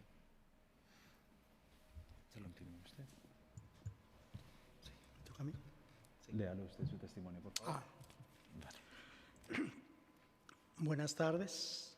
Nuestra presencia en este Comité de Inmigración de la Ciudad de Nueva York es con la finalidad de que restauren y agreguen en línea base los 20.4 millones de dólares en fondos para el DECD y para el FP, Programa de alfabetización de adultos contratados para mantener completos los servicios de alfabetización existentes. Además, nuestra educación mejoraría si pudiéramos beneficiarnos de la renovación de la iniciativa de alfabetización discrecional de adultos del Consejo Municipal de los 4 millones y a un aumento de 2.5 millones del proyecto piloto de alfabetización y discreción de adultos del Consejo Municipal de 5 millones bajo el nuevo título que nos indica: mejorar del programa de alfabetización de adultos. Sabemos que estamos en el país de las oportunidades, donde una persona preparada es más útil y servicial para la sociedad donde vivimos. Aprender el idioma de este país es muy importante. Riceboro me ha ayudado mediante sus programas de estudio de inglés y computación para prepararme cada día para servir mejor. Por mucho tiempo he trabajado por mi cuenta en ventas e inversiones con familias de habla hispana. Al aprender el idioma inglés, me daré la oportunidad de un crecimiento del negocio que estoy realizando. Servir y ayudar es mi pasión y el crecimiento económico de este país es. Yo complementaré lo suyo. Okay. Our presence before this New York City Immigration Committee is with the purpose of restoring and adding $20.4 million in funds to DYCD and the Department of Youth and Community Development, RFP. We want contracted adult literacy program and literacy services to keep existing, plus our education would be enhanced if we could take advantage of the renewal of the City's Council Discretionary Adult Literacy Initiative of $4 million, and a $2.5 million increase from the City's Council Adult Discretionary Literacy Pilot Project to $5 million, under the new title, Improving the Adult Literacy Program. We know that we are in the country of opportunities, where an educated person is more useful and helpful to the society in which we live. Learning the language of this country is very important. Riceboro has helped me through its English and computer study programs to prepare myself every day to serve better. For a long time, I have worked on my own in sales and investments with Spanish-speaking families. By learning the English language, I will have the opportunity to grow in the business that I'm working on. Serving and helping is my passion. The economic growth of this country is important, and being able to contribute by helping whoever might be in need is a commitment that every citizen can make. God bless America. Thank you. Sincerely, Felipe Analco Ruiz. Thank you. Okay. Buenas tardes, comité. Yo me llamo Francisco Asensio. Yo estoy aquí representando la clase de inmigrantes y otras comunidades. Soy estudiante del GD en Riceboro. Es para mí muy importante que el programa de la educación de adultos continúe y que las autoridades de Nueva York ayuden a nuestra causa para seguir con el desarrollo. Yo vine en el año 1995 hasta la fecha. Estoy aquí luchando para ser una persona mejor. Estoy estudiando para superarme, para lograr mi sueño americano. Le pido al Comité de Inmigración que luche por nosotros, mantener los fondos necesarios. Dios bendiga a América. Gracias por su tiempo.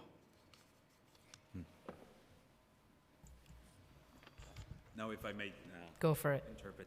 Okay, thank you very much. Good afternoon. My name is Francisco Asensio. I'm here representing the immigrant class and other communities. I am a student of GED in Riceboro. It is for me very important that the program of adult education continues and that the authorities of New York City help our cause to keep developing it. I came here in the year 1995, and until this day, I'm still here fighting to be a better person. I am studying so I can surpass myself and conquer my American dream. I ask to the Committee on Immigration to fight for us and to keep the necessary funds. Thank you for your time. Thank you all so much. It is such an honor to hear your reflections about the adult literacy programming and how successful it has been to your survival in our city and to help you feel like you belong here in this city. So I deeply, deeply appreciate your remarks and your presence.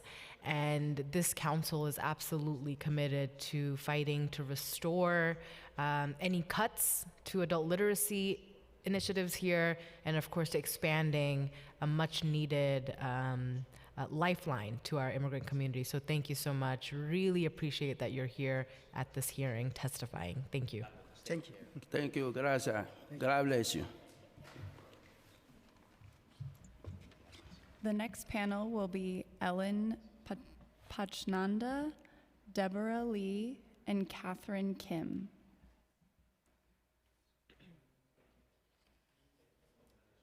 Thank you. Ellen, you can begin when the sergeant calls time. Time starts now. Thank you. Good evening. My name is Ellen Pachnanda. I'm the Director of the Immigration Practice at Brooklyn Defender Services. I thank the New York City Council Committee on Immigration, in particular Chair Hanif, for the opportunity to testify about our budget needs to serve the immigrant community in New York City. With the Bronx Defenders and the Legal Aid Society, BDS is requesting funding of $16.6 million, $5,533,333 per organization to continue serving as a New York Immigrant Family Unity Project's 3 legal service providers and to ensure continued capacity to respond to surges and changes in immigration enforcement and detention. While our written testimony will go into greater detail about our program's needs, I'd like to focus on the ongoing backlog in immigration court and how it impacts the lives of those we represent and their complex immigration cases. The non-detained court's extended COVID-related closures and new document management practices have resulted in an enormous backlog unpredictability in case trajectory, inefficiencies in case management, and prejudicial consequences for NYFAB clients left in limbo, often separated from their families and unstable status or future status. While we recognize the changing landscape of services needed to serve New York's immigrant communities, the need for representation in removal proceedings remains critical. New York has a long history of leading the charge to protect the rights of its immigrant communities.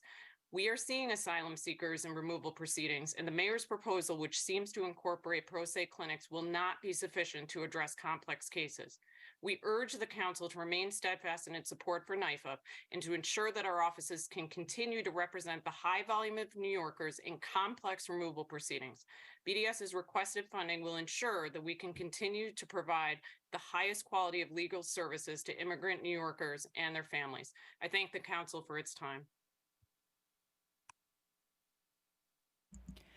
Deborah, you can begin when the sergeant calls time. You may begin.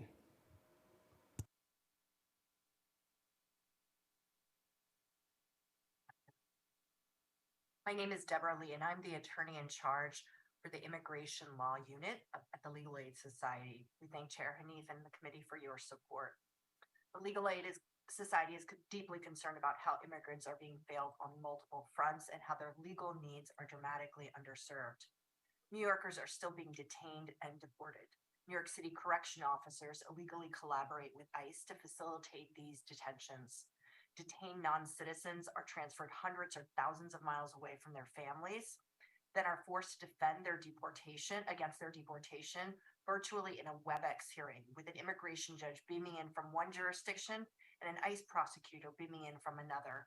There is no courtroom to fight one's case, all in the name of administrative efficiency. Additionally, over 40,000 recently arrived New Yorkers, including those coercively bused to the city, struggle to find safety. Immigration courts have reinstituted expedited, dedicated dockets to force an immigration judge to make a final decision within 1 year.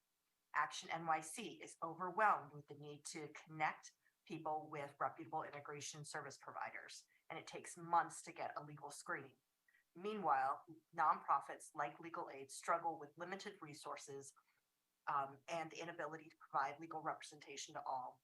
These needs will not be met solely through pro se legal clinics.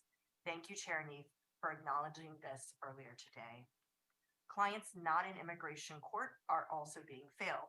Work permits are taking longer than a year to be processed. Foreign-born crime victims have to wait close to a decade for the security of a U visa.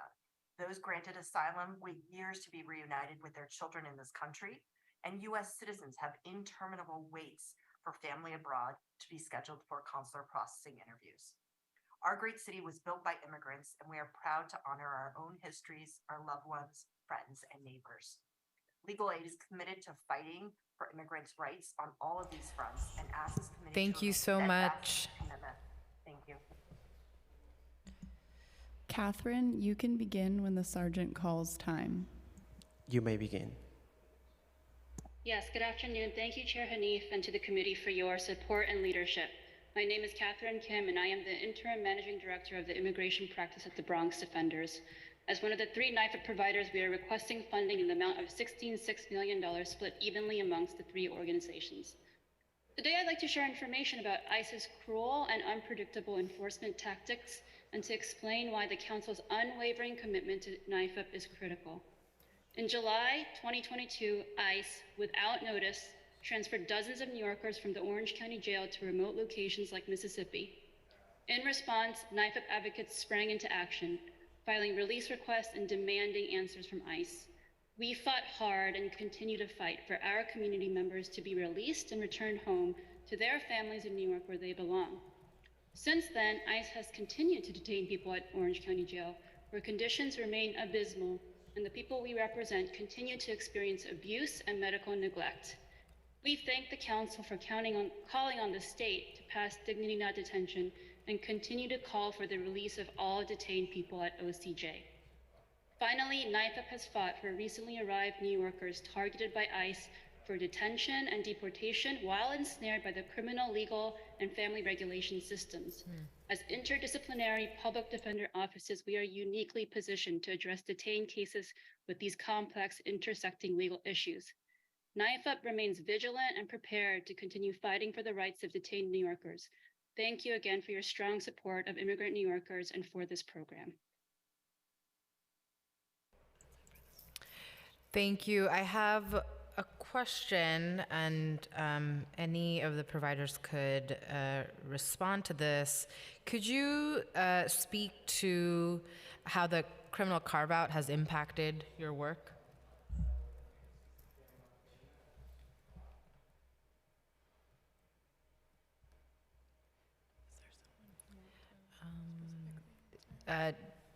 Maybe we can start with Ellen. Okay, there you go. I was Great. trying to unmute, Chair.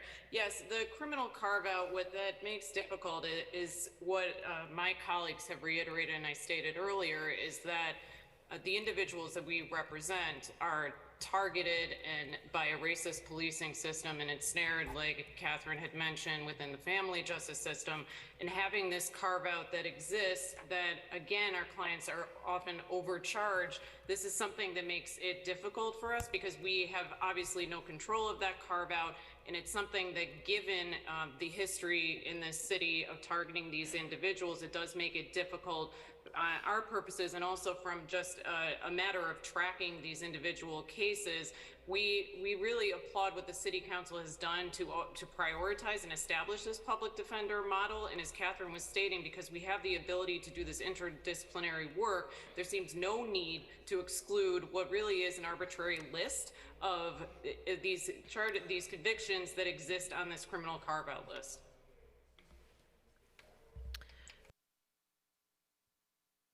Thank you for that.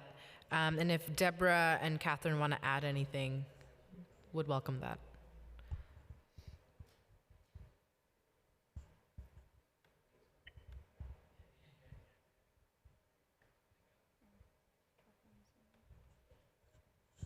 I think they might be muted. Yes, thank you, Chair. I just, I was having trouble unmuting myself, but I just wanted to reflect on the City Council's recent hearing on the detainer laws and just point out that these carve-outs, take on a life of their own and have an insidious effect, both within the detainer law context and within the provision of legal service providers, and feeds into this narrative that there are some deserving of protection and others not, and we as NIFUP reject that premise altogether. And so I just wanted to make that point in addition to what Ellen just said. Thank you.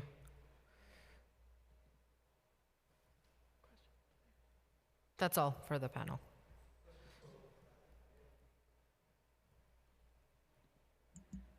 Okay, the next panel will be Greg Morris, Ruth Lopez Martinez, Malat Sayom, and Nilbia Coyote.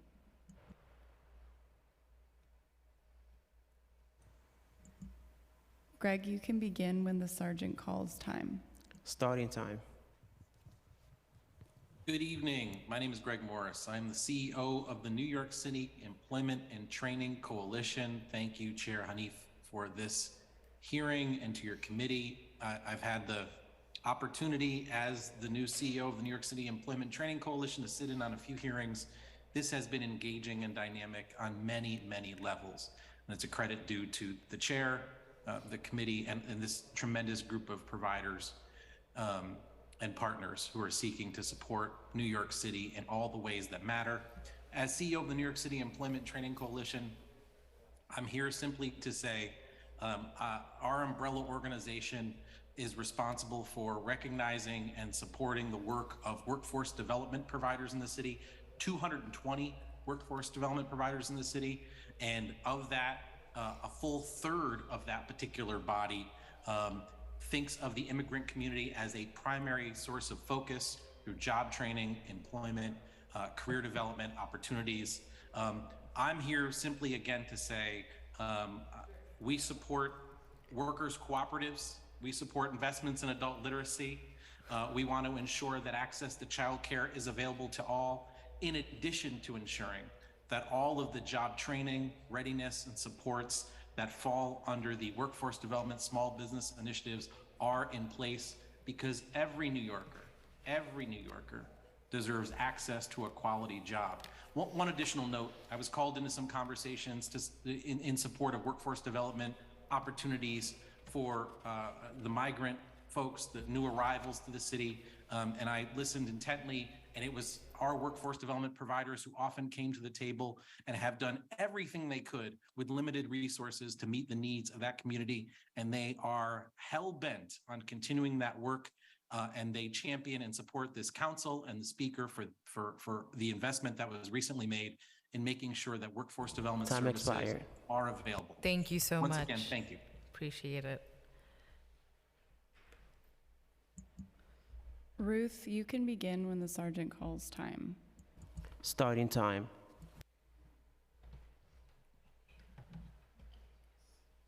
Trabajadora dueña de la cooperativa Palante Green Cleans.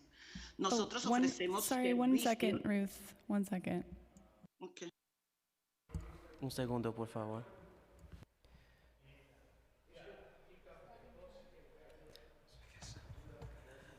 Disculpe, señora, ¿cómo está? Mucho gusto. Mi nombre es Sebastián, yo soy el intérprete.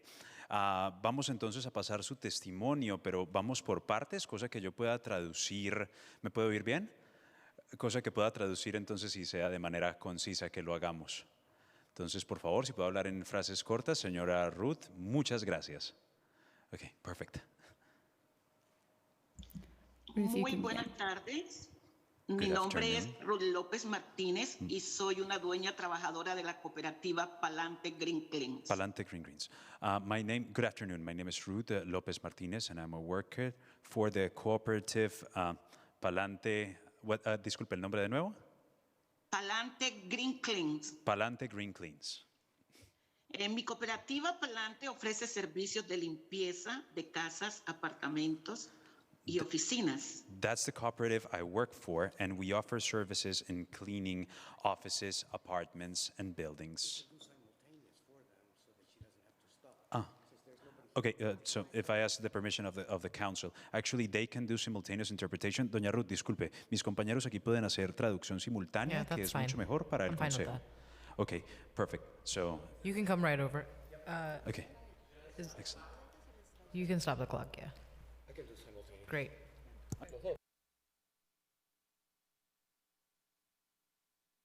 Señora, por favor, entonces continúe desde el principio. Disculpe ese problema técnico. Gracias.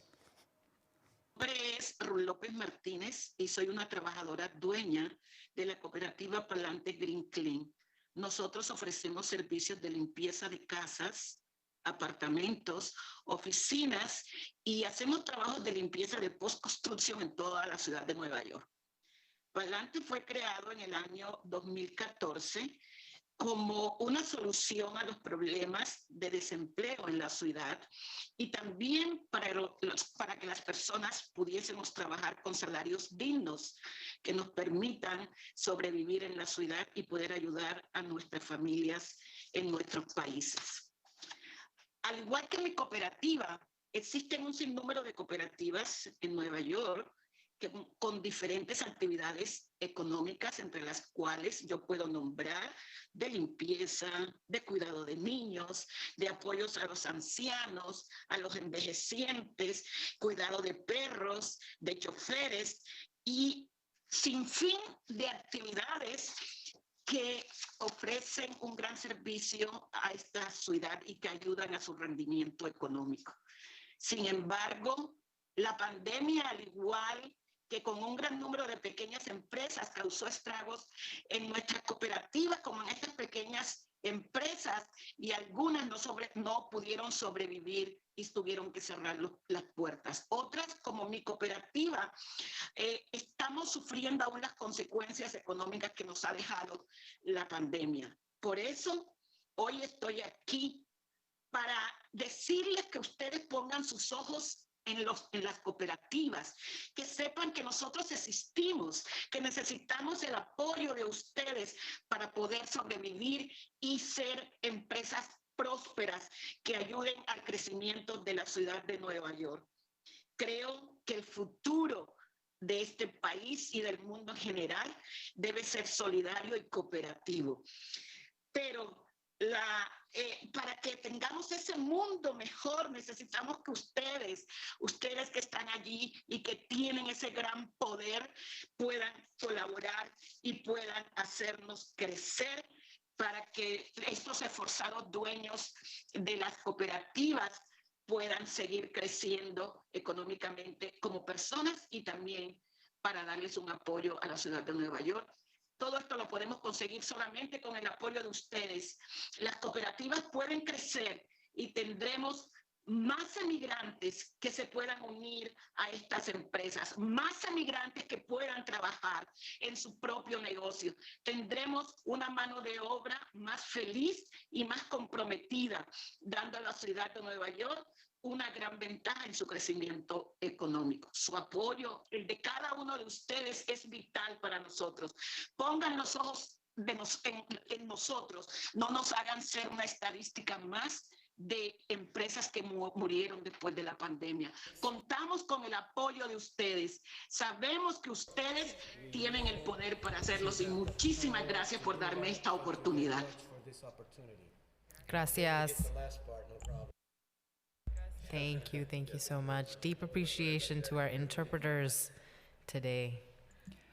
Malat, you can go when the sergeant calls time. Starting time.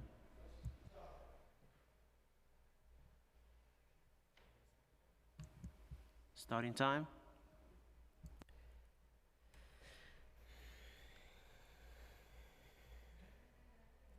There we go. Hi, my name is actually Kate Tiskus, standing in for Malat Sayum, who had to leave. And she was actually going to read testimony from somebody else. So that chain of events. Thank you so much for the opportunity to testify. And I am reading testimony from Gail Johnson. She said, I'm a worker owner at Hopewell Care Child Care Cooperative, a member of Carroll Gardens Association, and I'm here on behalf of the 13 organizations that make up the Worker Cooperative Business Development Initiative. As an immigrant worker who has been a nanny for many years, our cooperative has made 11 Black and Indigenous women of color from the Caribbean, Latin America, and Nepal speaking 4 languages: French Creole, Bengal, Spanish, and English. We are founded in 2017, creating employment for our members who support families here and abroad. We provide mutual and emotional support to our members. As immigrant women, we support many NYC coalitions who are fighting for housing for climate change, immigrant justice, social justice, coverage for all, public bank, just to name a few, as we provide much needed services in communities all across New York City. We're grateful for the WCBDI, who provided legal support from Take Root Justice, as well as training on technology, industry training in health, safety, and childcare from other coalition partners. Carroll Gardens Association has been our incubator and continues to support us with our day-to-day needs. As you know, childcare is not a socially distant service, and as a result of the pandemic, our cooperative and our immigrant community has experienced a lot of challenges in our industry, including housing insecurity, income challenges, accessibility, and immigration restrictions.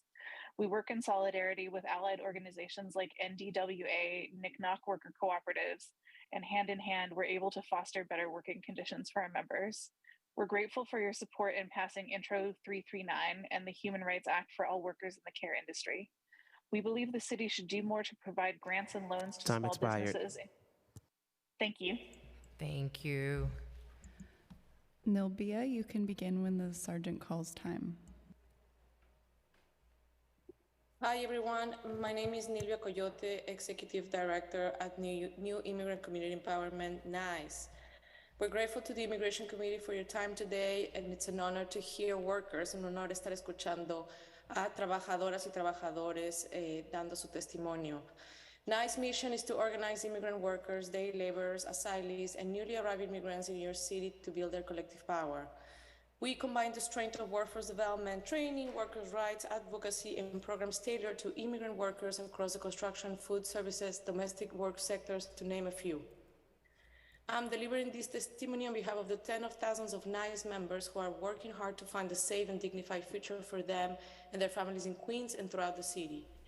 We're here today to call on the City Council to not only continue investing in organizations like NICE, but to increase that investment in recognition of the growing obstacles the community and our organizations face. Specifically, we call for increased funding in support of the Day Labor Workforce Initiative, totaling $5.875 million, as well as the low-wage worker support, adult literacy, and the construction site safety training. These programs, in conjunction with our dedicated one-on-one support, respond directly to the many challenges immigrant workers face, whether they have been here for 10 years, 6 months, or are arriving directly to our office from Port Authority with just the clothes on their backs, and as often happens. In the past year and a half, we have often seen our foot traffic swell to numbers higher than ever in the worst moments of the pandemic. Our community is experiencing housing insecurity, hunger, wage theft, job insecurity, and workplace injuries at alarming rates. They need and deserve dignified housing, food, and healthcare resources as well. And equally important, they need support, tools, and resources to plan for the future as new New Yorkers. They need a safe job and steady income. In 2022 alone, NICE helped workers recover $250,000 in stolen wages, welcome 1,500 new members to the NICE community. Thank you so much. Thank you so much. Appreciate it. No questions for this panel. All right, the next panel will be Lucy Sexton, Dimitri Daniel Galinsky, Monique Pena, Priscilla Adam, and Alex Stein.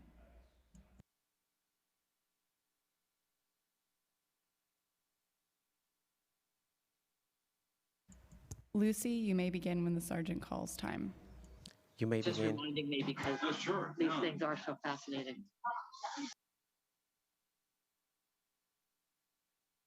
You may begin. Well, I'm seeing them. Hello, can you hear me? Yes. Okay, great. Sorry, I am here. I do want to testify. There's my video. Hi. Thank you for hearing me. I have been traveling through my day.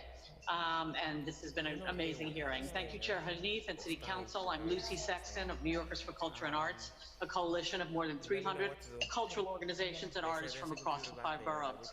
I'm here to highlight the key role that culture plays in the city's immigrant communities. To state the obvious, the immigrant communities are a unique part of the city's vibrant culture. One need only look at the lineup of Queensboro Dance Festival, which includes an amazing array of groups from our most diverse borough, Kalapuli Dance Company, Kindig Shindaw's Indigenous Philippine Group. We go on and on. The city is rightly proud of them. The only thing they need is more support for the work they do.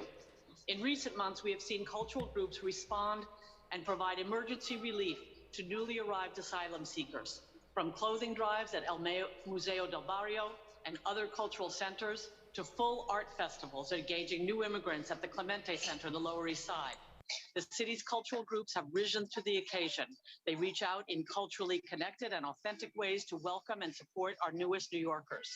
All they need is more robust support. There is a show in Brooklyn, St. Anne's Warehouse, called The Jungle. The play's writers lived in and set up a large tent in the middle of a sprawling camp of asylum seekers waiting for months and years on the French border. The tent served as a makeshift cultural center. Kids came to the center to draw, teens did rap battles, and grown-ups gathered to tell stories and connect across cultural barriers. In the words of one of the participants, in this camp, lots of charity groups think all we need is food and shelter. We also need this, a place to gather, to express ourselves and to connect, to remember our humanity, to find release and joy. City social workers in the Be Heard program report increasing mental health issues in newly arrived immigrants housed in hotels and shelters. Time expired. And among their children. Thank you so much, As they're Lucy. thrown into new schools, we need. Dimitri, you can begin when the sergeant calls time. Starting time. Okay, do you hear me? Okay. Yes. Thank you, Chair Hanif. Our Russian-speaking community council that I lead is an 11-year-old CBO run by immigrants, refugees, and asylees. We're a network of projects doing organizing and public awareness, but also document translations, community navigation, etc. on ad hoc pro bono basis. Last year, I testified on the influx of Ukrainians and Russians fleeing from the war. and this flow has kept growing. Yet not one Russian or Ukrainian CBO has the operating support to provide direct services. It might be time to try to use the budgetary process to start addressing some long-standing inequities behind this. I'll bring an example that may be quite sensitive to some and may put myself at risk, but I have to share it. UJA Federation is a major city philanthropy generously serving my own Jewish communities and beyond via 80 local and specialized partner agencies. For decades, they were this service hub and the lifeline for our newcomers of all faiths. Yet in the past 15 years, these agencies shut down and downsized their units that had served specifically immigrants from our region and had offered them opportunities in community service. In fiscal year 22, UJA network entities were paid $250 million from city budget for their great work as prime vendors, but only about 1% of it was for immigrant services, even though by UJA own data, immigrants comprise close to 20% of our New York Jewish population, most of them from Ukraine and Russia. By comparison, in fiscal year 22, there was only one Russian and one Ukrainian CBO paid by the city for a total of less than $30,000. Our immigrant-led CBOs, at least in my community, face a de facto monopoly in immigrant services and are never subcontracted to help provide them. I bet there are similar barriers elsewhere between mega-sized service providers and immigrant CBOs. For the past 15 years, we've been raising these issues behind closed doors and later in the media. Last year, voters agreed that our city must strive to remedy past and continuing harms and promote justice and equity for all New Yorkers. In this spirit, I hope that City Council may consider using the budgetary process to encourage large immigration service vendors to promote justice and equity for immigrant-led CBOs with unique cultural competencies, help them unlock resources and opportunities. Monique, you can begin when the sergeant calls time. Time starts now.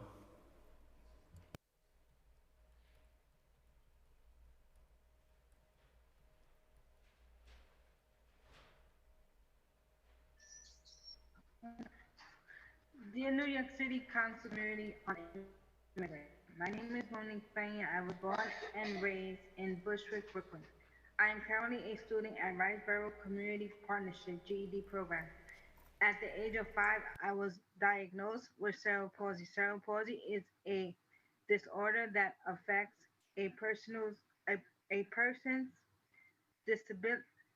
disability to move and maintain balance and posture.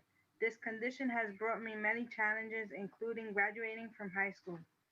Because of my disability, I feel that it is important to have a local GED program that I can easily commute to and from my home. Riceboro GED program has not only been a place where I could prepare for the GED exam, but I can also get the support I need in order to achieve my education goals. At Riceboro, the counselors prepare with resources to social services.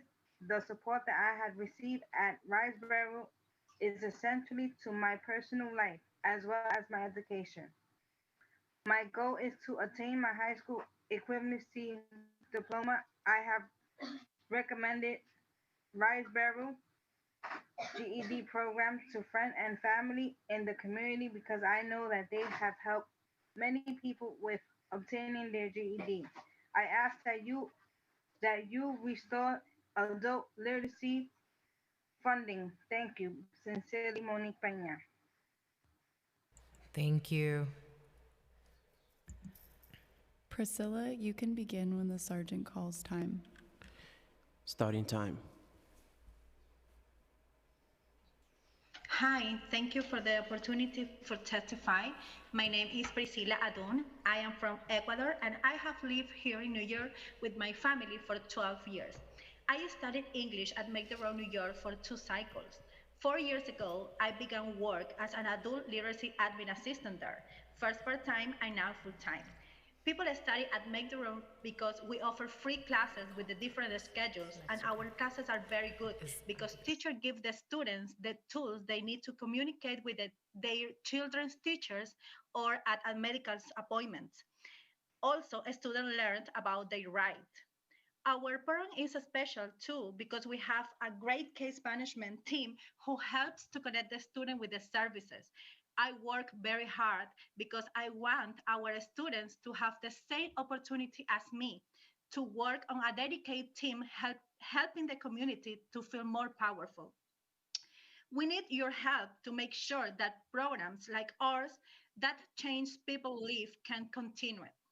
The mayor wants to cut programs very badly at a time when there are already too few opportunities to study. We need studying funding and more of it at a rate so that programs like Make the Road can serve students well and still cover our cost. This is what we're asking you to do. Renew the $4 million adult literacy initiative with better per student rate and include $150,000 for Make the Road to provide English, citizenship, and career training classes. Renew and expand the adult literacy pilot project to $5 million and allocated $150,000 to Make the Road to enhance our services. Restore and baseline $20.4 million for DYCD adult literacy RFP programs and allocated Time Thank expired. you. $30,000 to Make the Road. Thank you. Thank you. Alex, you can begin when the sergeant calls time. Starting time. Well, you guys sounded really excited to hear from me. I don't know why you have to have that low energy, but hey, I've had yet to hear anybody talk about the major issue we have with immigration. We're talking about the drug trafficking and the sex trafficking. You guys are basically enabling this by giving these social programs and encouraging people to come here. And I'm very confused why an illegal immigrant doesn't have to be vaccinated, yet every single other person that's trying to come to this country has to be vaccinated. Exactly, Novak Djokovic, who's a world champion tennis player, but he's not allowed to come here and compete and help our country, help the economy, and compete as an athlete because he's not vaccinated. Yet every day we're bringing in thousands and thousands and thousands of illegal immigrants. And listen, I'm not against immigration, but I am against sex trafficking. I am against drug trafficking. I think we have a horrible drug problem. The fentanyl overdoses are at a record number. Thank you, Alex Stein. We don't support xenophobia in my committee, so I'm going to go ahead and have you muted.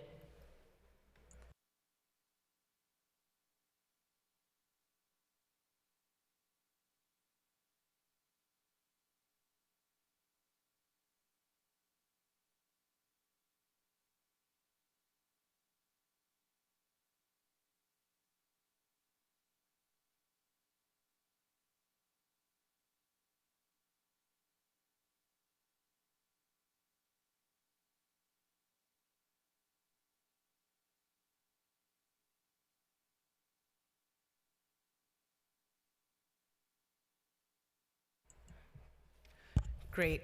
Xenophobia and anti-immigrant sentiment is not welcome in this committee under my chairship.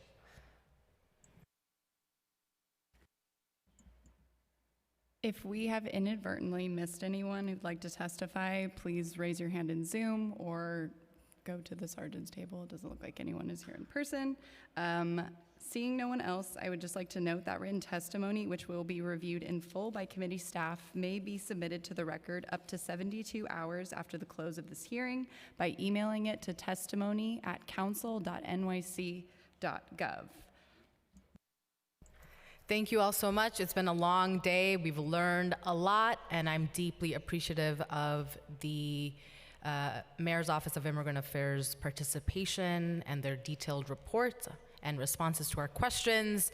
And of course, to everyone who testified this afternoon going into the evening, thank you all so much for your advocacy, your direct service work, all of the innovations, all that you're doing to show that New York City is committed to a sanctuary city and will be fighting together for a just budget that reflects the needs, the diverse needs of our immigrant communities, not limited to undocumented and asylum seekers. And of course, we will not forget about unaccompanied minors, young people, GNC, trans, and queer people as well. Thank you all so much, and I will gavel us out. Have a good evening.